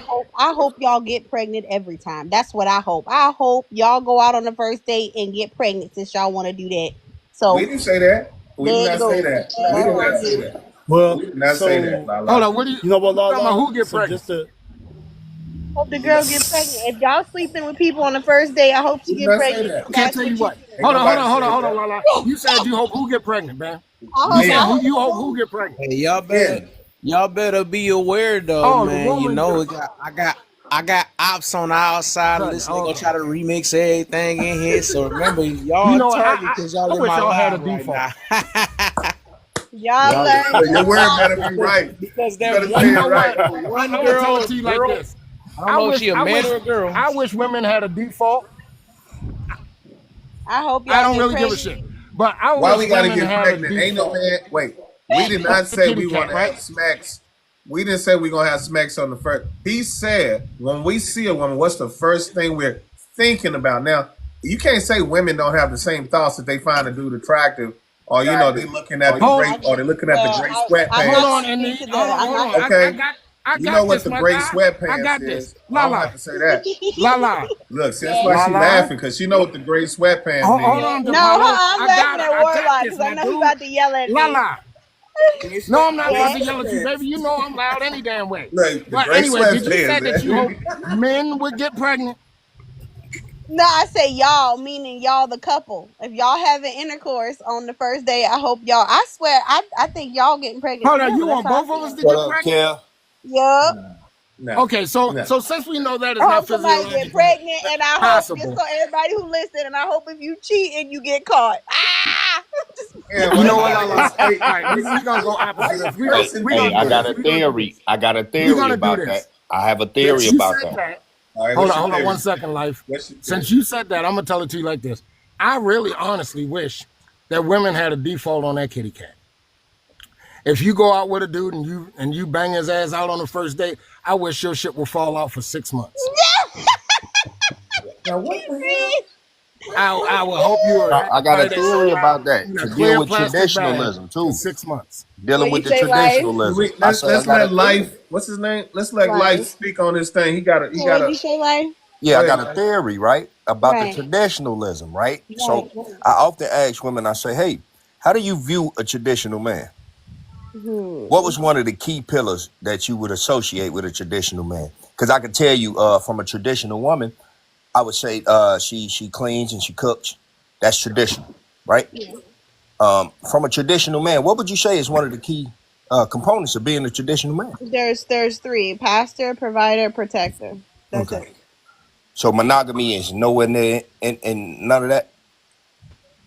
Pastor, provider, protector. That means that monogamy falls under that line because he should be Oh, monogamous okay. because he's So following. now this is my theory. They pulling one of my Well, hold lines. on. This is my theory. This is my theory. Since women are no longer traditional, right, in the sense of those things, right, then men no longer have to abide by that tradition of monogamy because it So serves here's us no the purpose. thing. It serves us no purpose. It would okay. So that would be the case. Depends on what your standard is. Let me say this, because some of y'all don't know Jesus. That's a whole nother thing, right? But the reason Don't you take it why down that people rabbit are, hole again. I'm sorry. I'm just saying. I'm not gonna We do it. just I'm not came gonna do out of it. that damn I just rabbit said it hole. real fast. I said it real fast. Here's the reality. That's only if both your masculinity or the roles that you play are contingent upon the person that you're with. They're not. So a man being a pastor, provider, and protector, a woman being this homemaker, this whatever your list is, those are not contingent upon whether the man is doing his job. That is what she is supposed to do. Okay, that's a contingency, right? Contingency is almost saying that, hey, this is a fail safe, right? It's supposed to happen, right? That's a No. contingency. Yeah, okay, I got you. Go ahead, keep going. Yeah. So that's a contingency, right? What I'm saying is this. I said in those traditional senses of the value of those words and those deeds and those actions, men no longer apply. We just don't apply to be What that does that mean tradition. we don't apply? I mean, I can be a provider and a protector without being monogamous. You can't be a pastor without being monogamous, though. Okay. It's a theory. Wait. Wasn't Melchizedek's the archetype for Abraham, who was polygamous? Oh, you really Yeah, taking so it back God down this spoke. rabbit If hole you want again? to know, Melchizedek. I mean, she did go there. I can't yeah, use well, the listen. Bible. If you I want can't to use know, the both Bible because Solomon. of the If simple you want fact to they say know, wives. I can use the Bible listen. now. I If can you go They all say the want way to down to know, Jesus. if wives. you want to know, both Solomon and David I'm going to were drop all y'all punished talking this for religion shit. being. I'm sorry. Both. Okay, so last thing I'm gonna say, both It wasn't Solomon and because they David was were. polygamous. It was It was well. because Okay, Solomon I'm gonna worshiped wait. all those different deities Wait, with his wife. I'll wait. Let's get I'll that wait. right. You know That's what? Hold wrong. on. I'll wait. Everybody, all three of y'all, chill for a second. I'm getting ready to go into Wawa and pick me up something, right? Why? So once I go into Wawa, I'm gonna give y'all religious talk. But Come on I'm with just it, saying man. though, Hey, that's come dealing on with a with it now. wife, right? I was married. I'm a man that's I'll on the be panel back. that was married, right? Hold on, life. Can we agree upon that, y'all? Come on with it. All right, so y'all can have that right now. I'm going on mute and I'm going in Wawa. So Come on, go get your Wawa and come on back and get some of this. Come get some of this Bible work. This work. Get this work. Get this work. What I'm saying Go. is Go ahead. if a man seeks out many wives, right? He obviously would have the means to take care of those wives, right? No, that's We're not dealing with a society that is getting married at that rate, right? That doesn't even value that. Let's be honest, right? Marriage is the least on anybody's mind right now, right? So, but I'm saying traditional values. I'm talking about values that's embedded within a person. That's a contention of how you were raised, right? That's ethics. So ethically, I'm saying men don't have to participate in monogamy anymore. No, it would be unethical. That's my opinion, but it would be unethical. It is. Everybody It is is unethical. entitled to their opinion. I just Yeah, don't well, it's want you to say unethical that. because, and like you were saying, there's a difference between what people were doing and what God actually commanded out of His own mouth. So those are two very different things. He never commanded anyone to take on a second wife. That never happened. So, Well, I mean, I could really get into that, but I'm not because I don't want a lot to have that kind of discussion. But I really could peel that fruit and say that's not true. well, you don't have a verse. I know you don't have a book, chapter, verse where He told someone to have a second wife. I would love to see that. Well, he talked about having many wives. He did talk about that, but No, but I'm saying where He commanded someone to do that. well, it's not a commandment. It's no different than Solomon and David. They did not lose the love of God because of the wives. You're not supposed Well, David was already wrong when he allowed a man to go in the front of an army so he can unalive him to take his wife. But God still showed favor on David. Which he did, by the way. So, No, hold on. I want to be clear. I didn't say they lose the love of God. That's not what I said. well, that's all that matters to a man. is if as long as God love is there, then nothing else champions that. Because then what you're saying is that the Don't do love of a that. woman is That greater kind than of the goes love back. of God. Yeah, that kind of goes back to a man putting his faith in God and the woman putting her faith in the man and the Absolutely. children putting their faith in the mother, right? It's a chain of command. Wait. Christ said, "Love the wives, love your husband as the husband loves God." So you're supposed to love your husband, and your husband is supposed to be. No. It That's in says the women Bible. are to, no. It says men are to love their wives like Christ loved the church. When it talks about women, it says to respect your Yes, but husband. he also said God for men is to love. His love is for God. That's who he's connected to, as a woman is connected to man. So who does man get his direction from? Is it from his wife or is it from God? He should have his guidance from God. That's where it should come from. Okay, But when your standards are attached to the world, you're not getting your guidance from God. You're getting it from other people. I know how you're speaking. You're speaking from a biblical standpoint, but I'm Obviously, I'm yes. also speaking. My theory is based on the reality of the situation Okay. we are in now. I'm an older gentleman. Okay. I'm 42, so I really, Kev, no, I really don't get in y'all business like that. But I have a theory. Not older. What you talking about? 42 not older, man. Yeah, I'm 53. I'm 67. Yeah, so you feel my it's a theory though. I'm just saying that men are not prescribed to be monogamous anymore. It doesn't benefit us. Look, everyone has. I'm going to say this just so that you can hear this, Lala. Yeah. Ephesians 5:25-28. Husband. And this is the verse where God commands them to have. Hold on. Let me read it. I'm gonna read it word for word for you. Okay. Husbands, love your wives as Christ loved the church and gave himself up for her, that he might sanctify her, having cleansed her, right, by the washing of water with the words, so that he might present the church to himself in splendor, without spot or wrinkle or any such thing, that she might be holy and without blemish. In the same way, husbands should love their wives as their own bodies. Yep. He who loves his wives loves himself. Okay. Now, in this statement, what is he saying about loving your wife? He's saying to love her by cleansing her. What? Through the word. He said, having cleansed her by the washing of water with the word, so that he might present the church to himself in splendor, without spot or wrinkle or any such thing, that she might be holy and without blemish. And they're saying this to what end? So I'm just saying that it is he who is cleansing his wife. That's the love through the word of God. So he has to be connected to God in order to cleanse her. It isn't her cleansing him. It's him And I do want cleansing her. to to cut you off, not to cut you off, God, buddy. topic But yet. I was people in the confused. comments saying we not reading the scripture. They are reading the scripture exactly from No, the that's Bible. not what she was talking about. She was talking I'm reading it about right from the Bible. she was talking Ephesians about 5:25-28. That's the verse. she or he was not talking about what he said right now. That was a previous comment. So Can I ask a question? go ahead, Dan. Like, what's up? The guy Life, he said that it don't. What's happening? He said it don't benefit men to be monogamous. Explain. I want to hear this. In my theory, now this is just a theory, which means it's my fucking opinion. It's a hypothetical.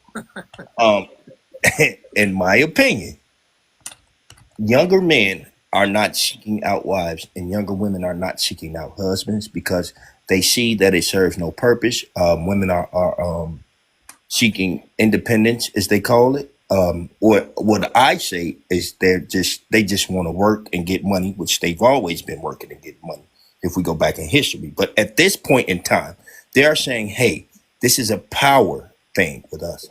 We are empowered. And I believe that the men have to find a way to empower themselves. It can't go from the alpha, the omega, the beta. It can't come from that. It has to come from a place of honesty. within ourselves, right? I would say black women are at the bottom because I dick them down so good. Like it was Hey, happening. bruh. Man, come on, bro. Yeah, I knew. I First should of have. all, you don't even have a penis. Go ahead, guys. What are you saying? No, it might Hey, be true. He I might wanted be to make getting sure play. that the He reason might why be getting hella play. the reason why I asked that question was because I would think that men will literally benefit the most for being monogamous. Like literally. Because the reason why it don't work because people don't respect vows anymore. That's why it don't work. If both sides respect vows, it will literally benefit. Now I'm gonna ask another question. I like that. I like the comment. Go ahead. Okay. So when you had the husband and wife together, marrying at 80% back in the days versus 23%, which society in the black community Wait, because what the pushback you're gonna get is because they were forced into that, right? When we allow women to be themselves and dictate their own pace, what is the outcome? We have to be realistic. I want us to stay grounded in reality. Women will choose alpha men that have the money if society went back into the way it was back then, and that's why women will only choose men who could provide, because you have to have land, you have to have cattle, you have to have sheep, you have to have all of that in order for you to be even considered a man who own the land. You have to be something. A woman and land is one. That you have to have something to multiply in the land so that you can take care of a woman. Watch this weird correlation. Watch this weird correlation, right? They often bring up. Oh, my bad. He didn't finish. It's okay. He just didn't finish his point. So I would like for him to finish his point so that we can know what we're actually responding to and not part of his point, right? So go ahead, say what you're saying, Dan. So thank you. What I was saying is back in the 50s, 60s, and 70s, when black women and black men married at an 80% clip, right? They having babies in wedlock, and they basically was out. They were doing better in white communities. To be perfectly honest. Yes, I agree. At that point in time, versus when black people are married in the 20th percentile, right now, which society was actually better off back then with the marriage and monogamy versus everybody just freelancing doing whatever they want to do, hippie style? Well, I would like to say, culturally speaking, if you look at it, Muslims have been having multiple wives, and that's been a practice in Africa since the days of Mali and the days of the Songhai tribe. So it's not a new thing for us to practice it. We even did it in Spain from 300 AD to 1492. We have always had polygamous relationships. That wasn't something new. When we adopted the Western theology and we joined Christendom, that's when everything changed, because now we're mapping our mindset to our colonizers, and we basically took on their traditions and we mimicked how they wanted life to be. Now, to say what you just said is absolutely correct. Economically speaking, during those times, black people in the black family was absolutely powerful. And yes, monogamous relationship was absolutely successful. But at the same time, what happened is because during those times, black people didn't have any way of securing their neighborhoods. They had no way of securing themselves from the atrocities that was happening, which is through black businesses being destroyed and being basically exploited. And a lot of the tragedies coming through because of the YT community wanting us to only buy things from them. And they wanted to control the commerce and the way the money was going. And for every time we started to do it amongst ourselves, we removed the actual money that they was making. So what did they do? They had to destroy the black family. That's what J. Edgar Hoover said. He said the biggest threat to America is the black family. And he made a point of that because he knew by us staying unified that we would always be a strong unit and we could never be overtaken until the family was destroyed. And that's wait. I do want to add this to that, right? Okay, my granddad had 16 kids. How many kids did your granddad have? My grandmother had 20 kids in Ennis, Texas, and they had it's a reason I brought that part up, because in today's society they would say, hey, it's only a certain percentage of men that are allowed to have kids and that are having so many kids, right? That the women are only choosing these certain men, right? We already deciphered the fact that women they are attracted to stability. Yes, right. Point blank. That's the point I was driving, is that money is always going to be the security, and provision is always going to be the center point of any wife. That's just a landslide. I missed the point. The point I was making is that I was asking the guy life. I was asking that question because my point is I would try to tell him the benefits of having one woman, of one wife, right? versus Bro, I totally understand, but I'm telling you now, in the society you live in, it's not looked upon as something that's important. I think y'all both were saying the same thing, but let me say this to you, Dance, and let me say that I hear you. What you reflecting on is true, but what I believe what he's saying is the women of that time versus the women of this time don't have the same moral compass or the same value system. Why? And that's the main thing, because they're looking more economically now. We already and they know want to why. with the family. We've moved past the why. Right. No. So Now we're into the what. See, now, heard this, right? And I'm gonna be frank. please do. Men now make more money than men of the past. We So- know that. So my point is, it ain't the money part. It's Yes. it's culture. And my point is, people don't respect vows anymore, to the point when you get dripping with this extreme feminism crap, the women turn and look for, what have you done for I me? think we're saying the same thing though. No, I'm getting that point. But I was asking you which society thrives better, and you never. What I was going to say, I'm so sorry. No, I do not think that society would thrive better, because I'm on the adverse of that argument. I told you, in my opinion, no. You have to for one, because if you got a team of women that's looking for money nowadays, if it's about the purse, in his strategy, he's saying, well, let's just get together to make the purse, not together to make love or all this traditional Disneyland thing. He's saying that world's gone. What he's saying is now women are all about getting the purse. They want to be a boss. They want to own their own things without having any type of obligation to a man, besides the fact that we can make children together. My point is, we both can say what's then and what's now. I'm asking the why. Why should they be denied that? Why should they be denied that? Okay, sister, I get it, right? You're the most educated, you're the most stimulated. I get it, I understand. But from a man who has a trade, from a man who actually can afford his own apartment, right? Because we have to deal with the factors of that, right? Those men were providers and protectors because they were able to have their own. But that was a different time economically. Economically, we not on that level. We not even trying to go really on that shit. We ain't on that shit. No, but that's the lie. That's what I'm trying to tell you. The black men now make more money than people in the past. The thing is, we have lost. Our culture is corrupted. That's the point. Yeah, we fixing it now. I mean, I get you. I'm with you, bro. I understand now, but my theory still holds. I think.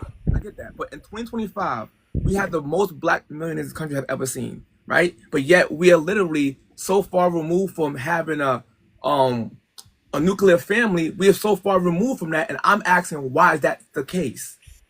I think it's incentivized. It's incentivized. Government runs. Our actual government runs on women going to work in the morning. Think about this, right? On the GDP level, just think about it, right? All of the retail stores, all of the fast food joints, they are mainly manned by what? But we can't always blame. Well, no, I'm not blaming women. I'm saying they out here hustling. They get into the bag. I didn't say women. I said government. We can't keep blaming the government. But this is if it's incentivized. If I'm the government and I'm saying, hey, this is bringing in my revenue. This is keeping people working. This is keeping my stores open. Why wouldn't I push that narrative? No, but I'm saying is people are choosing government. That's the point. Oh, you have to blame the individual for accountability. Government right now, something's gonna always be there. Right now, the person is something's always gonna be there. The person who plays the game is the blame. It's fool me once, shame on you. Fool I me think you're a daydreamer, brother. It's shame on me. So at this point in time, we know better. Right now in this panel, we all came up with solutions and problem solving, but yet no one takes an action. It goes on the individual now. That's what I'm saying. I agree. I think he daydreaming, man, because every woman I know. Oh, Jesus. I'm just Let me saying. say this shit. Hi, Warlock. What's up, man? Before you talk, I want to Before what? Damn it, I let I y'all just have want to y'all ask you. I just want to know if you accepted Jesus Christ as your Lord and Savior. I'm just playing. Let me stop. You know what, Lala? Don't get your ass dropped. Don't get your ass dropped tonight. Don't do it. I don't like dropping people. I will meet the fuck out you, though. Anyway, listen.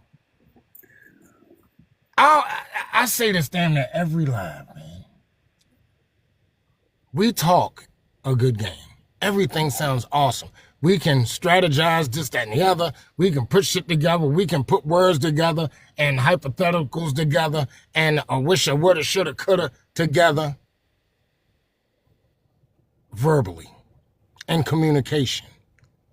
However, when it comes to real life application, that shit just falls the fuck apart. All right? So the whole thing about this is when we start comparing either the women of back then to the women of today, or the finances back then to the finances of today, it's not even really comparable. The 80 is the new 40, right? When I say 80, $80,000 a year is the new 40,000 because of increases and everything or whatever. Just that now. Back in the day, you could raise a household with 2-3 kids on 40,000. Why? Why is the new Polygamy is the way to go. Women are in polygamous relationships unbeknownst to them, and men are too. Polygamy is the way to go. It's open and honest. If you're gonna be open and honest, I think you can get everything you want. Gentlemen, I do. You can get everything you want. Gentlemen. I'm gonna tell you why. Gentlemen. Gentlemen. I'm only gonna say it one more damn time because I wasn't talking. Bro, you've been talking before I came here from mad long. I watched you talk over the whole platform. He got the Wawa now, man. Remember he said he gonna get left the for a Wawa. minute. Yeah, when And let them talk. Yeah, but you came in the middle of our conversation about a Dude, I done drove from Wawa all the way to fuck home and y'all was talking. I didn't say a word. Hey man, you got your Wawa. We ain't trying to interrupt you, bro. Don't get your shit off. You can Say talk what you more saying. Hold on. Let Warlock say what he's saying, and then like everybody else got to say it. Let him say what he's saying, and then we'll go back to I don't know who was talking before you. You know what, Lala? You know what, Lala? Fuck it, because I done lost my train of thought now. Thank you. That's the But I want to say this before I meet the fuck back up. Yeah. Here is another reason why a lot of these conversations go so fucking long. And I'm going to say this, and Kev know I say this shit all the time because I get motherfuckers that just don't get it. If we're going to have a conversation, there are several different things that need to happen. First, we need to listen. Not hear certain shit that causes us to have a fucking thought and we just blurt it out. We need to listen. We need to comprehend. Now, in order to comprehend, you have to get a complete thought. You can't comprehend shit if a motherfucker only get a part of a thought out. Once you listen and then you comprehend, then you need to process it. Then you need to formulate a freaking response. And then you need to find out if that response is actually relative to the conversation or not. But see, we get so caught up that when we hear shit, we just automatically want to respond. And then now you're going to respond to something 8 times out of 10 the motherfucker wasn't even really talking about. Now the conversation gets sidetracked. And we never actually get to the point. So I think that we as a whole, and I preach this shit, it's not just here, it's everywhere fucking where I go when I got people that just can't, that fucking mute button is like Lucky Charms. They want to lick off their fingers or the Doritos shit. They just can't keep their ass hand off the fucking mute button. I think that we need to learn to practice more restraint. We do. And listen to each other more. Maybe, I see your hand, my dog. I see your hand. If we do that, maybe sometimes these conversations won't go between like life and dance. They were saying the same shit, but they were just saying it in a different way. But they was actually saying the same shit. So D, you was absolutely right. They were. But they wasn't trying to really listen to each other. We heard ourselves. We caught it. All right, dude. Are you having an epileptic episode over there? He on mute and he don't know it. Oh no, he know he on mute. No, he don't. And now he does. That's why he's shaking his head because he I thought was still just talking this damn soft. I know he had to know he was on mute. He did not know he was on mute. I just wanted to put that out there. So look, y'all go ahead and have y'all conversation because I forgot where the fuck I was going because I was interrupted again. But I think that the general topic Hey, what is you get that for Wawa's? No, we don't want to know. You know what he got from that Wawa. Can I say one thing, please? Please, by all means, please. Thank you. The thing we have as Black people is lack of respect for conversation, right? If a teacher, if somebody making a statement or point, and I'm trying to ask a question to understand the point, you can't overtalk. I'm confused. I want to understand his point so I could comprehend. The thing why our kids are failing in school now, because a lot of people who are teachers don't hear the kid trying to ask the question in between the statement. And I was asking more like a question to understand his point. When he said 80 is the new 40, I wanted him to elaborate on that point so I could understand his message. Now I'm confused because I don't get his message because of that. I write it down for a reason so I won't lose thought.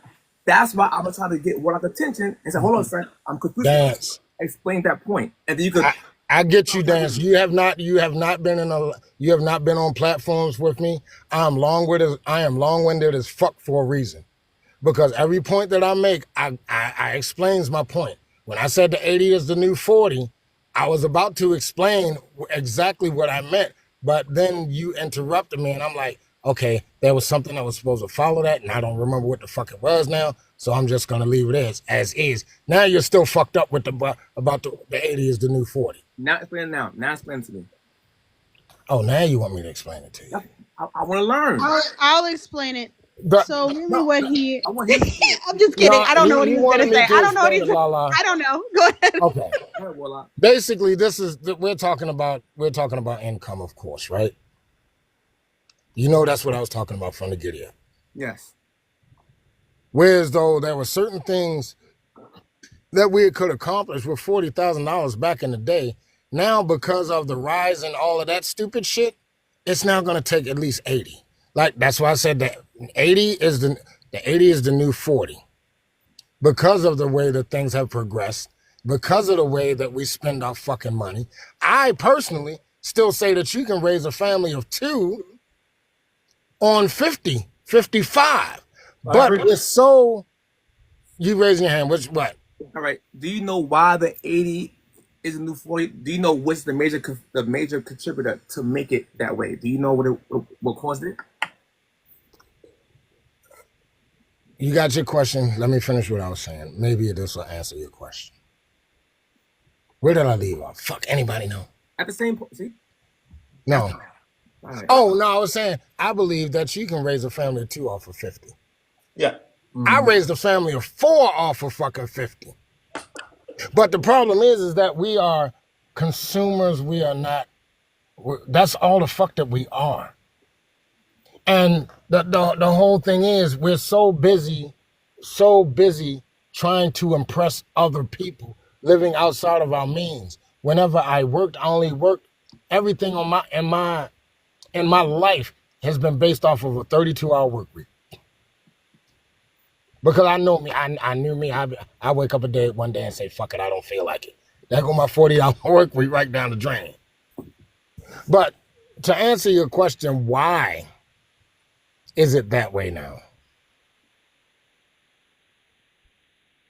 Truthfully, the only thing that I can think why the 80 is the new 40 is because of the way that we live our lives, the technology, everything in itself has increased. And unfortunately, our wages have not even thought about catching up to the way that the prices has increased and this, that, and the other. I understand the whole thing about supply and demand and yada, yada, yada. That's a whole nother thing in reference to the workplace. But what's your question? The answer to that. I know the answer. So the answer is that inflation and deflation. It's very clear. It's incentivized. It fuels the economy.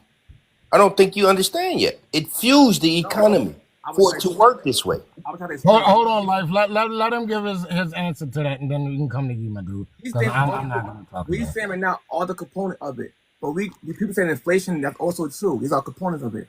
But the major part I leave out is feminism. When it tricked the women to go into the workforce by telling women you could do what you want to do, you could be what you want to do. So now every household, before you can have a household, buy a house for $100K. But now the house is like $800K now because they're literally looking at 2 incomes per household. Hey, Versus, Dan. Remember I said the thing about supply and demand before I let it off to you? I talk about the 80. I get it. No, I get what you're saying. But you remember that was one of the last things I said about supply and demand, right? Yeah. That's where I was going to go, but I didn't want to, in reference to bringing a double income into the workforce, double taxes and all of that shit. I get exactly where you're going from. That's why I ended it off at. That's why I was getting ready to go, but I wanted to let you go. So just letting you know that I understood where you're coming from. But ask the sister, though. I want to ask the sister. Sister, do you want to work or you want to stay home? Both. No, okay, then. There we Can't go. have both. See? We're not talking to you right now, Lala. Both of Okay, I'm sorry. No, hey, hold on, Lala. Hold on, Lala. Before you finish, I want to make sure Dance get to finish his shit so we can have it done. Life, you can go next at the dance is done, dude. Yeah, my point is it's basically economic. That's what it is, right? For example, they trick the woman, feminism, tell women, you want to be in the work field, that's what you want to do. And they ain't tell people only 4% of women really want to be in the workforce. Now you got women working hard jobs, taking their time away from their children. Now these women are in the workforce, and guess what happens? Everything goes up. Not only that happens, you got something called DEI. And everybody keeps saying it's a good thing, but it's also a scandal to put the disabled to work. Now which creates more inflation. This is what is happening why the new 40 is the new 80 is switched because of that reason. And we have to understand how we're being gained on the lower class by the higher class. I'd like to add to the fact that, remember, during Vietnam time, that a lot of the men, of course, were, because they was in the military, a lot of women had to step in and start taking on jobs. But because of LBJ, a lot of black women did not capitalize on it as much as YT women. Black women were provided with subsidies, which as far as, they're getting food stamps. A lot of them were getting, subsidized home living. And of course, they could only have this if they didn't have a man in the house. And at those times, schools were already bringing out people with skill set jobs like plumbing and electrician, AutoCAD, auto mechanics. Before you left high school, you could have one of these skills. But what they did was they removed those skills from those schools in urban communities, forcing black men to go toward colleges. But those colleges did not pan out for jobs for us. And that's when they introduced, of course, the Coca-Cola into the community.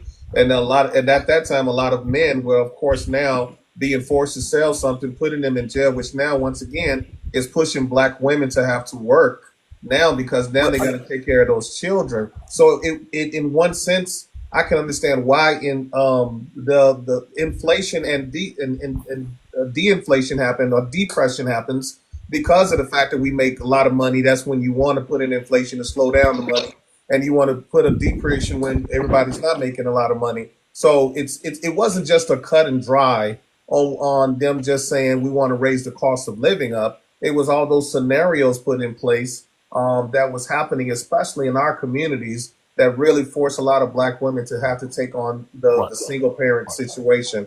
I believe that was two different times. What you're bringing up, you just brought up suffrage, right? 1930s, right? Yeah. You just brought up the 1930s, and then you just trailed it off into the 1960s. Those are two different completely things. What was in the 1930s? Suffrage. When you were bringing up the fact that during wartime that the women had to go work, right? That's 1930s. That's World War. Yeah. That's suffrage, bro. They wasn't, the white women wasn't forced to work, right? Black women have always been working, even throughout slavery. So that's what we not gonna do. Now, what I do, my father I understand what you're saying. Hold on. My father died because of Agent Orange, because he was in that Vietnam, and that's what he. But that's 1960s, sir. We're talking about when you brought up 1930s dealing with the women. This is what I'm focused on. What is? Hold on. Y'all can't gotta let me land my plane. My mom lost my dad. Hold on. My mom lost my father to Agent Orange. Is what I'm telling you. Right, and so you got to let me help you understand I was that. next, though. I was Yeah, next. I just want to finish this off because I saw a transformation in my community in the 80s. I was born in 71. So I seen all of these things transpire during this time. So in the 80s, as hip hop was coming out, a lot of us went to the streets and a lot of us, of course, subways everywhere, doing graffiti to dancing and all this. A lot of the transformation of brothers not going into the Ivy League. You had a lot of Ivy League brothers trying to go into college. This is during the Cosby Show era and all of this, and a different world when brothers was trying to go into the colleges. At those same time, schools was removing a lot of those skill set jobs. This wasn't the 30s. This was happening in the 80s I'm and in talking the about 90s.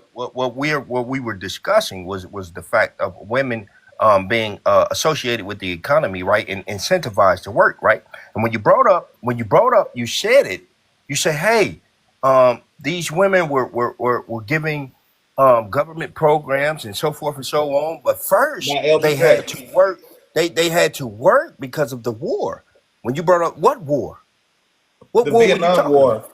Vietnam War. My mom was working because my father was in the war. Your mom was working because your father was in the war. Like So Devin. this had never. This is my point. This had already happened, and it was a movement going on. It was called women's Feminist suffrage. movement, right? Okay. It's about the feminist movement, Yeah. right? Yes. Yes. So what my point is, you don't put the onus on something that has nothing to do with it. They were already telling you, hey, we want to work. We're not sitting in the house. We don't give a fuck about all that. We You talking finna about go black work. women wanted to work? You talking about black women was pushing that Yes. now? Yeah. What white women too? They White still women doing it started now. that. They're doing it right They White now. still women doing it started now. that. Come on, But the you and I women both know. in general, women I are know. consensus. Come on now. Let's be honest. Women Black are women, consensus. Hold on. Here's the black deal women with the have been suffrage working movement, since we right? was free from Wi- slavery. Hold on, DePaulo. All And women are check this consensus. out. This was the deal with the suffrage movement, right? The whole thing was that it started as the whole thing about working. Then it was What happened to him? Then it went silent. Where Like where what are happened? you? What happened? It was Warlock, right? Come out of the vortex, Warlock, right now. Let's go to Wawa. they was like, fuck that. We'll stay Hey home. yo, Go ahead, dog. Finish Warlock, up. you got cut off. We could not hear you. Okay, my bad. Yeah, All I'm Wawa. saying, the only thing I'm gonna make this real fucking short. The whole thing was in reference to the suffrage movers and the right for women to vote. They would have had to serve like we did, and the white tea women was like, "Fuck that, we'll stay Right. home." Mm-hmm. That's why it took women so long to get the right to vote, because they were saying, "Oh no, we not serving shit. Right. Y'all can keep that right to vote shit. No, I don't want that shit." I remember that. So I that remember was that. back. That was back in the 30s and 40s, and then we move on to the 50s and 60s. That's a whole different time period and action for women. Thank you. That's all I was getting at. But for black women, it was very challenging during the 60s because that's even when Marvin Gaye would come back with Mother. Remember that song? Color Purple. We got the Color Purple on the way. This Yes, that's when he was critical. Yeah, black communities getting hurt so much with heroin. It was a lot of stuff going on besides the war. Wartime at Vietnam, they brought back a lot of, with Frank Lucas and all them, man. It brought back a whole lot of business that happened into the black community that was very destructive during that It time. did. Bro. It did, but that's that. I was just putting it in context because there was a line. There is a direct correlation between the women's suffrage movement and what we have now. Oh, okay. There's a Well, go ahead. direct correlation. Right. Okay. Go ahead. And my point is, right, if women are, we would say, hey, they were incentivized, they were given food stamps, they were given housing, they were given all of these benefits, right? And now they're saying, hey, we don't want none of those benefits. We out here working and we want to work. We want to do it. All right, so we're going to put a pin in that for a quick second. I got two new panelists up here, Miss Paula and D. Hold on, I can't So see they it. go. I want to do this little. The influence. I want to give y'all an update. Oh, okay. That's the host. Give y'all an update on what's going on with me. Yeah, because where you been at this whole time? Left me up here with all I this was eating and listening, but I want to show y'all how mad I got these people, boy. Oh, they still making videos. I'm telling y'all, this thing about to go viral. I seen it. They about to treat me like Kevin Samuels. It's just horrible. Now listen to this one that said about because nobody don't want to listen to the full video. Listen to this. Video, but nah, TikTok understand. I'm like, y'all try to report my video, but nah, TikTok understand. I'm like, y'all. You know, motherfuckers like you and your spouse are a part of the 80,000. Y'all are predators. Because that's all the predator would say. So you're definitely Drake. Say Drake. I heard you like I'm young. Because only motherfuckers like you and the person that you're with. Y'all think that wearing more clothes prevents a rapist from raping. No. They don't care. It's getting bad, guys. It's a war, baby. It's a war. And let me guess. I know old girl probably still sitting outside because she had no life. She probably outside my live right now, playing everything. Hey, get all you need to get. If you gotta get famous through me, go ahead. You know it's not gonna make you turn any girlier. Hey, Kev. Tell Hey, her Kev, I told you too. not to take them fucking canisters of kerosene out of my fucking shed. I told you. I think I took the wrong Come one. jump your ass in fan base with us too. We on fan base though. We already on that. Can I say though. one thing about Cat video? Yeah. Yo, and I'm gonna say right now, women have a broken game radar. It literally, when a man is trying to prevent harm from happening to them, by giving them the lessons of stop painting a bigger target on your back versus X, Y, and Z, they will literally shame the man and then turn around and say men don't protect women. Do you see how kitty-ish that is? Yeah. But this is what I'm saying. This will make things so dangerous. And I put this under your post too. This will make things dangerous. Because they switched it up, right? So now I'm the rapist. I'm all these things now, whatever. Because I asked the question, and that ain't had nothing to do with SA. But that's why I say people like that, that's who the dangerous ones. You know what I'm saying? They switch it up. Because they tell women to do this stuff, live free, do this, go to the danger because the man must never touch you. That's the stupidest stuff ever. So the thing is, I didn't even say nothing about it. I just said if you're afraid of men, because it's two things. I could have said the other part too. If you so afraid of men, you know, first off, why you get the cheeks and all that stuff shown? Because you know it attracts them type of men. You know what I'm saying? We know that. And another thing, if you so afraid of men, then why you always in their face cussing them out like, what the you gonna do to me? You're not. The whole point is that you're not afraid. Y'all lying. You know what I'm saying? You're lying. And my thing is, it was a question. All they had to do was say, okay, if I get more nakeder, yes, if it shoos them away, they get scared. You're something, make up something at least. You know what I'm saying? But they couldn't do it. So everybody take it out of context. And what they do, who's that? What is your point? I have no idea what you. I got you. I'm going to show you my point right now. I don't know who brought him back up. I already dropped him the first time. Yeah, somebody block him now. You beat me on that. But yeah, that the whole thing, it shows how dangerous people can be. The fact that they can't listen to and I like this, right? People that's like that, when they throw their own narrative and stuff, that's probably why they single now. They just make up their own stuff based off their feelings and just say, no, you meant this and you meant they didn't tell me what they gonna tell me what I meant about my stuff. You know what I'm saying? So people like that, those are the real dangerous ones, and that's why they heard me throw a narrative on somebody and call me these things. I'm like, bro, y'all can try y'all best. Y'all ain't got nothing on me. I'm a dude that been abstinent for the past 4 years. I ain't nowhere. I'm the one teach self-discipline. And it's because I try to show y'all how to discipline yourselves on I'm the greatest. These people funny them up. Record that. I know you're on the outside of my stuff. You like the biggest fan. I know you out there. She been actually sending videos now, just saying I am sitting out there, and when you said that about yeah, record that. You will not stop me, baby. Mustard. Sorry. Hey, listen, we got two new panelists up here, right? Miss Paula and Dion. Yeah, let's see what they talking about. Yeah, I know y'all been in here for a quick second. I know Paula's been in here for a quick second, so I'm gonna go to Paula, then I'm gonna go to Dion. How y'all doing tonight, man? What's going on, my guy? Miss Paula, I know you've been listening for a quick second with it. Yeah, but Kev back. Why the fuck am I doing this? Kev, you back. Bye. Go ahead, Miss Paula. My takes are not always received well because of the perception people have of me at this point. But what I wanted to say, speaking to the thing about the suffrage movement, was that a lot of women, especially here in the South, they were not sitting up here saying, I want to work. They were being made to work. like my grandmother, right? But when that was released and she was released from that, now keep in mind, coming off sharecropper farm, that's where my family came from.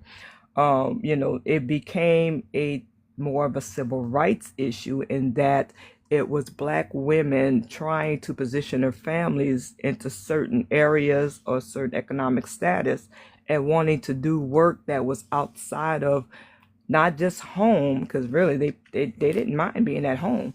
It was, if I was going to be made to work by rules after Jim Crow, and I was made to work in YT people's houses, I would rather work elsewhere, or I would rather work somewhere where I was not allowed or afforded the ability to work before to showcase my abilities. Because you got to remember, back then they were making it sound like we were stupid. They're making it sound like our men were stupid, and this whole narrative. So when you had the civil rights movement go on, people were trying to get into jobs and spaces that they weren't allowed in before, just to simply showcase that they could do it. It wasn't, I'm trying to escape men, I'm trying to escape husbands and family. No, they were trying to position their families in a certain, in a certain area. And to be honest with you, I know there's a difference between what happened here in the South and in the North. I know there's a difference. I can tell because I see the outcome, right? So I can't speak for what the people, when they left the South, ran from the South, what have you, when they went up North and they had their money and better job. I can't speak for what happened up there, because it looks like those were the women that were sitting at home possibly and not working and just in the house. But I know down here in the South, no. Once they had that, once that civil rights thing came, there was a period where Black women had to work still in white tea people's houses and then go home and still do their stuff. I They mean, call them wet nurses. Yeah. not even just the wet nurses, baby. You couldn't just be at your house. People would come to your house and have an issue or talk with the husband because they wanted mammy to be over there at so-and-so's house working. I mean, that's just how it went But down they was here. always working though, right? You would agree with me on that, They right? were always, they came out the fields Always working. working. They never not worked. Mhm. So all it was them shifting from working in some other, some other thing that they were forced into work to do, to working in better environments and working in better spaces and making better money. That's all that really was. So then that was then transposed down to the children, in regards to academics and in regards to just working period and advancement. So it really wasn't a bunch of people just running from y'all. Now where it turned, I can't say. I can't say where it turned, but I'm just letting y'all know that a lot of times it was not that. That wasn't the prevailing thought. But it is what it is, what we're looking at right now. You're absolutely correct, especially about the fact that it was the three stages. First, everybody was sharecroppers, especially in the South. Sharecroppers was the main way that Black people were making money, working people's land. And then a lot of them, of course, transferred into moving into the cities. And as they moved into the cities, a lot of Black women became the maids of a lot of those white homes, while at the same time, Black men were trying to find construction jobs or anything that they could find to work in so that they can make money to take care of their family. But Black women were still working, but at that time, it wasn't like they really had that much of a freedom. Like you said, they had to come home afterwards and still take care of the family. But those same Black women that moved into the city, now they was pushing their children into going into the colleges, right? That's what they wanted for their kids. So they didn't want them to fall back into working what they call hard labor, which was the electrician jobs, the plumbing jobs, the construction jobs, and all of those things. They wanted their kids to grow up to be Ivy Leagues. And so they start pushing that narrative, and everybody was headed toward that. But that's when the society saw that this was not going to happen. And that's when we got into the Cuban Missile Crisis, and we got into a lot of the of the CI, those three-letter people coming into our community, bringing in the Coca-Colas. Because if you remember, the Black Panther Party was very strong at that time, trying to protect Black people from a lot of issues they was having with the police. And that's when they was trying to teach everybody about the laws and helping them to strengthen those communities. A lot of them was basically also being pushed by politics to say that we were, a criminal society. And they had to push that because they needed money for the police. So the police were the same one creating a lot of the crimes that they was actually trying to say that they was policing. It's always been the Pied Piper theory. You know, in order to bring business, you have to create business, and it's been that way. Well, that's a faction of the Irish, right? The Italians. Yeah, They monopolize. They still hold monopolies, right? If you've ever been Yes, the in unions City and Hall, stuff. yeah, if you've ever been in City Hall, right? Y'all often hear me talk about this. If you've ever, I bidded on some of those contracts, and we are placed out of those contracts, right? Absolutely. I do know that. Yeah, Right. to this day, right? Yep. So To this day, and even then they start giving them to the Latinos. They push the black man out of a lot of those union positions. Absolutely. Yep. They even went to war with them. Italians used to come with sticks and bats.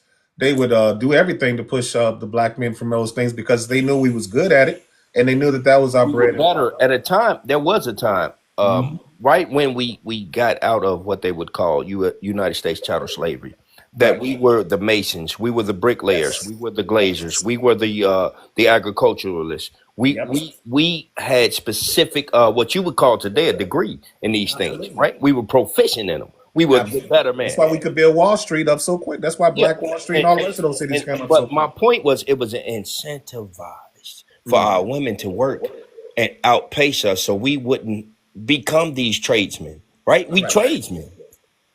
Right. That's a big component of my argument with the theory, right? I tell black men all the time when I get on the panels, go get a trade. If you want to go to college, you can pay for it. Right. A trade to pay for your college. You're absolutely correct about that. Yep.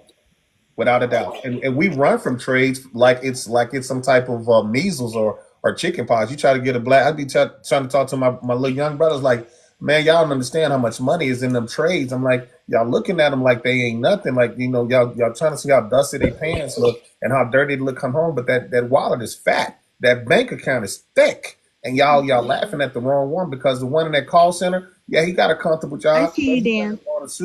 He went and bought a suit and got some nice shoes on, but he ain't making a third of what this brother with them dirty jeans on making right there. Let me tell you something. That brother with that dirty jeans, he can buy a house. Damn near 130,000. I'm telling you, 80,000 easy.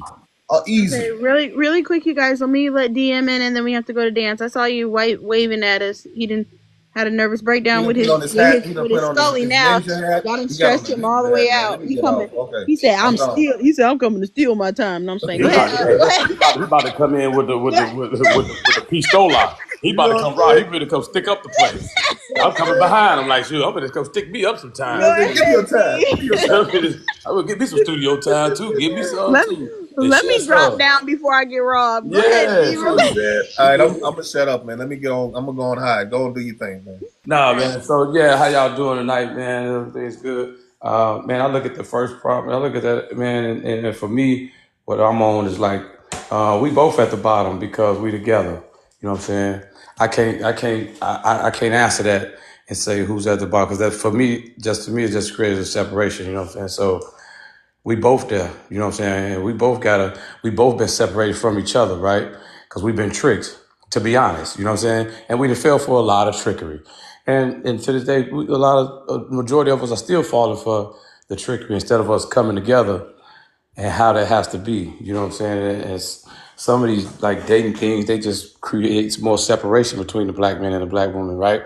So who cares? Like a lot of things about if my woman makes more money than me, I'm still the man of the house. It doesn't matter. She's still my woman. I never had a woman disrespect me or like just, you know what I'm saying? Because I was a provider, but you know, I never had a black woman disrespect me like to. Now I had some like be feisty with me and maybe say, you know, maybe hell or some, you know, maybe say a curse word or two. But like as far as just being disrespectful, no.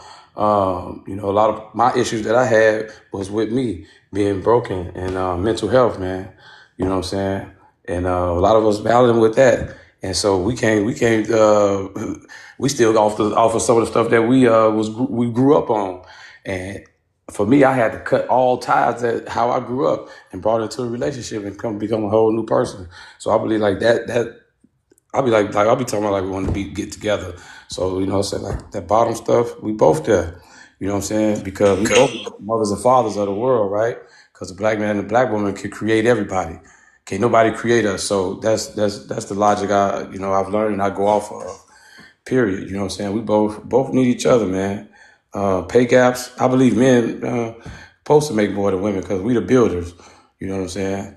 While we putting our head down building, you know, the woman's there, you know what I'm saying, to make sure make sure everything's good. Like my grandmother, she was a homemaker. She never had a job, but my grandfather was a brick mason, had his own company, and she managed that money, and they was able to buy two homes side by side. You know what I'm saying? So, yeah, man, a homemaker. I don't mind a woman staying at home, but if she's a real homemaker, you know what I'm saying, that's a real job. You know what I'm saying, to be able to maintain a home without having an argument, you know what I mean, and really maintain it. That's a homemaker. That's a job. You know what I'm saying? That's a real job. And my grandmother was the last person I seen do it, to the point where, you know, she used to sell candy, little Avon, but, you know, they was able to buy 2 homes. My grandfather would give her check and buy a pint of 100 proof Granddad and go on Fridays down, you know, under the viaduct and with his buddies, and then sit and drink. He'd come home, you know what I'm saying? And, you know, just stuff like that. Let me see. Who's more privileged today? I am. I use black privilege. I'm privileged because I know God made me in his image. So therefore I am God. We more privileged, but we just got to use it. We got to tap into what God gave us. You know what I'm saying? We privileged, black people, all of us, even on this panel. We privileged, but we just lost touch with the Creator a little bit. And all we got to do is tap in a little bit and get what's due to us. And spread love to one another. That's it. And why use stats to victimize? Rather motivate. Period. You know what I'm saying? I don't care. That stats don't mean nothing to me, man. I don't care about that. I don't care because my woman make more than me. I want her to make more than me. Shoot. I mean, I'm either shoot. I'm gonna love her even more. Shoot. Y'all ain't seen those pranks where, like, I'm a stay-at-home mom. Y'all haven't seen them pranks where the wife is like, "Ah, babe, I can't pay the mortgage this month." I kept doing that to him all day, and he was like, "Please leave me alone." I was like, "Babe, I can't do it. I don't know what we're gonna do." He's like, "Please shut up and leave." I was bothering him. I was bothering him in the shower and everything. I'm like, "I can't pay it this month." I hate that. Don't bother me in the shower, G. Why did you talk to me? Then you flush the toilet on me and shit. You ain't even thinking. That's great. Okay, go ahead, Dan. Go ahead, make your point. Yeah. So yeah, that's it, man. I'll land my plane. Thank you, D. You're welcome. Go ahead, Dan. We You can't on hear you, mute, bro. Dan. You on mute. Sorry. Don't get triggered when I bring up Trump. I'm making a point. So when Trump talked about the illegal immigrants, right, that's taking the black jobs, and we got in our bourgeoisie feelings, like we know what he was talking about, and it goes back to Life's point, why they was giving all the other people the contracts, right? This is the reason why you got 9,000 in Chicago. You're giving them people all the contracts, right? So what I was saying, literally. So why are we looking for people that we deem to be our enemy to give us contracts or to help us? What's stopping black people? Because mind you, today, black people itself have the most black rich people in this country have ever seen before. So with that being said, what is stopping black people from building businesses like the Mexicans and hiring and giving their own people the contract? What's stopping them? They don't know what nepotism is. They have no idea what the word nepotism means. No, you're asking the question. I said, what's stopping you from buying your own business and hiring blacks? Not knowing what nepotism is. You know the definition of nepotism? No. Go ahead. Well, when you say businesses, let me ask, because again, I'm in a city that's a tourist-driven city, right? And we have businesses, we have black businesses that employ black people. So when you're saying businesses, do you mean just local businesses, or is it more, why are we not starting I don't know, do they still have Fortune 500 companies or so forth? You know, I mean, what do you mean? Define business.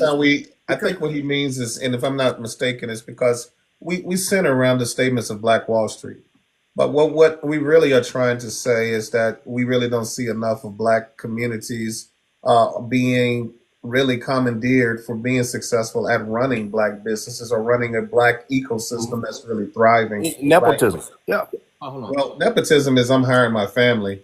I'm hiring people I know. That's the definition. When you go from the adjective to the noun, right? Nepotism can be your family. Nepotism can be your friends. Nepotism can be your associates. So we have to start practicing nepotism. Well, I could say that. I mean, that's a cool thing too. But at the same time, I don't know every black person. But at the same time, I do consider every black person family. My point. Exactly. And we also got to remember that we was hidden from a lot of information for years, and it's, you know what I'm saying. So it's going to take a minute for us to. No. See, that's what I was trying No, to. listen. I'm just saying, but listen. I'm saying. I still give. Point hasn't been made yet. Listen. He's saying his point hasn't been made yet. He's asking for you to reserve till he finishes his point. Yeah. You know what I'm saying? So, you know, my job and whoever job we got from God, right, is to build these, get rid of this. Yeah, they're hushing you up because it's actually Dance. Dance is trying to finish his point. That's why they stopped you. Go ahead, Dance. Sorry about that. Oh. I almost turned to in mode. Go ahead, dog. Take off the ninja hat. We know what the ninja hat is. We good. We good. Put the piece down, man. Put the piece down. Go ahead. Finish what you got to say, bro. Construction. We headed for something. My bad. So my point is, I'm making to you this, right? We bring up Black Wall Street, and we try to live over other people's worlds. Black Wall Street, this and the third. Yes, the things are all true. What I'm saying is we have way more money now than back then, and we have yet to build another Black Wall Street. When Kanye West told black people, there are tons of land to buy, we could stop buying all these expensive cars. Black people told him to shut up, and then got mad when Bill Gates bought the land. That didn't even make any sense to me at all. What I'm saying to you is that we keep saying they giving the Hispanics the contracts, non-black. What's stopping you from having the business to give your brothers the contract? There's nothing stopping you from doing this. What's your mentality? Right. You just said it. That's the answer. Question. So black people are hiring non-black. I just want to be clear about it.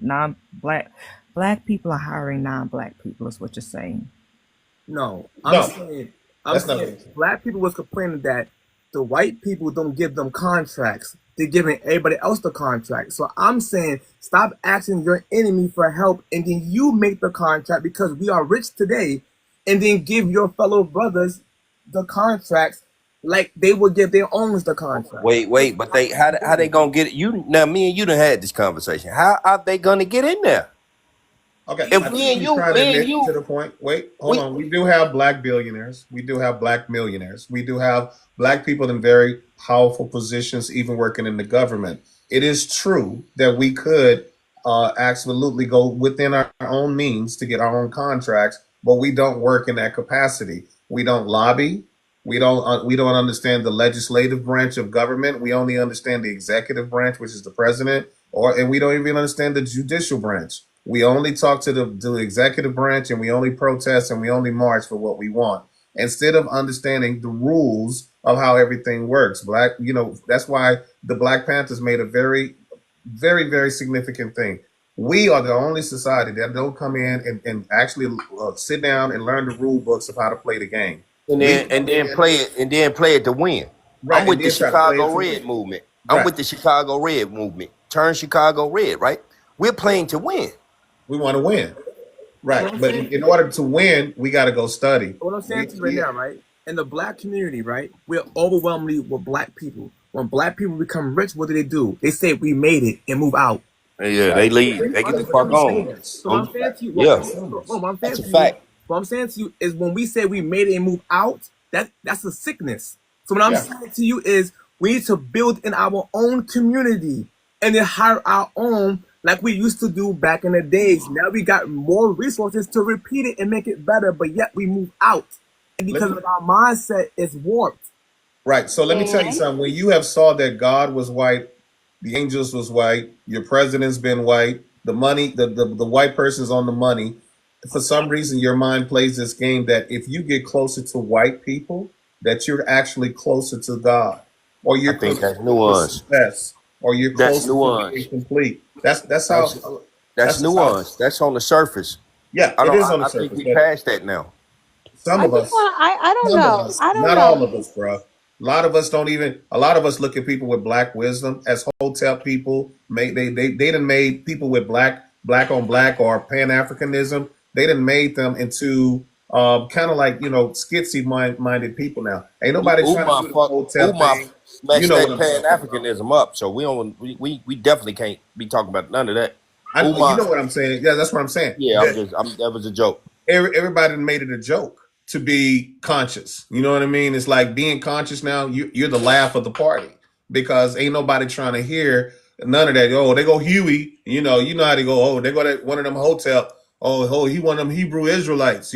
All of it has turned into buffoonery, and it's sad because those were the steps that we was trying to make, even from Noble Drew Ali all the way down to where we are, that all of that wisdom is now not even taken serious anymore. Our children don't even want to be part of it anymore because it's now become It starts with us. Like I say, young brothers, young black brothers, for y'all that's listening in the comments, go get y'all a trade, man. We got y'all back, man.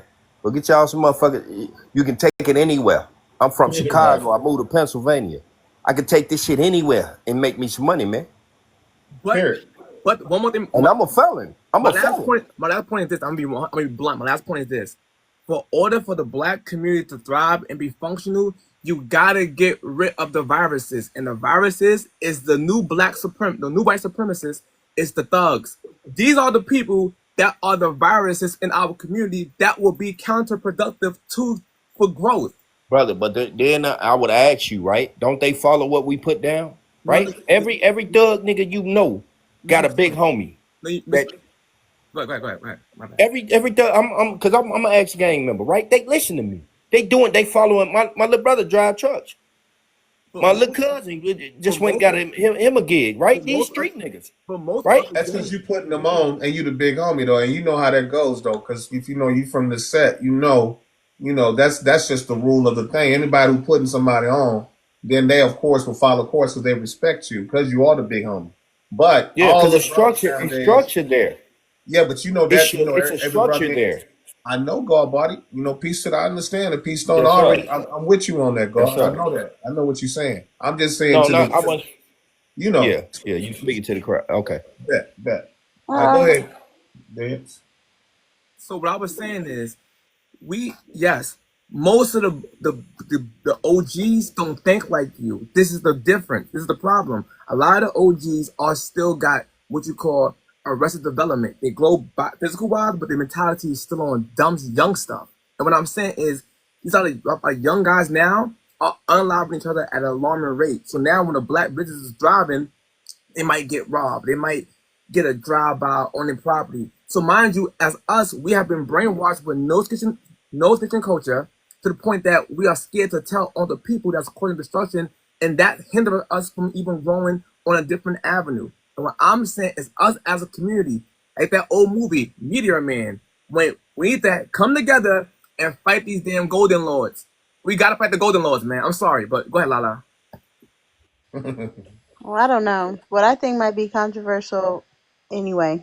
I mean, it usually is, but I'm just saying a couple of things that stood out to me. I do want to point out that when we were talking about starting businesses, what I think a big misconception is within our community, and probably because it's what was taught to us, was that it's about chasing your dreams.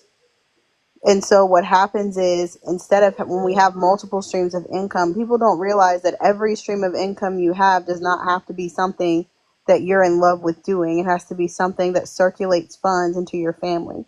And so if we're looking at, like, I don't care about, trucks is a great example. If you don't care about driving trucks or hiring a truck driver, yeah. What? Hi. That was weird. Okay. So if you don't care, you don't have to care about, delivering supplies and driving trucks, but you can have that business circulating because it brings money into your home. I think when you have multiple streams of income, it provides, sorry, my kids are on bananas. They're crazy. They match me out. They get it from me. They are crazy. Bananas. But I also think the second thing I'm probably going to say is I live in a pretty urban area, in a bigger city, in a city that is usually known for high crime activity as well. And so when I hear people say, like, don't leave. That's tough for me to hear because the city I came, I work in the city. Like when I go and teach dance, it's in the city. It's to build up the people here. But like when I have kids who only have seen within the 4 blocks that they live, and you're saying just stay here and build here, where the people have no interest in supporting them or helping them build anything. I don't know if that's the best plan. What you could do now, what I do think is smart, is to go and build somewhere else together. To go build somewhere else together, because I don't think coming back into a city that's riddled with crime and robbery and say it's okay, raise your family here, is smart. The Great Migration is what they called it, right? That there is going to be another one. The reason I hope it's prepared. The reason why I said that earlier is because wait. Hold on, Dan. So give me just a couple of minutes. I just want one on this one. I believe that a city that's riddled with crime and a lot of, what you're saying, destruction or whatever, is the perfect place to build. Now, listen to why I say this. Latinos would come into communities like that, and they would take care of everything from the yards to rebuilding the house to restructuring everything, and they would buy up those communities, and they would make it their own. And on top of that, they would secure it to make sure that nobody comes into their community destroying it. The problem that we have is that we're down with just leaving things the way they are. And what we don't take into account is that we can actually transform these destructive communities into thriving businesses. Security is the number one money made in America. It's the number one. And we could do private firms if we have to. We could do private firms, but y'all got to trust us to do it, right? But the crazy part about it is, once you leave out your community, guess what happens? Your community get bought on a discounted price from the outsider. It's a bunch of, in my area, I'm in Brooklyn, it's a bunch of Indians that buying all the property and then upping the price. Now the black people got to move somewhere else. And what I'm saying to people are, you have to get rid of the viruses in your community. That's how you make it thriving and functioning. We get that on a functionary. On a functionary, what you're saying is, hey, don't drive down the property value. Don't be out here doing this. Don't do that. Yes. We understand that. And what I'm saying is, when you move somewhere else, you make their area taxes go up. You make it better for their community. When I'm saying in your community, like she said, yeah, why would you want to stay in a crime-ridden area? The problem is we have fallen under the culture of no snitching. Now we are part of it. If we clean up our community will be higher than their community. That's what I'm saying. I don't know if I'm willing to risk my children's lives. I'm agreeing. We doing that already, though. There is no such thing as no snitching. The drill culture, as you know it, is dying. The drill culture is dead. It's dead. Okay, go ahead. Unalive. I'm sorry. No, it's okay. What I'm saying to you is, snitching thing is a myth. We know that. But I'm saying people live by the culture, even if they're just civilians. What I'm saying to you is, a lot of point, our communities are overly written with crime. Then we get mad when police in the area. Why are you over policing us? Then why would somebody want to stay there being successful while they might get robbed?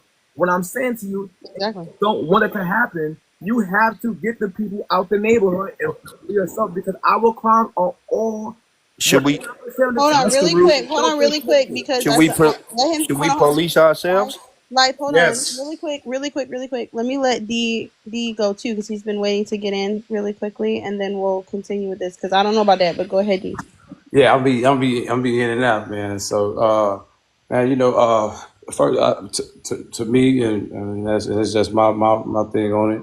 Mm-hmm. What helped me, man, from coming out of the darkness and into light was getting my mental health straight, man, and dealing with that. And in the community, and getting the glass out of our eye first, like he said down there. I believe, I feel you on what you're saying. We have to get rid of the viruses in our neighborhood. The Stop Snitching have done a lot of damage to the neighborhood. You know what I'm saying? And so one of the hardest things for me that I had to do, right, going through my transformation around in 2015 in 2017, I was faced with a dilemma that I was living upon this word that says, if I see something, I'm gonna say something. And I was tired of hearing and reading about brothers getting unalive. I come into to learn reading history, man, in 2015 at 30 years old. You know what I'm saying? And that was the greatest thing ever to me, man. That helped me understand myself. It broke me down to read what happened, what we're going through, what how long it's gonna take us to get through it, the trickery and all that. And I come back with an undying love for my brother and my sister, because I had a problem against black men, right? But I didn't know that, and that's because what my mom went through. And, you know what I'm saying? I didn't know that I grew up with that. You know what I'm saying? Until I was 30 years old, man, and getting that straight and learning who I was, man, and learning what we accomplished doing, and learning what we did in this world, and so much, and we got so much to teach to the world, and and to see us at each other, some of us at each other, you know what I'm saying, and understanding that some of these people don't know, some people don't know, so we can't push it on them, you know what I mean, and they're not ready yet, you know what I'm saying, because it's hard. I'm sorry. Keep going. All right. No, I got ADHD. I'm sorry. Keep going. Don't pay me no mind. That's why I'm thinking my mic on And mute. we don't know. So first we got to start there and give grace and give love to each other, and pull each other up as brothers, right? That's the basic part, that we got to love each other. You know what I'm saying? So I've been in Atlanta 2.5 years, but I just tell you a little bit about it. My journey led me here. You know what I'm saying? To break a couple of stigmas. You know what I'm saying? To work with brothers and sisters. So that's what I do. I work with brothers and sisters.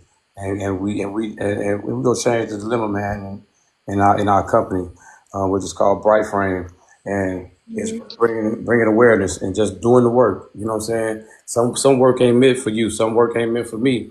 Apollo might got his own work he got to do for God. Life might have his own. Lala might have her own. Dance, you might have your own. But at the same time, we all going on the same. We going to the promised land, but all of us just got different works. And we just come together by, hearts and righteousness, you know what I'm saying? And, just righteousness has no name, you know what I'm saying? And those people they go attract, you know what I'm saying? But we got to understand too that, God got us here for a home mission, you know what I mean? And whatever it is, I can't tell you how you came into God or me, but as long as you're doing the work, he came to you some kind of way, or hurt some kind of way. And, we got to recognize that too. Some works ain't meant for everybody. You know what I mean? So we can say like this person had this type of money, like they say about Tyler Perry right here in Atlanta.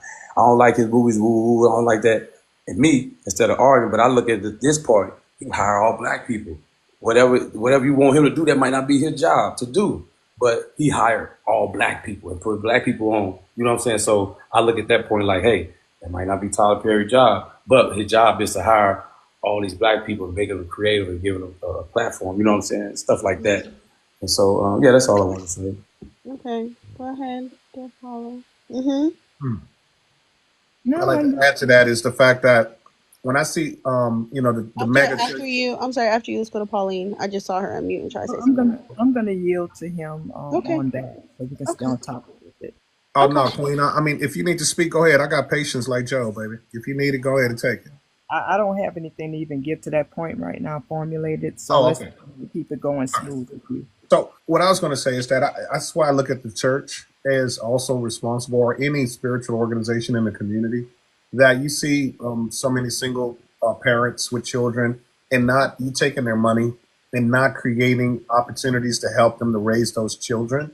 Yet you're so quick to take the money when they should have big brother operations that help single mothers to raise those kids, instead of closing the door on those gang-banging kids, or the kids who you feel like don't have a chance.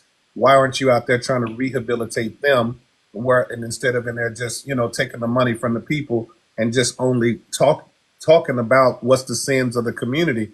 The church should have been the main focal point to help black wealth to build, because instead of taking that money and building those mega churches, they should have took the money and built the communities up and created businesses with it. They could have created credit unions through churches. Those credit unions could allow black people to definitely borrow against each other's pool of money and open up businesses, as well as create schools that would help their children to catch up to create STEM jobs, science, technology, engineering, and mathematics, create security jobs for people. secure the neighborhood, make sure each community is safe to where they can walk and be safe, that children can get home from school and be safe.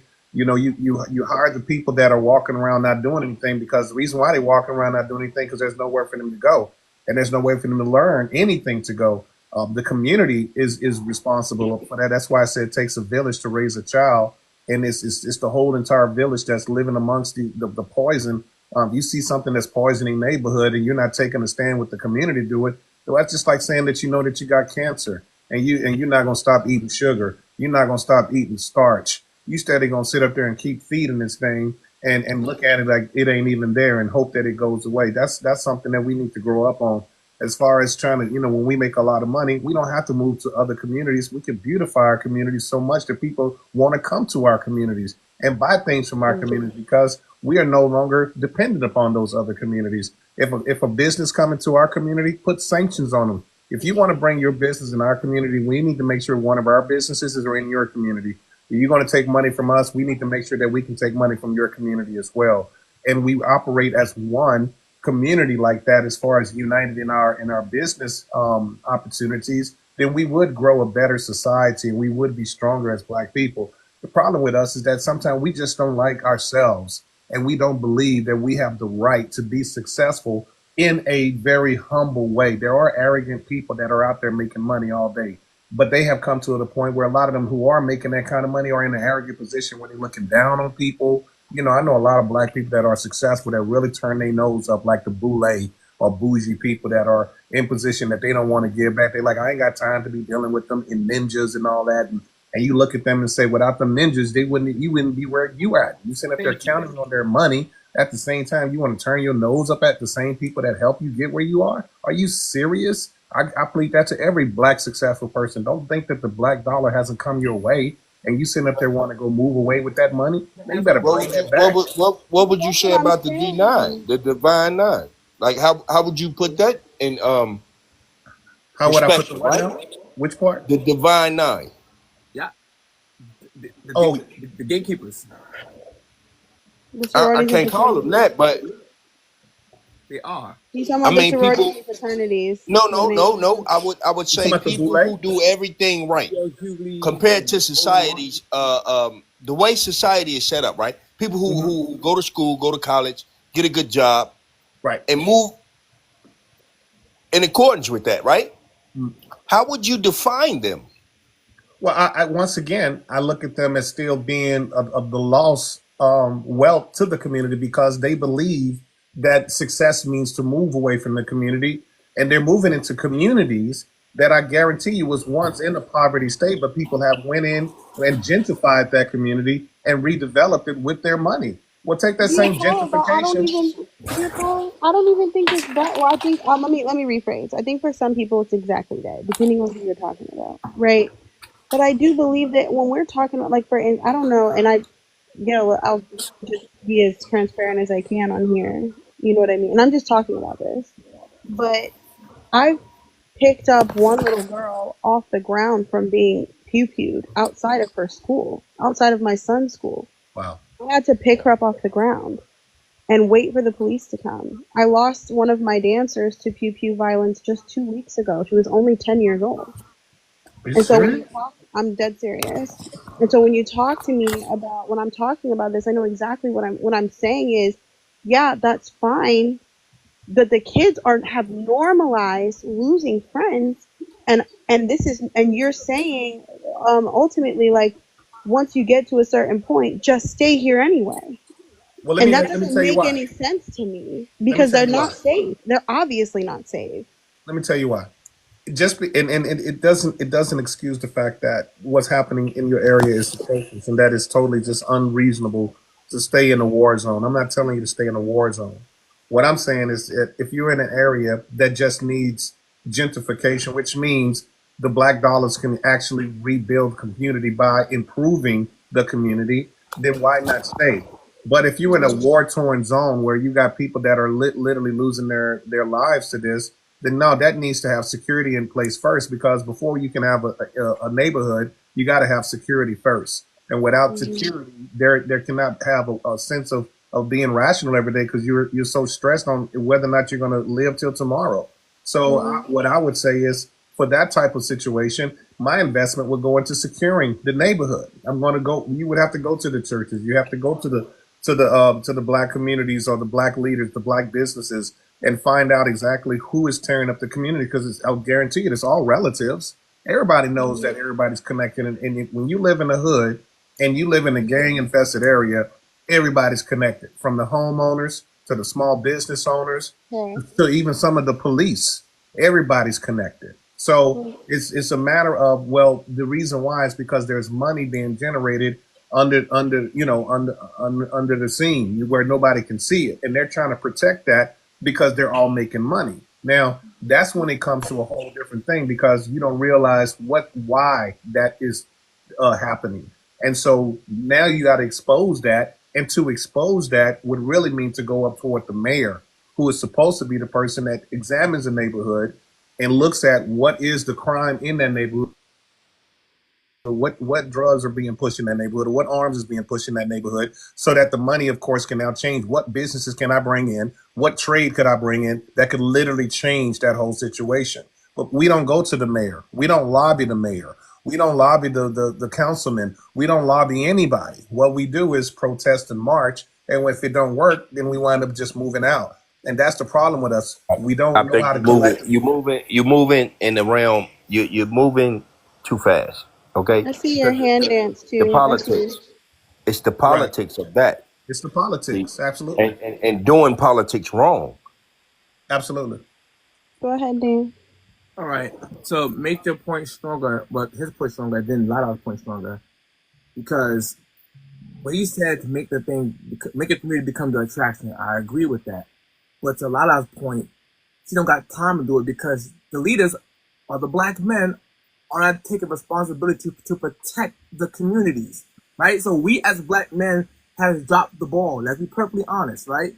I always compare us to Lion King. We say we kings and queens, but you act like Simba. When Simba left and he went and ate with a meerkat and a pig, he'd eaten bugs, and Nala took, what you doing? Yo, go back, take over your pride. Take your pride. That's black man in a nutshell. We don't take over our pride. We actually scared of our youth, which is insane to me, right? So that last point, yeah, why would she have her kids around that? And I agree with her on that point, but I also agree that we as men, so once again, get rid of the virus, right? And also become the attraction. And when I say by that, one time, right, I'm a designer, I have my own business, right? I make clothes. And I was trying to get some celebrities to come to my fashion show. And one of my boys told me, yo, dude, forget the celebrities, you become the celebrity. You become the attraction. I said, you know what, you're right. And ever since then, all my shows are always packed out because I became the attraction. Now the question I got for the panel is this question. Why, since we've been using the title kings and queens on each other, we've been acting more like peasants? Yeah, because Hey y'all, yeah. y'all come right back. I'm about to refresh the whole live and come with a new topic. Yeah. So y'all give me about a couple seconds, and I'll be back. I'm not coming back here because I don't even like it. So bye. Cool. Man, we love you too, Lala. Bye. A whole lot of love towards you, baby. All right, and we talk about love languages. That's what we about to do tonight. All right, I see y'all. Give me 1 second.